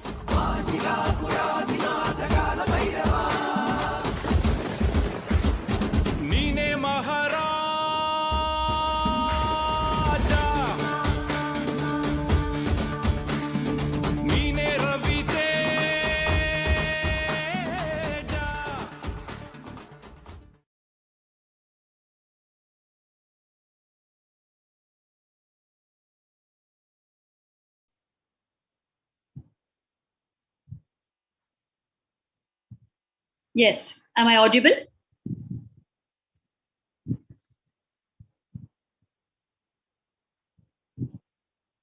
Yes. So what you just saw was the first visual was Swamiji appearing in Trishulam Adinam. Okay. So here what you're seeing now is Swamiji appearing in Adi Kailash just yesterday. Here you can see the complete figure of Swamiji. Actually, they had a power outage. So this has been captured in the dark unknowingly by devotee Agniaya, who's sitting in front of you right now, who just shared a short while ago.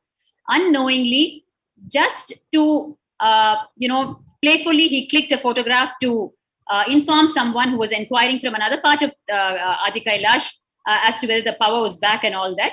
He just clicked a photograph playfully to say that, you just see here, we're still in darkness.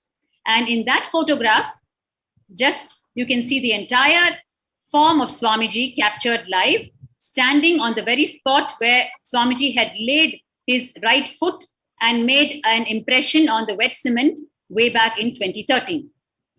So this is the darshan that you're having now. Yeah. Yeah, just to add on to that, I wanted to just inform about just to reiterate the whole context. So what was happening was, and so just adding to that, there was a heavy rains yesterday, where usually the food is we'll take from the Kalabhairava gate and we'll keep it in the welcome center and we redistribute it to the entire campus, right? So that was the activity was going on. So Avimuktaya was there in the welcome center with few of the volunteers to see what is to receive the food, and I was actually driving the small light that you see behind that photo which you are getting projected is the car light which is I've been driving towards the welcome center, and this was the photo which was taken casually. And as Amma was just explaining about how it was happened in Trishulam Adinam, I think the same experience we also went through while we were sharing the photos. And it was actually early in the morning when we were zooming in, and I think when Avimuktaya was sharing in some of our WhatsApp groups and few of the people, then we zoomed in and see, then it was literally a shock. So where yesterday night we were just running about the power part and then the distribution. Of course, there was a different space altogether. Even though, as Avimuktaya was just mentioned, we didn't had any powerlessness or no power in the electricity, but we have so much in very all powerfulness. Actually, we can say we were so enjoying the darkness and we were all playing, and it was such a wonderful, nice ambience that we had. And then morning we saw this, we were shocked, and few of us literally was in the tears. What so much is going on, and see the thing is, every day is a celebration here in Adi Kailash, right? So outside, like a lot of other things happens during this pandemic situation. Having this kind of course, Swamiji is protecting us, and we are in the COVID care center, and we are nicely enjoying his protection. All these things is there, but something like this can also happen during the pandemic time, and it was like amazing breakthrough for us. And the whole day we were sharing each other, and as Amma was mentioning exactly in the Trishula Adinam, how it was actually shared across all the people, and in the next day we were actually sharing, like we were just sharing all the images, and many people were literally shocked. And that was kind of a, so here we can see a kind of a Divya Sharira, like as Amma was showing in the Trishula Madinam. So here it was a black, and it was kind of it's not in a colorful thing, but it was like more, I'm not sure, like it was like a completely altogether in a different space, especially when the food distribution was happening, and when there is no power, and it was literally like usually in those days we used to do NSP, and where whole night meditation we used to do, that kind of a intense darkness was there, and we were all casually also like playing, and then like talking each other, and then taking photographs, and then so the one thing is, yes, there was a lot of joy. And after morning when we saw this picture, that it was like furthermore enhanced, and we were able to share all the share it to all the participants, and everybody literally enjoyed. The whole day was almost half day spent in sharing with all the family members and all the friends and entire beings there, and we were all sharing, and we were, somebody was zooming in, and again even I can able to share that Avimukta again came back, and he was actually standing in the morning and taking the picture again, like in what angle I took. So all those things was fun was happening. Probably Avimukta can share what happened in the next day morning when we tried to share this photographs to everybody. Yes, it's completely fun. As Aya said, it's a powerless moment. Actually, no power. Absolutely nowhere to explain the training thing. And whoever has already come, the viewer, I'm sure most of you might have already come to Welcome Center. You know what is there. Even as Ma very nicely put it, our logical minds will always post your question to check up. That's how next day we came. We were sitting and just seeing what is that, how this can come. By normal eyes in a light, you know that there is a dawn. But no way in the night you cannot have a picture like the Durban. I just wanted to reassure with our viewers that only if you just zoom out the picture, I'm sure this picture is already there available in our social media. If you take out this picture and try to zoom out and see that near to the dome, perfectly it is Swamiji's picture, and down towards the Pada, Swamiji Pataga is exactly placed in the place what Ma was talking about. You know, I mean, most of you know that when we enter into the Welcome Center, there is a small, foot. We will not touch that. We will, put it, touch it and put it in our head and come inside. You know that's the way it's a sacred place. So the foot is there, and can we call this as a Vishwarupa Darshana? Welcome Center Vishwarupa Darshana, right? I mean, it's absolutely it is. In around October 2019, when Swamiji started once appearing for the morning Nithyananda satsangs after he had withdrawn from society in 2018. So around October 2019, if you all remember, he mentioned in a satsang, I will start giving Divya Sharira darshans in multiple places all over. You guys will start seeing me to assure you that I'm with you continuously, and it will be 10,000 times more powerful, is what he said. And he said it will be that much powerful so that it can get captured by camera. So, of course, the advantage of having the incarnation of Paramashiva himself, Paramashiva makes everything possible for the human mind to break from its logic and embrace reality, embrace its own enlightenment. And as part of that, as part of Paramashiva's effort, all of this is happening. And so just like how he said, it will be so powerful that it will be captured in camera. Because if you remember, Aya, there is a photograph of Swamiji levitating when he was around the age of 11 and a half, 12. Of course, the photograph is not of him levitating, but it's a photograph taken in the studio where his yoga guru, Raghupati Yogi, had taken him to get a few photographs captured. And at that time, Bhagwan started levitating. And if you've seen the interview of the photographer, right, Sri Radhakrishna Gupta, who is still alive and who shared that he got so afraid when he saw Swamiji levitating, but he clicked. But it was not captured. It was not captured. And Raghupati Yogi said, it will not be captured. Please go check. So you'll have to retake, and I will request Swamiji to avoid levitation so that we can go ahead with the photo shoots. That was how the photograph we see on the deer skin is available today, after he had finished the levitation. So at that time, it was not captured. But now Swamiji has decided to bless humanity with captured Divya Sharira Darshans.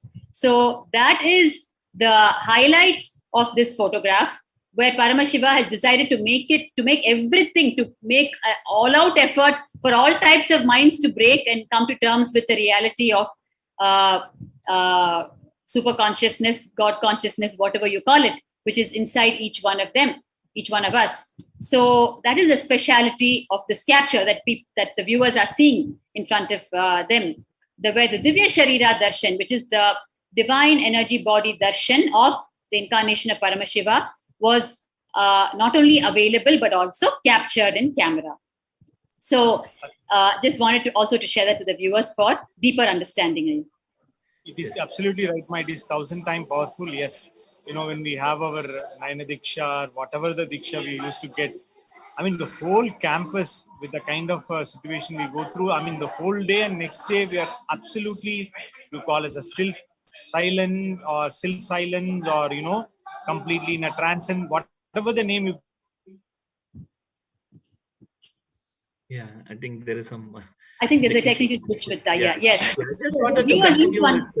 Yes. Yeah. What Aya was. Yeah, I think Aya can continue. Yeah, so that's what it is. You are right. What you said is 1,000 times powerful. When we have any program, we go near to Swamiji and get darshan. That's, if you call that even just one time. With this kind of a thing, which Divya Sarira, the whole campus is getting blessed. The kind of a electric circuit we get is, it's immense. So we could be able to really enjoy. So what you say is we all can vouch for that. Whoever is in this campus, we can vouch for it. Yes, and few of us are also experiencing the presence of Swamiji, right? So in this whole pandemic, and as Swamiji said, Adi Kailash is the ship that is going to be saved from this entire pandemic. And with this kind of an assurance, so Swamiji is reassuring that he is with us continuously.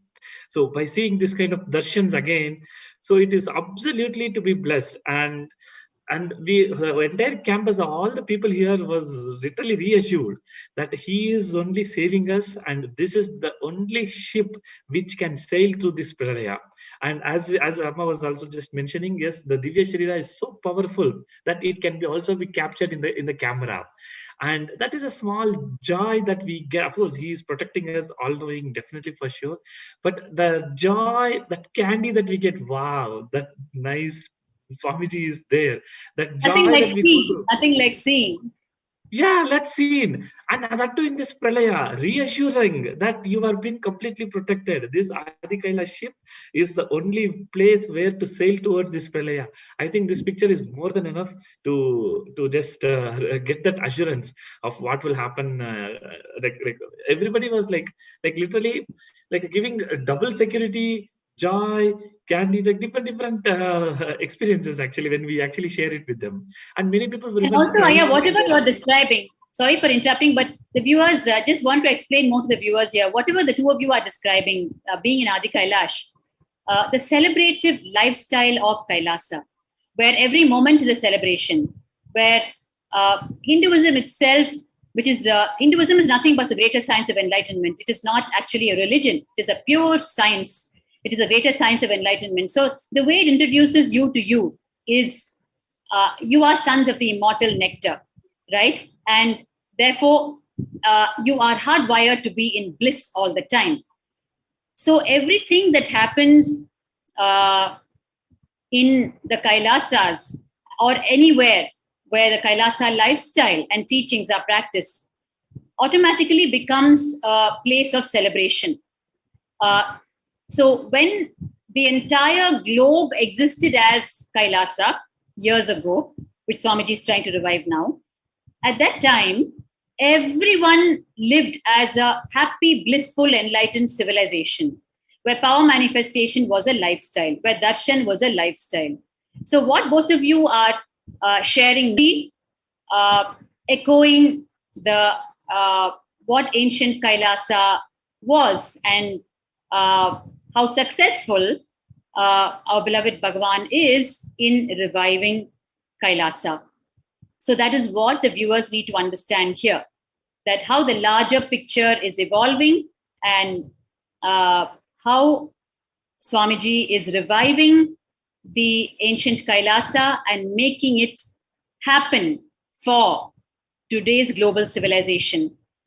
Very soon, it will become, just like earlier, a complete, blissful, enlightened global civilization. So the huge revival effort by Paramashiva himself is towards this, and all the sharings that are happening in all these pre-satsang segments are all nothing but telltale signs that it is happening, that the revival initiated, blessed, and executed by Paramashiva himself is happening door to door, home to home, heart to heart, being to being. So the viewers were actually watching also the video that had captured what happened in Trishulam Adinam in Chennai. So we were actually explaining to the viewers to help them understand better how both the captures were done on the same day. Swamiji giving the darshan in Trishulam in Chennai, South India, and 500 kilometers away, Swamiji receiving live Pada Puja from devotees in Bangalore. So that was what the video was about. So if I can just explain to you and you see the visuals once again, probably you'll be able to connect better.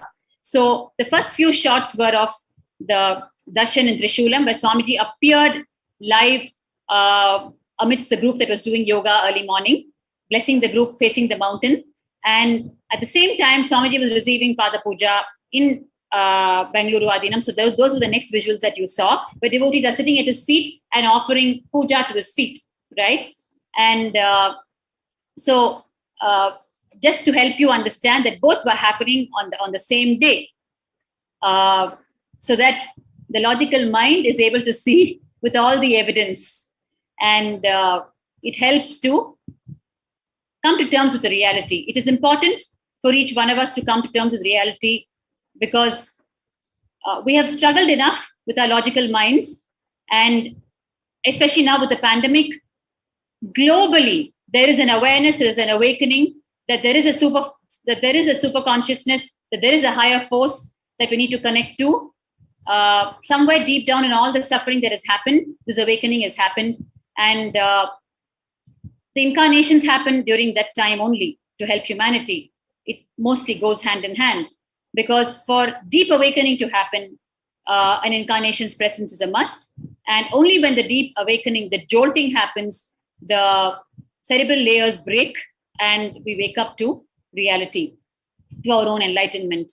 So you can probably see the visuals once again of the Divya Sharira Darshan that happened in Trishulam Adinam in Chennai, where we all had darshan of Swamiji in two places at the same time. One in Trishulam Adinam and the other in Bangalore Adinam, 500 kilometers apart. Yes, this is Trishulam Adinam.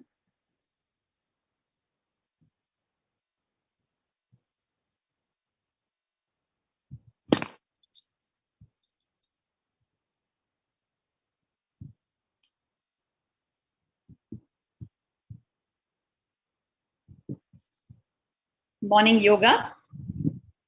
It's only 4 o'clock, so it's dark, but there were enough lights. Of course, it's all divine precision engineering.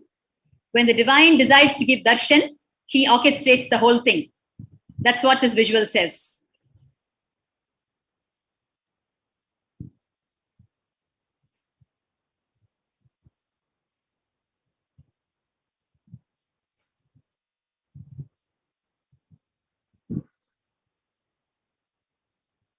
Yes. You can move on in the video. So you can see the full form of Bhagavan here, head to foot, with the jatas. And you can see the others blissfully, actually at that moment, doing the yoga. So each one is in the yogic postures. And here you can see Swamiji with the Inner Awakening group, giving them darshan, receiving Pada Puja on that very same day and hour. Here you can see the early morning Pratyaksha Pada Puja. Swamiji is accepting from devotees at the same time where the darshan is happening in Chennai, Trishulamadinam.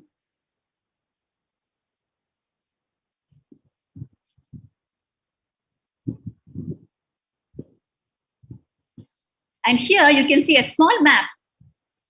And mind you, in both the places, Swamiji was in the same attire. So he leaves enough evidences for people to understand.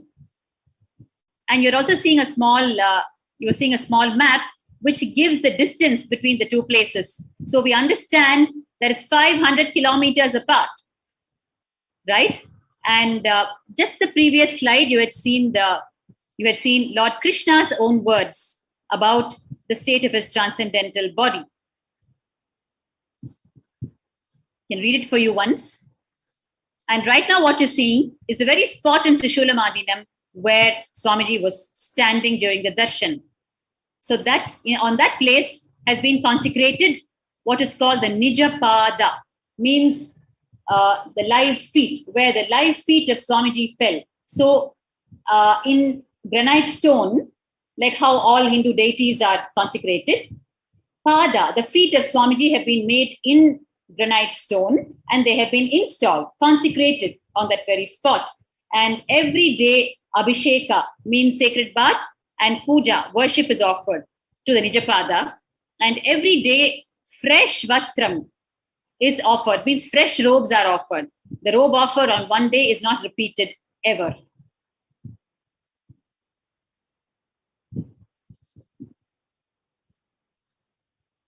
Swamiji is in Adi Kailash on the same day. In this video, you can see.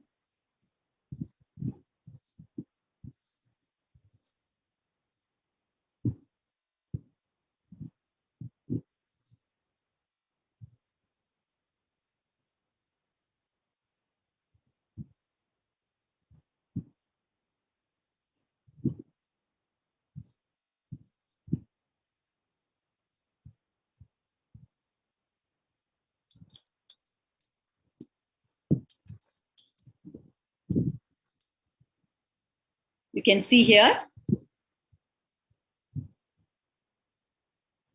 And actually on that day, we had 100% attendance. Usually it is, but sometimes one person might be missing here and there. But on that day, morning yoga, all present. You can see 100% attendance mark there.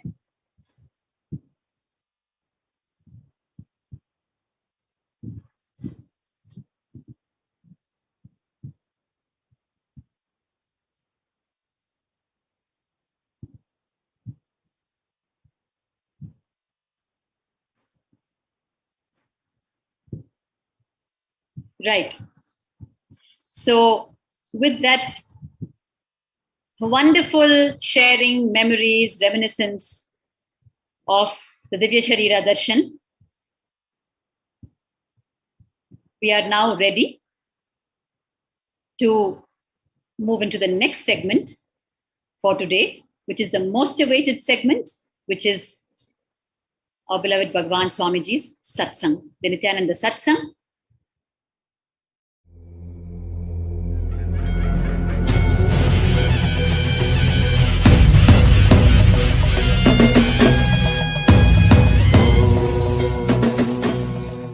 Connecting with the divine with your eyes closed is meditation. Connecting with the divine with your eyes open is darshan. Come, let us all now move from meditation to darshan. Slowly, very slowly, please open your eyes. Bhagavate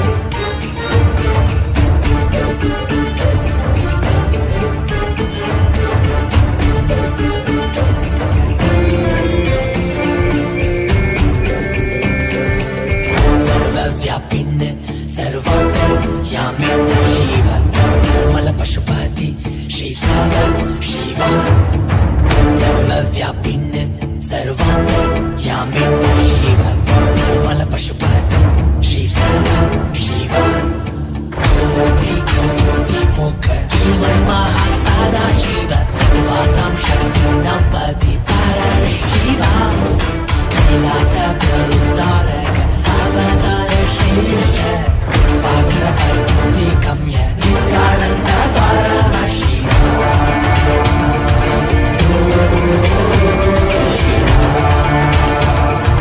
Nityanand Paramashiva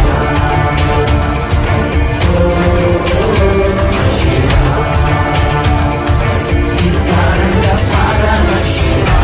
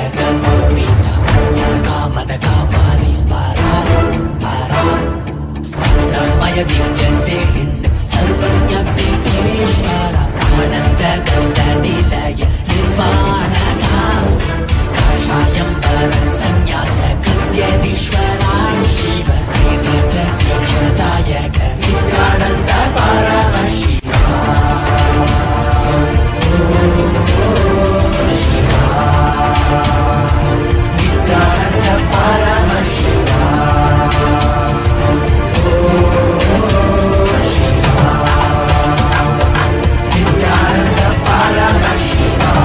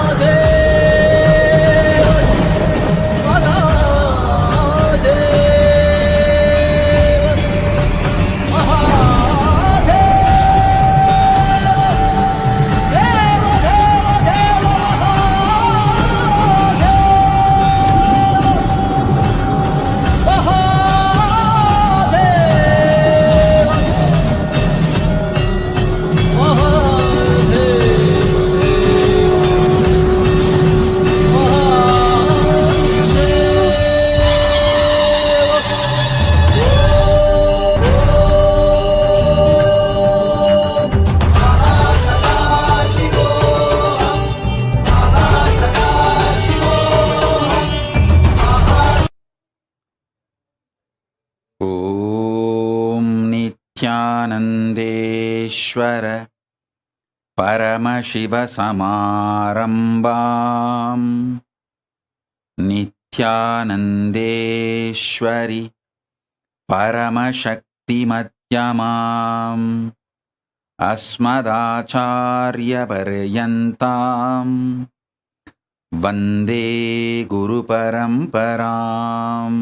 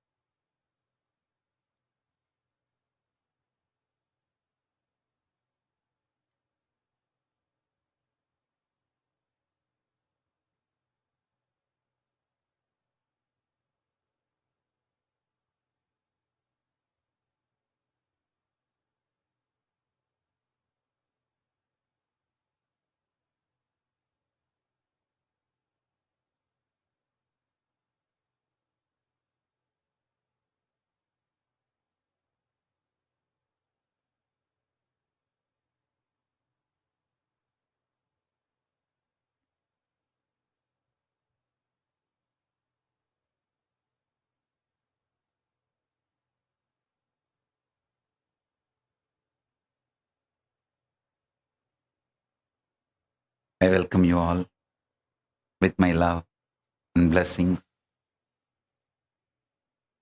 I welcome all the Sarvanyapeta Yajaman, Kartas, Shri Mahants, Mahants, Kotari Tanedar, everyone sitting with us all over the world. I welcome all of you with my love and blessings.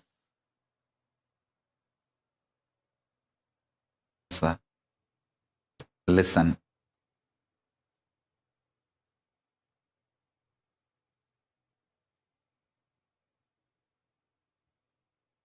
Conscious sovereignty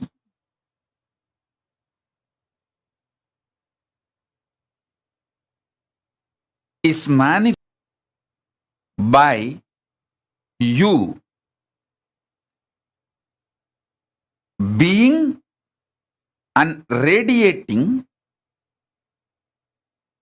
your conscious sovereignty continuously.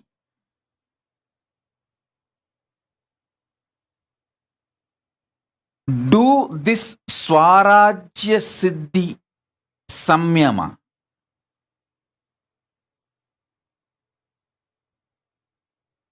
This is the Samyama to achieve conscious sovereignty.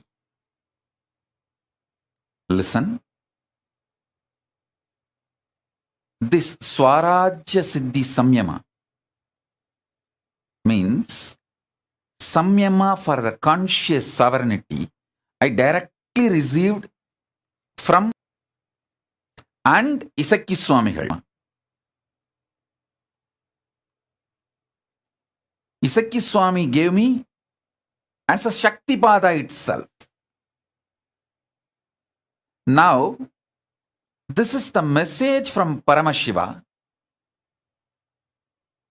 Listen very deeply.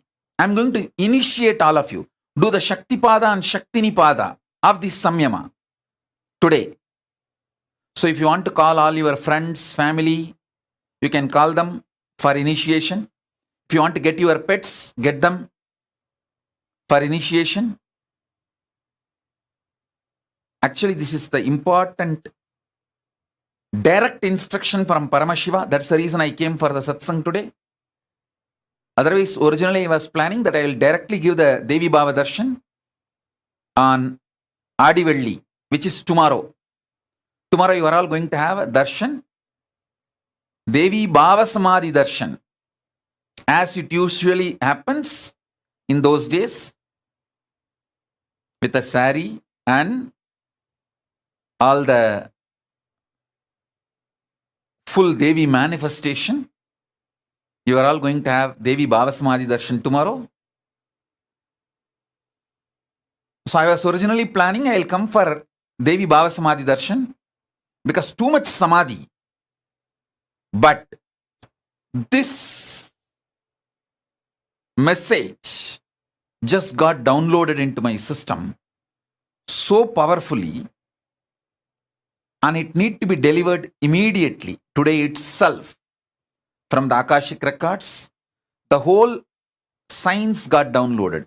Please listen. I got the science from Isakki Swamigal and Raghupati Yogi both. Now Paramashiva gave this.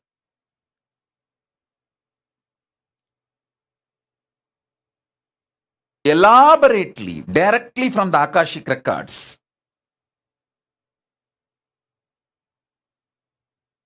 Swarajya Siddhi Samyama.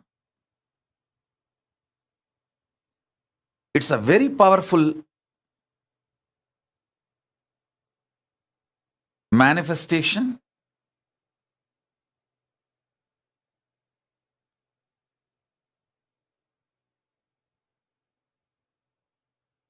Directly from Paramashiva.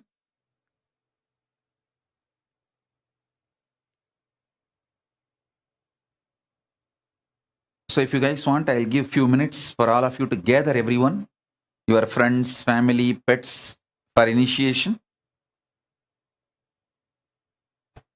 Then I'll start the initiation. Shrikant, tell Prasanna Ramchandran to join.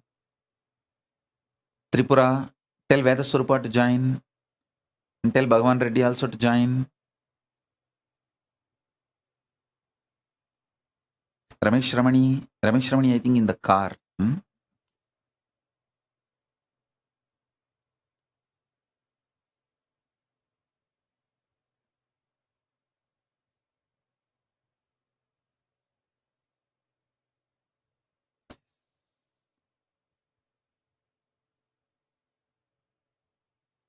Oh, it's in the house. Ramesh Ramani is in the house only. It's a sunlight.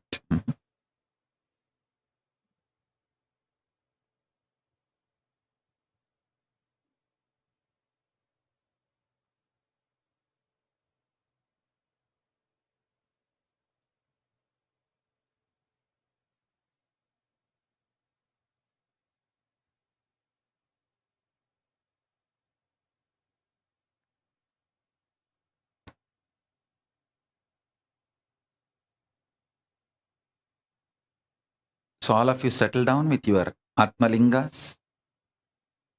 I'm going to initiate step by step. Call all your friends and family and inform them now.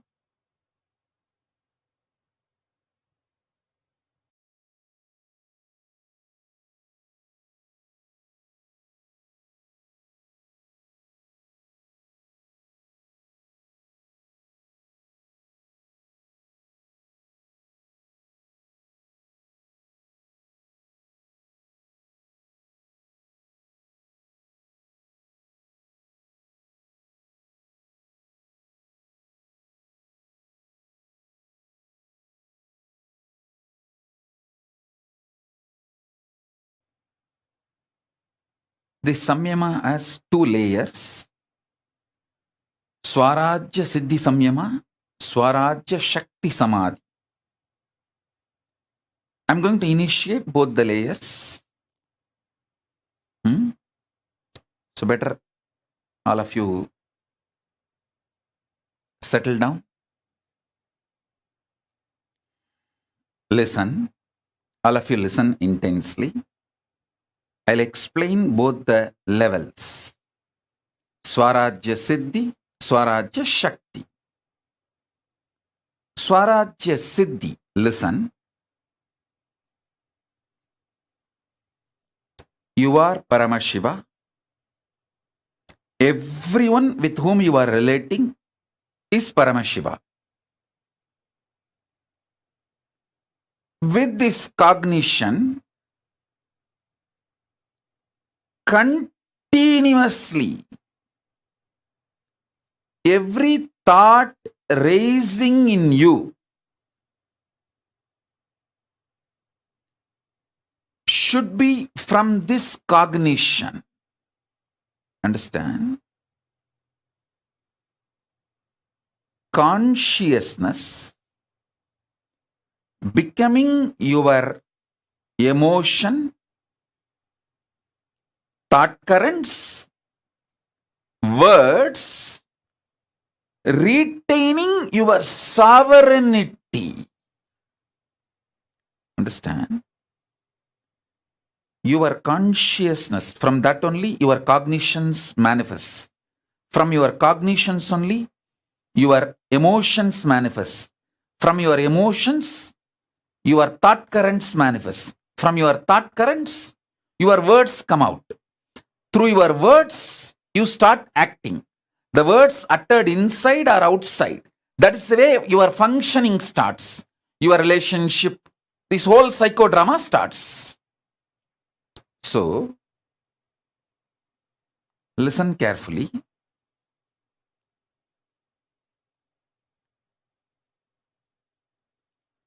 Your consciousness manifesting as your cognition, as your emotion, as your thought current, as your words, without losing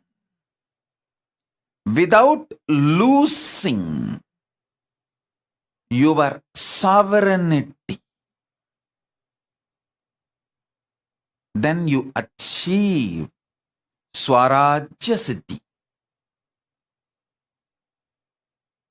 Anyone in this world can start practicing it.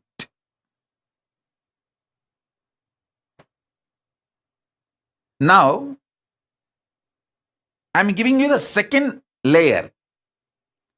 Swarajya Shakti Samadhi. The Samyama Samadhi.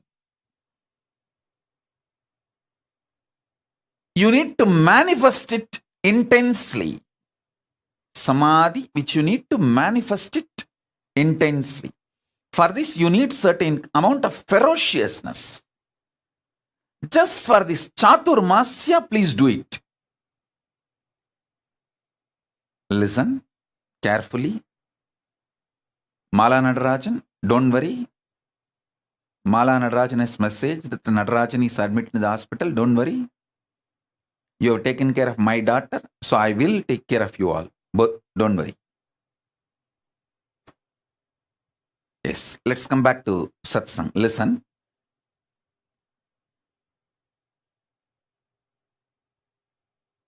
Listen carefully.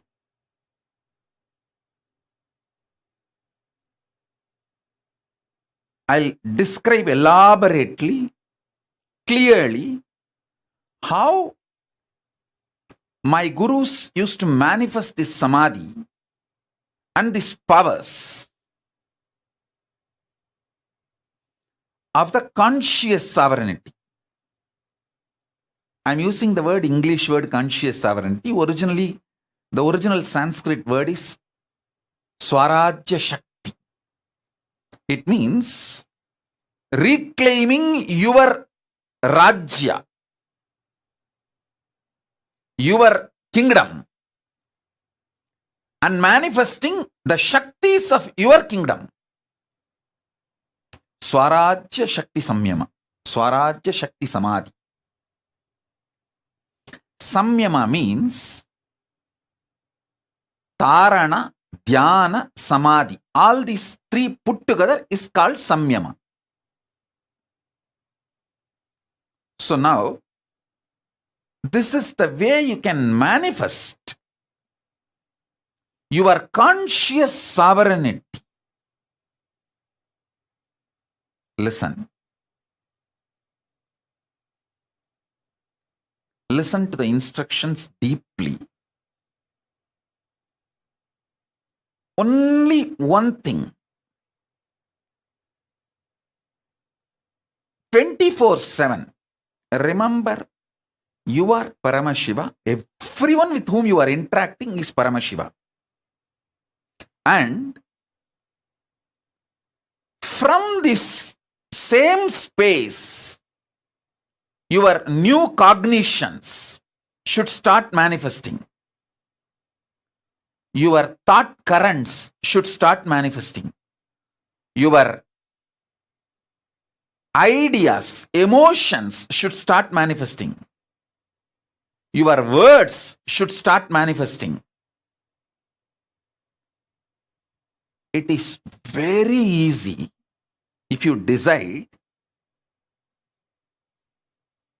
These 4 months, this Chaturmasya, conscious sovereignty Chaturmasya, you will do all the interactions from this space.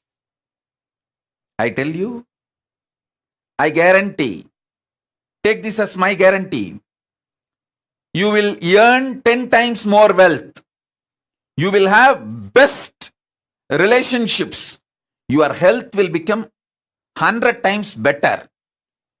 Your inner space will manifest at least 100 powers. Mark all these words as my commitment to you all who are receiving this initiation. Listen. This Chaturmasya till Navaratri, decide. Your whole interaction will be only from this angle, this space. And make sure all your communication is only through writing and showing, writing and showing, writing and showing. Because when you are not blabbering, all your verbalization is blabbering. When you are not talking blah blah blah blah blah blah blah blah, you can retain the conscious sovereignty cognition. If you make your communication only through writing, you can always make sure, yes, I am from that space. I am here as Paramashiva, and here is this Paramashiva. So I am here to be ultimately integrated. No cheating, exploiting, no cunningness, strategic relationship, integrity to integrity, Paramashiva to Paramashiva, oneness to oneness. If there is a conflict, I will explain this, my conflict and insecurity and fears to this Paramashiva, knowing that this Paramashiva will not exploit me, will only support me in manifesting my Paramashivatva more and more. Listen, I am telling you, most of your deluded insecurities will melt down. All your delusional insecurities will melt down.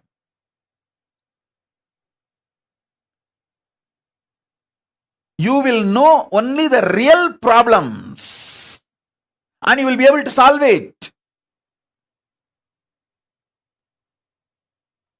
I tell you, I know the powerfulness of this samadhi. I have seen my gurus doing and I have done it. Now, I wanted to prove to all the devotees all over the world. There are many people, newcomers, you would have come today and listened to this satsang. You may be thinking, oh, this is absolutely impractical. 4 months he is asking us to be literally in silence. He doesn't know I am a doctor, I am a lawyer, I am an engineer, I am a scientist, I am a CEO, and he is asking me to be in silence. He is impractical. You may think. For all of you, I will prove the power of this samyama by making my Kailasa government. The whole Kailasa government will function, this whole Chaturmasya, with this Swarajya Shakti Samadhi. Means the whole Kailasa government Biddi, Tiruvannamalai, all countries, the Kailasa government function. Swarajya Shakti Samyama. Samadhi. Swarajya Shakti Samadhi. Listen. Immediately, I know few people will raise, no. They somehow want to break this samyama. They will raise, oh, what to do if we need to attend to some legal things with the outer world, if we need to attend to something. All right, maybe those one or two things, rarely you can speak as an exemption. Otherwise,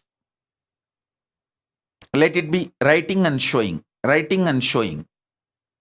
For example, if the ashram from Tiruvannamalai ashram and Biddi ashram need to communicate, come on Zoom call, both side, write and show, write. Of not speaking and writing, because by the time you write, you need to be, you won't lose your cognition.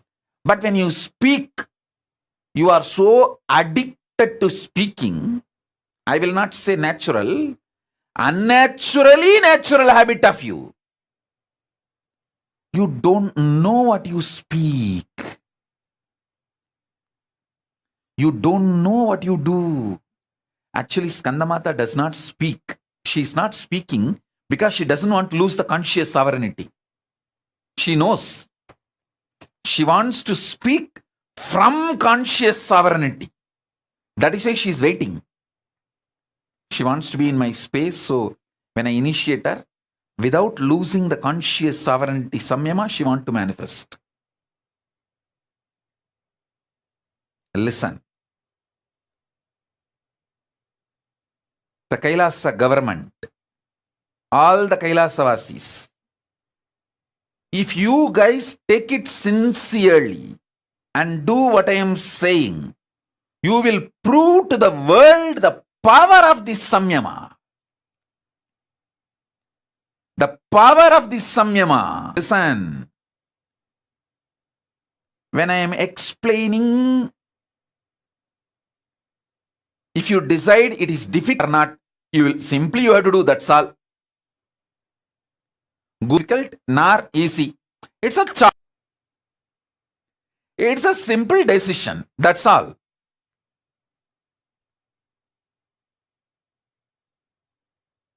So even for the devotees, I am saying, see, in your are convinced everyone, but try to retain this conscious sovereignty, cognition, and continue to speak. Keep that as a your spiritual path and your connection with Kailasa and all that. With those people, no other way you have to run your life. Other than those few, with everyone who knows you are my disciple and you do everything I say,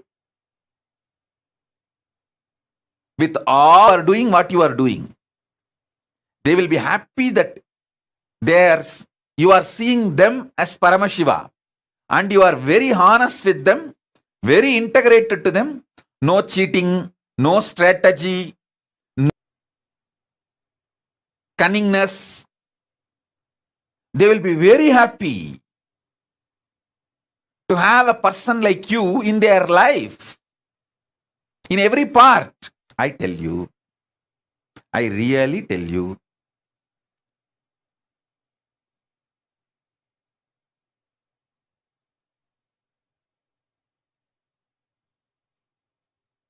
exemptions, okay. Like there may be some of you, speaking is your profession, like a teacher or a singer. So those few things exempt, okay. Even in Kailasa government, those few exemptions, okay. Even during that time, try to continuously hold.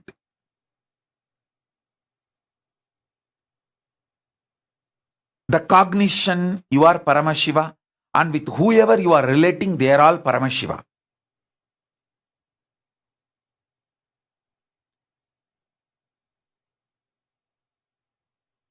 And I tell you, try to shift most of your communication to chatting, make it into typing, writing, that kind of things. Why? You don't know the power of this. With writing, typing, still it has not become unnaturally natural habit. See, breathing is organically natural habit. Good. But talking, even wearing clothes, all these are toxic, not natural. Or I can put it in the other way. It has become almost like a natural for you, but which is not your nature.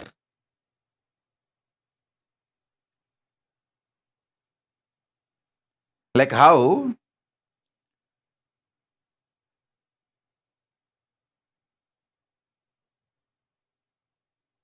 wearing dress is not your nature, but it has become natural now. Breathing is very organically natural habit. But talking is not organically natural habit. It is forced natural habit. Forced and became a natural habit. WhatsApp, Facebook, Messenger, in everything. Typing is okay. Chatting is okay. Drop talking, because while you type, while you chat, I know the delete, how many times you delete and retype, delete and retype, reword before send button. Listen, sometimes even after sending, you wanted to verify if that person has not seen the message, if the double tick is not there, you delete it. You unsend the message. Listen.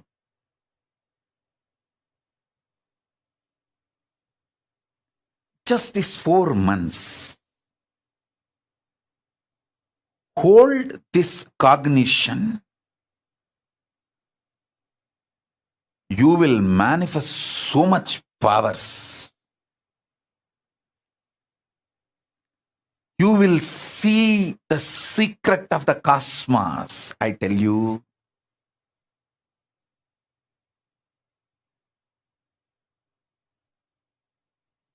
Listen, Paramashiva, you decided to enjoy you, so you became many.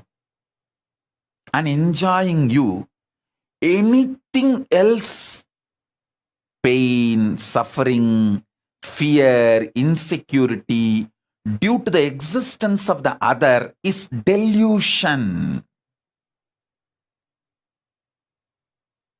You will wake up to this reality. You will manifest that kind of powers, personality, joy, wealth, everything in your life. I am not giving you some technique to get 1 ton gold. I am giving you the methodology to get a planet made out of gold. I am giving you the methodology to get a planet, full planet, hill, everything is gold. That is what is Swarajya Siddhi. Understand? I am not giving you one small power, one small health. I am giving you your own consciousness. As I told you, You are not human being for me. You are a conscious being.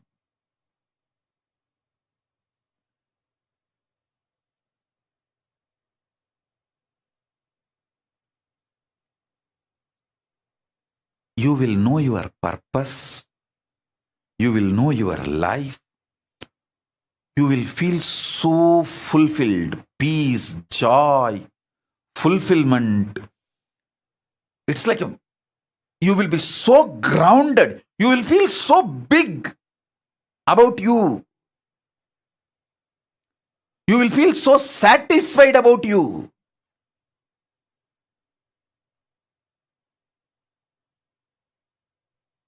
$1,000 good things will happen if you just do this till Navaratri, till Vijayadashmi. That's all. I am not asking you to be in silence forever. Even in this Chaturmasya, I am not saying that you should never talk. As I gave you the exemption, whoever you are not convinced that you are my disciple and you are doing some spiritual practice, maybe your boss in the office, some of them may not have been convinced about your spiritual aspiration and practices. With them, you have to speak your survival. Those things, make it as exemption. Other than those exemption,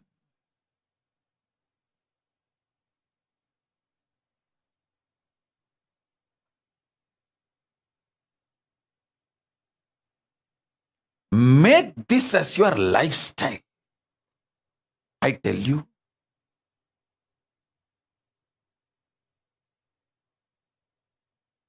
the most important truth is holding the conscious truth. You are Paramashiva, and everyone in your life is Paramashiva.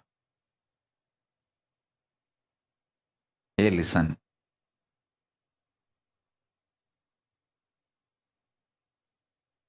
See, I am not talking something illogical, irrational, or impractical. Don't think I am talking something impractical. Listen.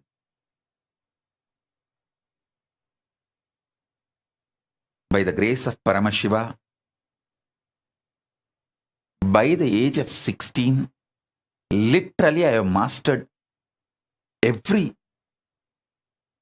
thought current and experiences of enlightenment sciences. Different branches of enlightenment sciences. Shaiva, Vaishnava, Shakta, Vaidika, Vedanta, Siddhanta. That is the way Paramashiva has supported me. Of course, he himself manifested and he has made the whole ambience available for me in every way.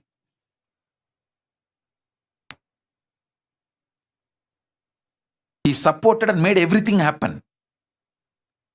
And after that, last 27 years of my public life, from the time the Yoga Pattabhishekam is done, last 27 years, with millions of people I have worked, directly, personally, initiated, guided, made them experience powers, manifest all the best things in the life. I have done everything. Listen, I am telling you all this just to make you understand. I am most practical person. I will not tell you something impractical. And I will not tell you something useless. I am highly user-friendly and highly efficient. Efficiency-oriented, focused. If I ask you to do some spiritual practice for 10 minutes, I will make sure you get the result of at least 10 years of your tapas and the time you are spending on that spiritual practice. I am a very productive person,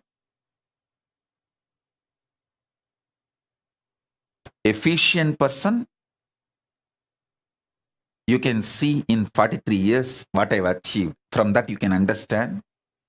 I am very productive, life positive, focused, successful person. Very practical person. If I am giving you this samyama, this samadhi, I know the power it can bring in your life. So drop all the ideas. It is difficult, not possible for me. No. Everyone will be able to do this. As I told, if talking is your profession, like teacher, lawyer has to talk in the court. So that kind of unavoidable, have exemption.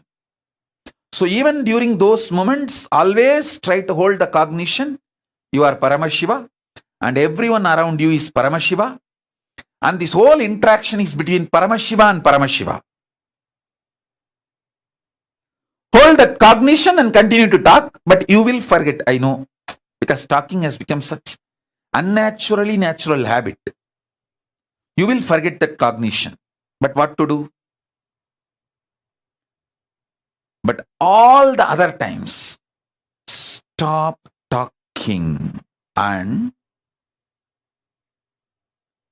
be from this cognition and always do the communication by penning down. Then even few minutes if you miss, you can get back to this cognition and start penning down.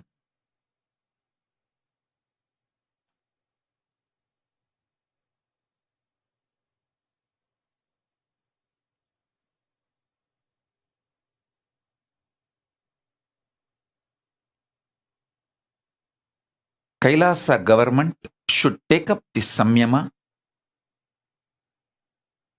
Everyone in Kailasa. And even the people who have come for the quarantine, staying in all our campuses, you can also try. Of course, it is not a compulsion for you. You can try. Because now, these 4 months, what are you going to do? You can try.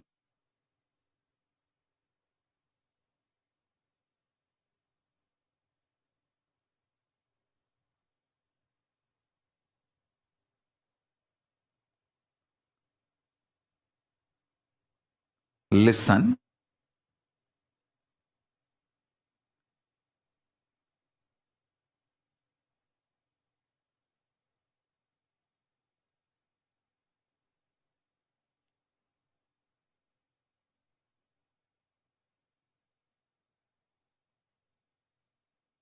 When you start trying, you will see how many things open up in you and how you beautifully organize yourself. All the 25 faces of Paramashiva manifesting in you,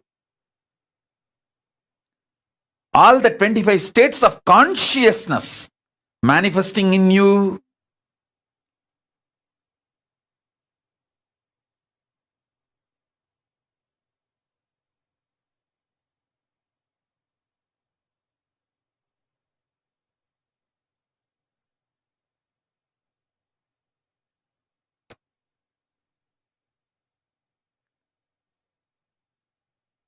how your whole being gets manifest, the Paramashivatva manifests in you. I tell you, when that experience comes from the peace space of Paramashiva, that samadhi starts manifesting, then you will understand, oh God, wow.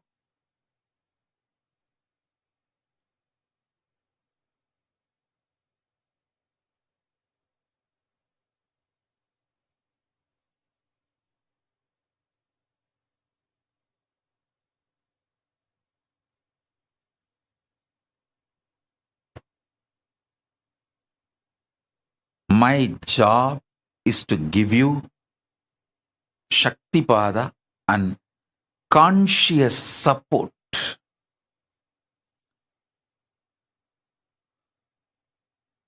as a living Purnavatara of Paramashiva.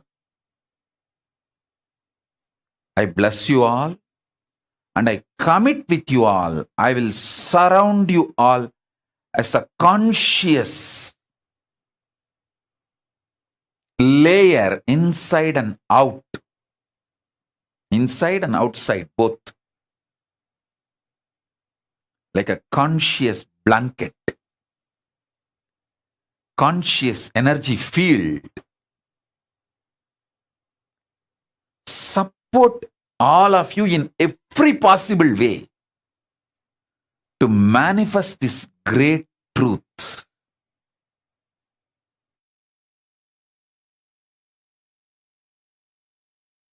See, when you start living this truth, you will see whatever you want in your life starts manifesting, like a wealth, health, relationships, everything.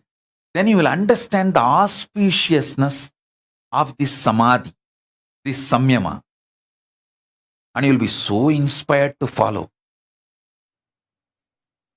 You will you will simply start doing it.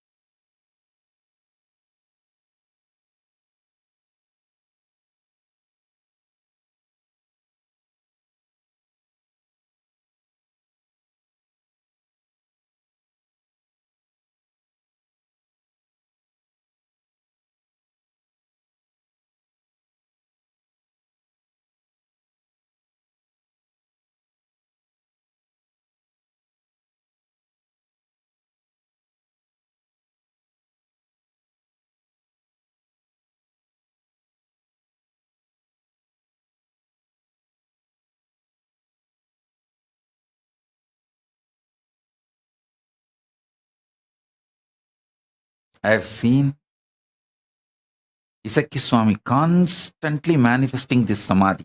Whenever he sits in samadhi, he will do that only. He will never speak. He will have a slate and anybody comes for blessing, support, anything, he will just write and show. And clean. Write and show. And clean. Write and show. That's all.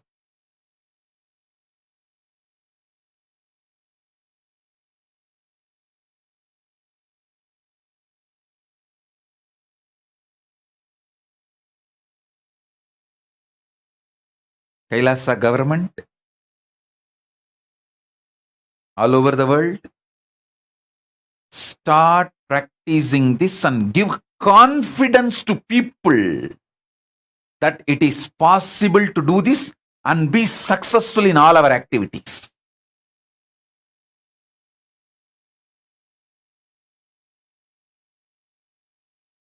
See, the Kailasa government,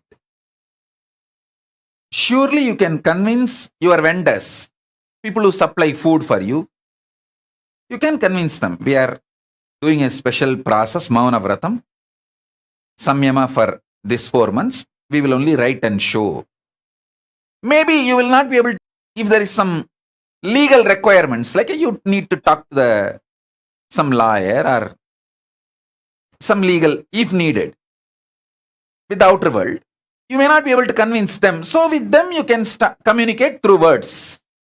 Even with them, hold this cognition and communicate. Communicate slowly from this cognition, conscious sovereignty. Let the words manifest one by one, slowly, with extreme awareness.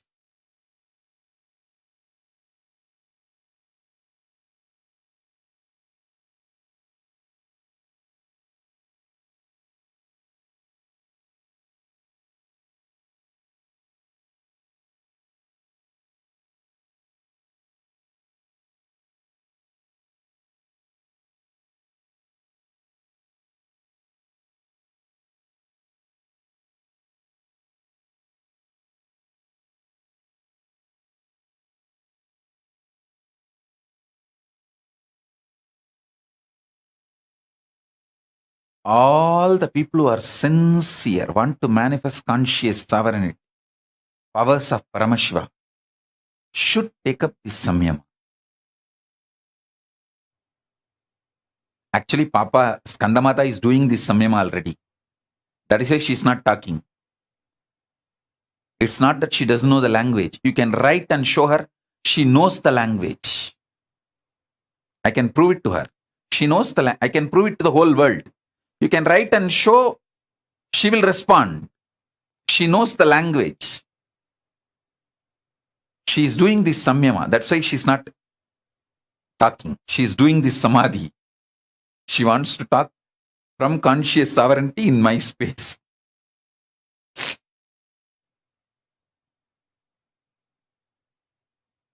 I tell you, it's a very powerful samadhi, samyama.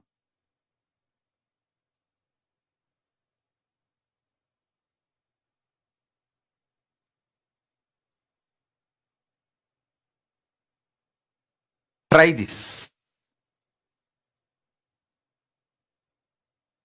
See, even the people still now you have not convinced that you are my devotee, you are spiritual seeker and you are practicing, you are initiated disciple. You can take next 1 or 2 days and convince them.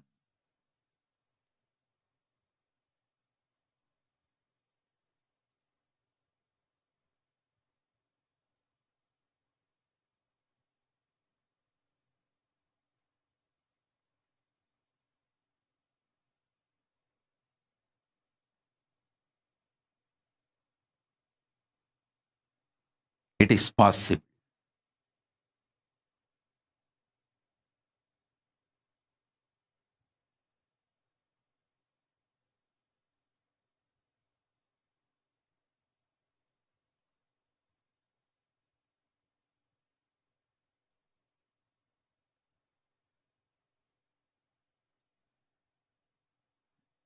Kailasa, everyone listen, everyone in the Kailasa, all the Adinavasis, Gurukul Balasans,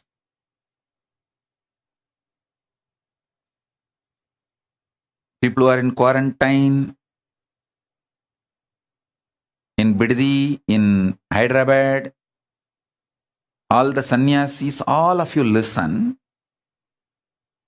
Don't try to ask for exemption. Don't put your energy on breaking this samyama. Put your energy on making this samyama and making the whole world understand the power of this samyama. If you demonstrate it, the power, the whole world will start realizing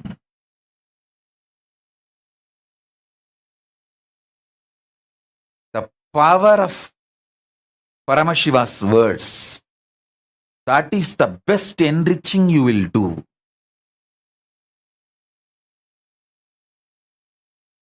Your whole consciousness, body, mind, brain, emotions, everything will be detoxed. Paramashiva will start manifesting. Just this one samyama, this one samadhi,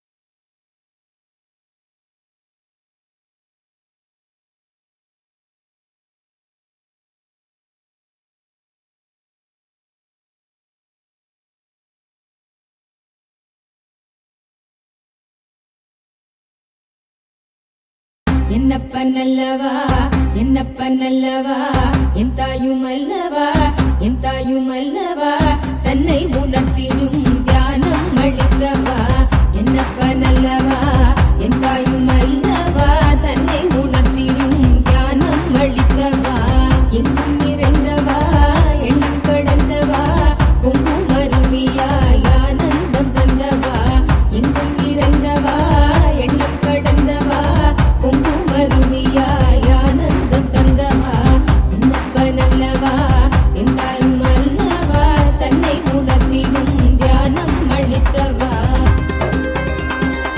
ஏழாம் உடல்கள் தாண்டி நித்திய வாழ்வும் கண்டிட கேடான காலம் தன்னை வென்று நீலை நின்றிட ஏழாம் உடல்கள் தாண்டி நித்திய வாழ்வும் கண்டிட கேடான காலம் தன்னை வென்று நீலை நின்றிட சீரான பாவம் பழி நீங்கி பெரும் வாழ்வினை கொண்டாட நித்யானந்த ஸ்புரணம் தன்னை நெய்தவா சீரான பாவம் பழி நீங்கி பெரும் வாழ்வினை கொண்டாட நித்யானந்த ஸ்புரணம் தன்னை நெய்தவா என்னப்பன் என்னப்பன் என்னப்பன் அல்லவா என் தாயும் அல்லவா தன்னை உணர்த்திடும் தியானம் அளித்தவா என்னப்பன் அல்லவா என் தாயும் அல்லவா தன்னை உணர்த்திடும் தியானம் அளித்தவா ஏழாம் உடல்கள் தாண்டி நித்திய வாழ்வும் கண்டிட கேடான காலம் தன்னை வென்று நீலை நின்றிட ஏழாம் உடல்கள் தாண்டி நித்திய வாழ்வும் கண்டிட கேடான காலம் தன்னை வென்று நீலை நின்றிட சீரான பாவம் பழி நீங்கி பெரும் வாழ்வினை கொண்டாட நித்யானந்த ஸ்புரணம் தன்னை நெய்தவா சீரான பாவம் பழி நீங்கி பெரும் வாழ்வினை கொண்டாட நித்யானந்த ஸ்புரணம் தன்னை நெய்தவா என்னப்பன் என்னப்பன் என்னப்பன் அல்லவா என் தாயும் அல்லவா தன்னை உணர்த்திடும் தியானம் அளித்தவா என்னப்பன் அல்லவா என் தாயும் அல்லவா தன்னை உணர்த்திடும் தியானம் அளித்தவா ஏழாம் உடல்கள் தாண்டி நித்திய வாழ்வும் கண்டிட கேடான காலம் தன்னை வென்று நீலை நின்றிட ஏழாம் உடல்கள் தாண்டி நித்திய வாழ்வும் கண்டிட கேடான காலம் தன்னை வென்று நீலை நின்றிட சீரான பாவம் பழி நீங்கி பெரும் வாழ்வினை கொண்டாட நித்யானந்த ஸ்புரணம் தன்னை நெய்தவா சீரான பாவம் பழி நீங்கி பெரும் வாழ்வினை கொண்டாட நித்யானந்த ஸ்புரணம் தன்னை நெய்தவா என்னப்பன் என்னப்பன் என்னப்பன் அல்லவா என் தாயும் அல்லவா தன்னை உணர்த்திடும் தியானம் அளித்தவா என்னப்பன் அல்லவா என் தாயும் அல்லவா தன்னை உணர்த்திடும் தியானம் அளித்தவா ஏழாம் உடல்கள் தாண்டி நித்திய வாழ்வும் கண்டிட கேடான காலம் தன்னை வென்று நீலை நின்றிட ஏழாம் உடல்கள் தாண்டி நித்திய வாழ்வும் கண்டிட கேடான காலம் தன்னை வென்று நீலை நின்றிட சீரான பாவம் பழி நீங்கி பெரும் வாழ்வினை கொண்டாட நித்யானந்த ஸ்புரணம் தன்னை நெய்தவா சீரான பாவம் பழி நீங்கி பெரும் வாழ்வினை கொண்டாட நித்யானந்த ஸ்புரணம் தன்னை நெய்தவா என்னப்பன் என்னப்பன் என்னப்பன் அல்லவா என் தாயும் அல்லவா தன்னை உணர்த்திடும் தியானம் அளித்தவா என்னப்பன் அல்லவா என் தாயும் அல்லவா தன்னை உணர்த்திடும் தியானம் அளித்தவா என்னப்பன் அல்லவா என் தாயும் அல்லவா தன்னை உணர்த்திடும் தியானம் அளித்தவா என்னப்பன் அல்லவா என் தாயும் அல்லவா தன்னை உணர்த்திடும் தியானம் அளித்தவா எங்கும் நிறைந்தவா எண்ணம் கடந்தவா பொங்கும் அருவியாய் ஆனந்தம் தந்தவா எங்கும் நிறைந்தவா எண்ணம் கடந்தவா பொங்கும் அருவியாய் ஆனந்தம் தந்தவா என்னப்பன் அல்லவா என் தாயும் அல்லவா தன்னை உணர்த்திடும் தியானம் அளித்தவா என்னப்பன் அல்லவா என் தாயும் அல்லவா தன்னை உணர்த்திடும் தியானம் அளித்தவா எங்கும் நிறைந்தவா எண்ணம் கடந்தவா பொங்கும் அருவியாய் ஆனந்தம் தந்தவா எங்கும் நிறைந்தவா எண்ணம் கடந்தவா பொங்கும் அருவியாய் ஆனந்தம் தந்தவா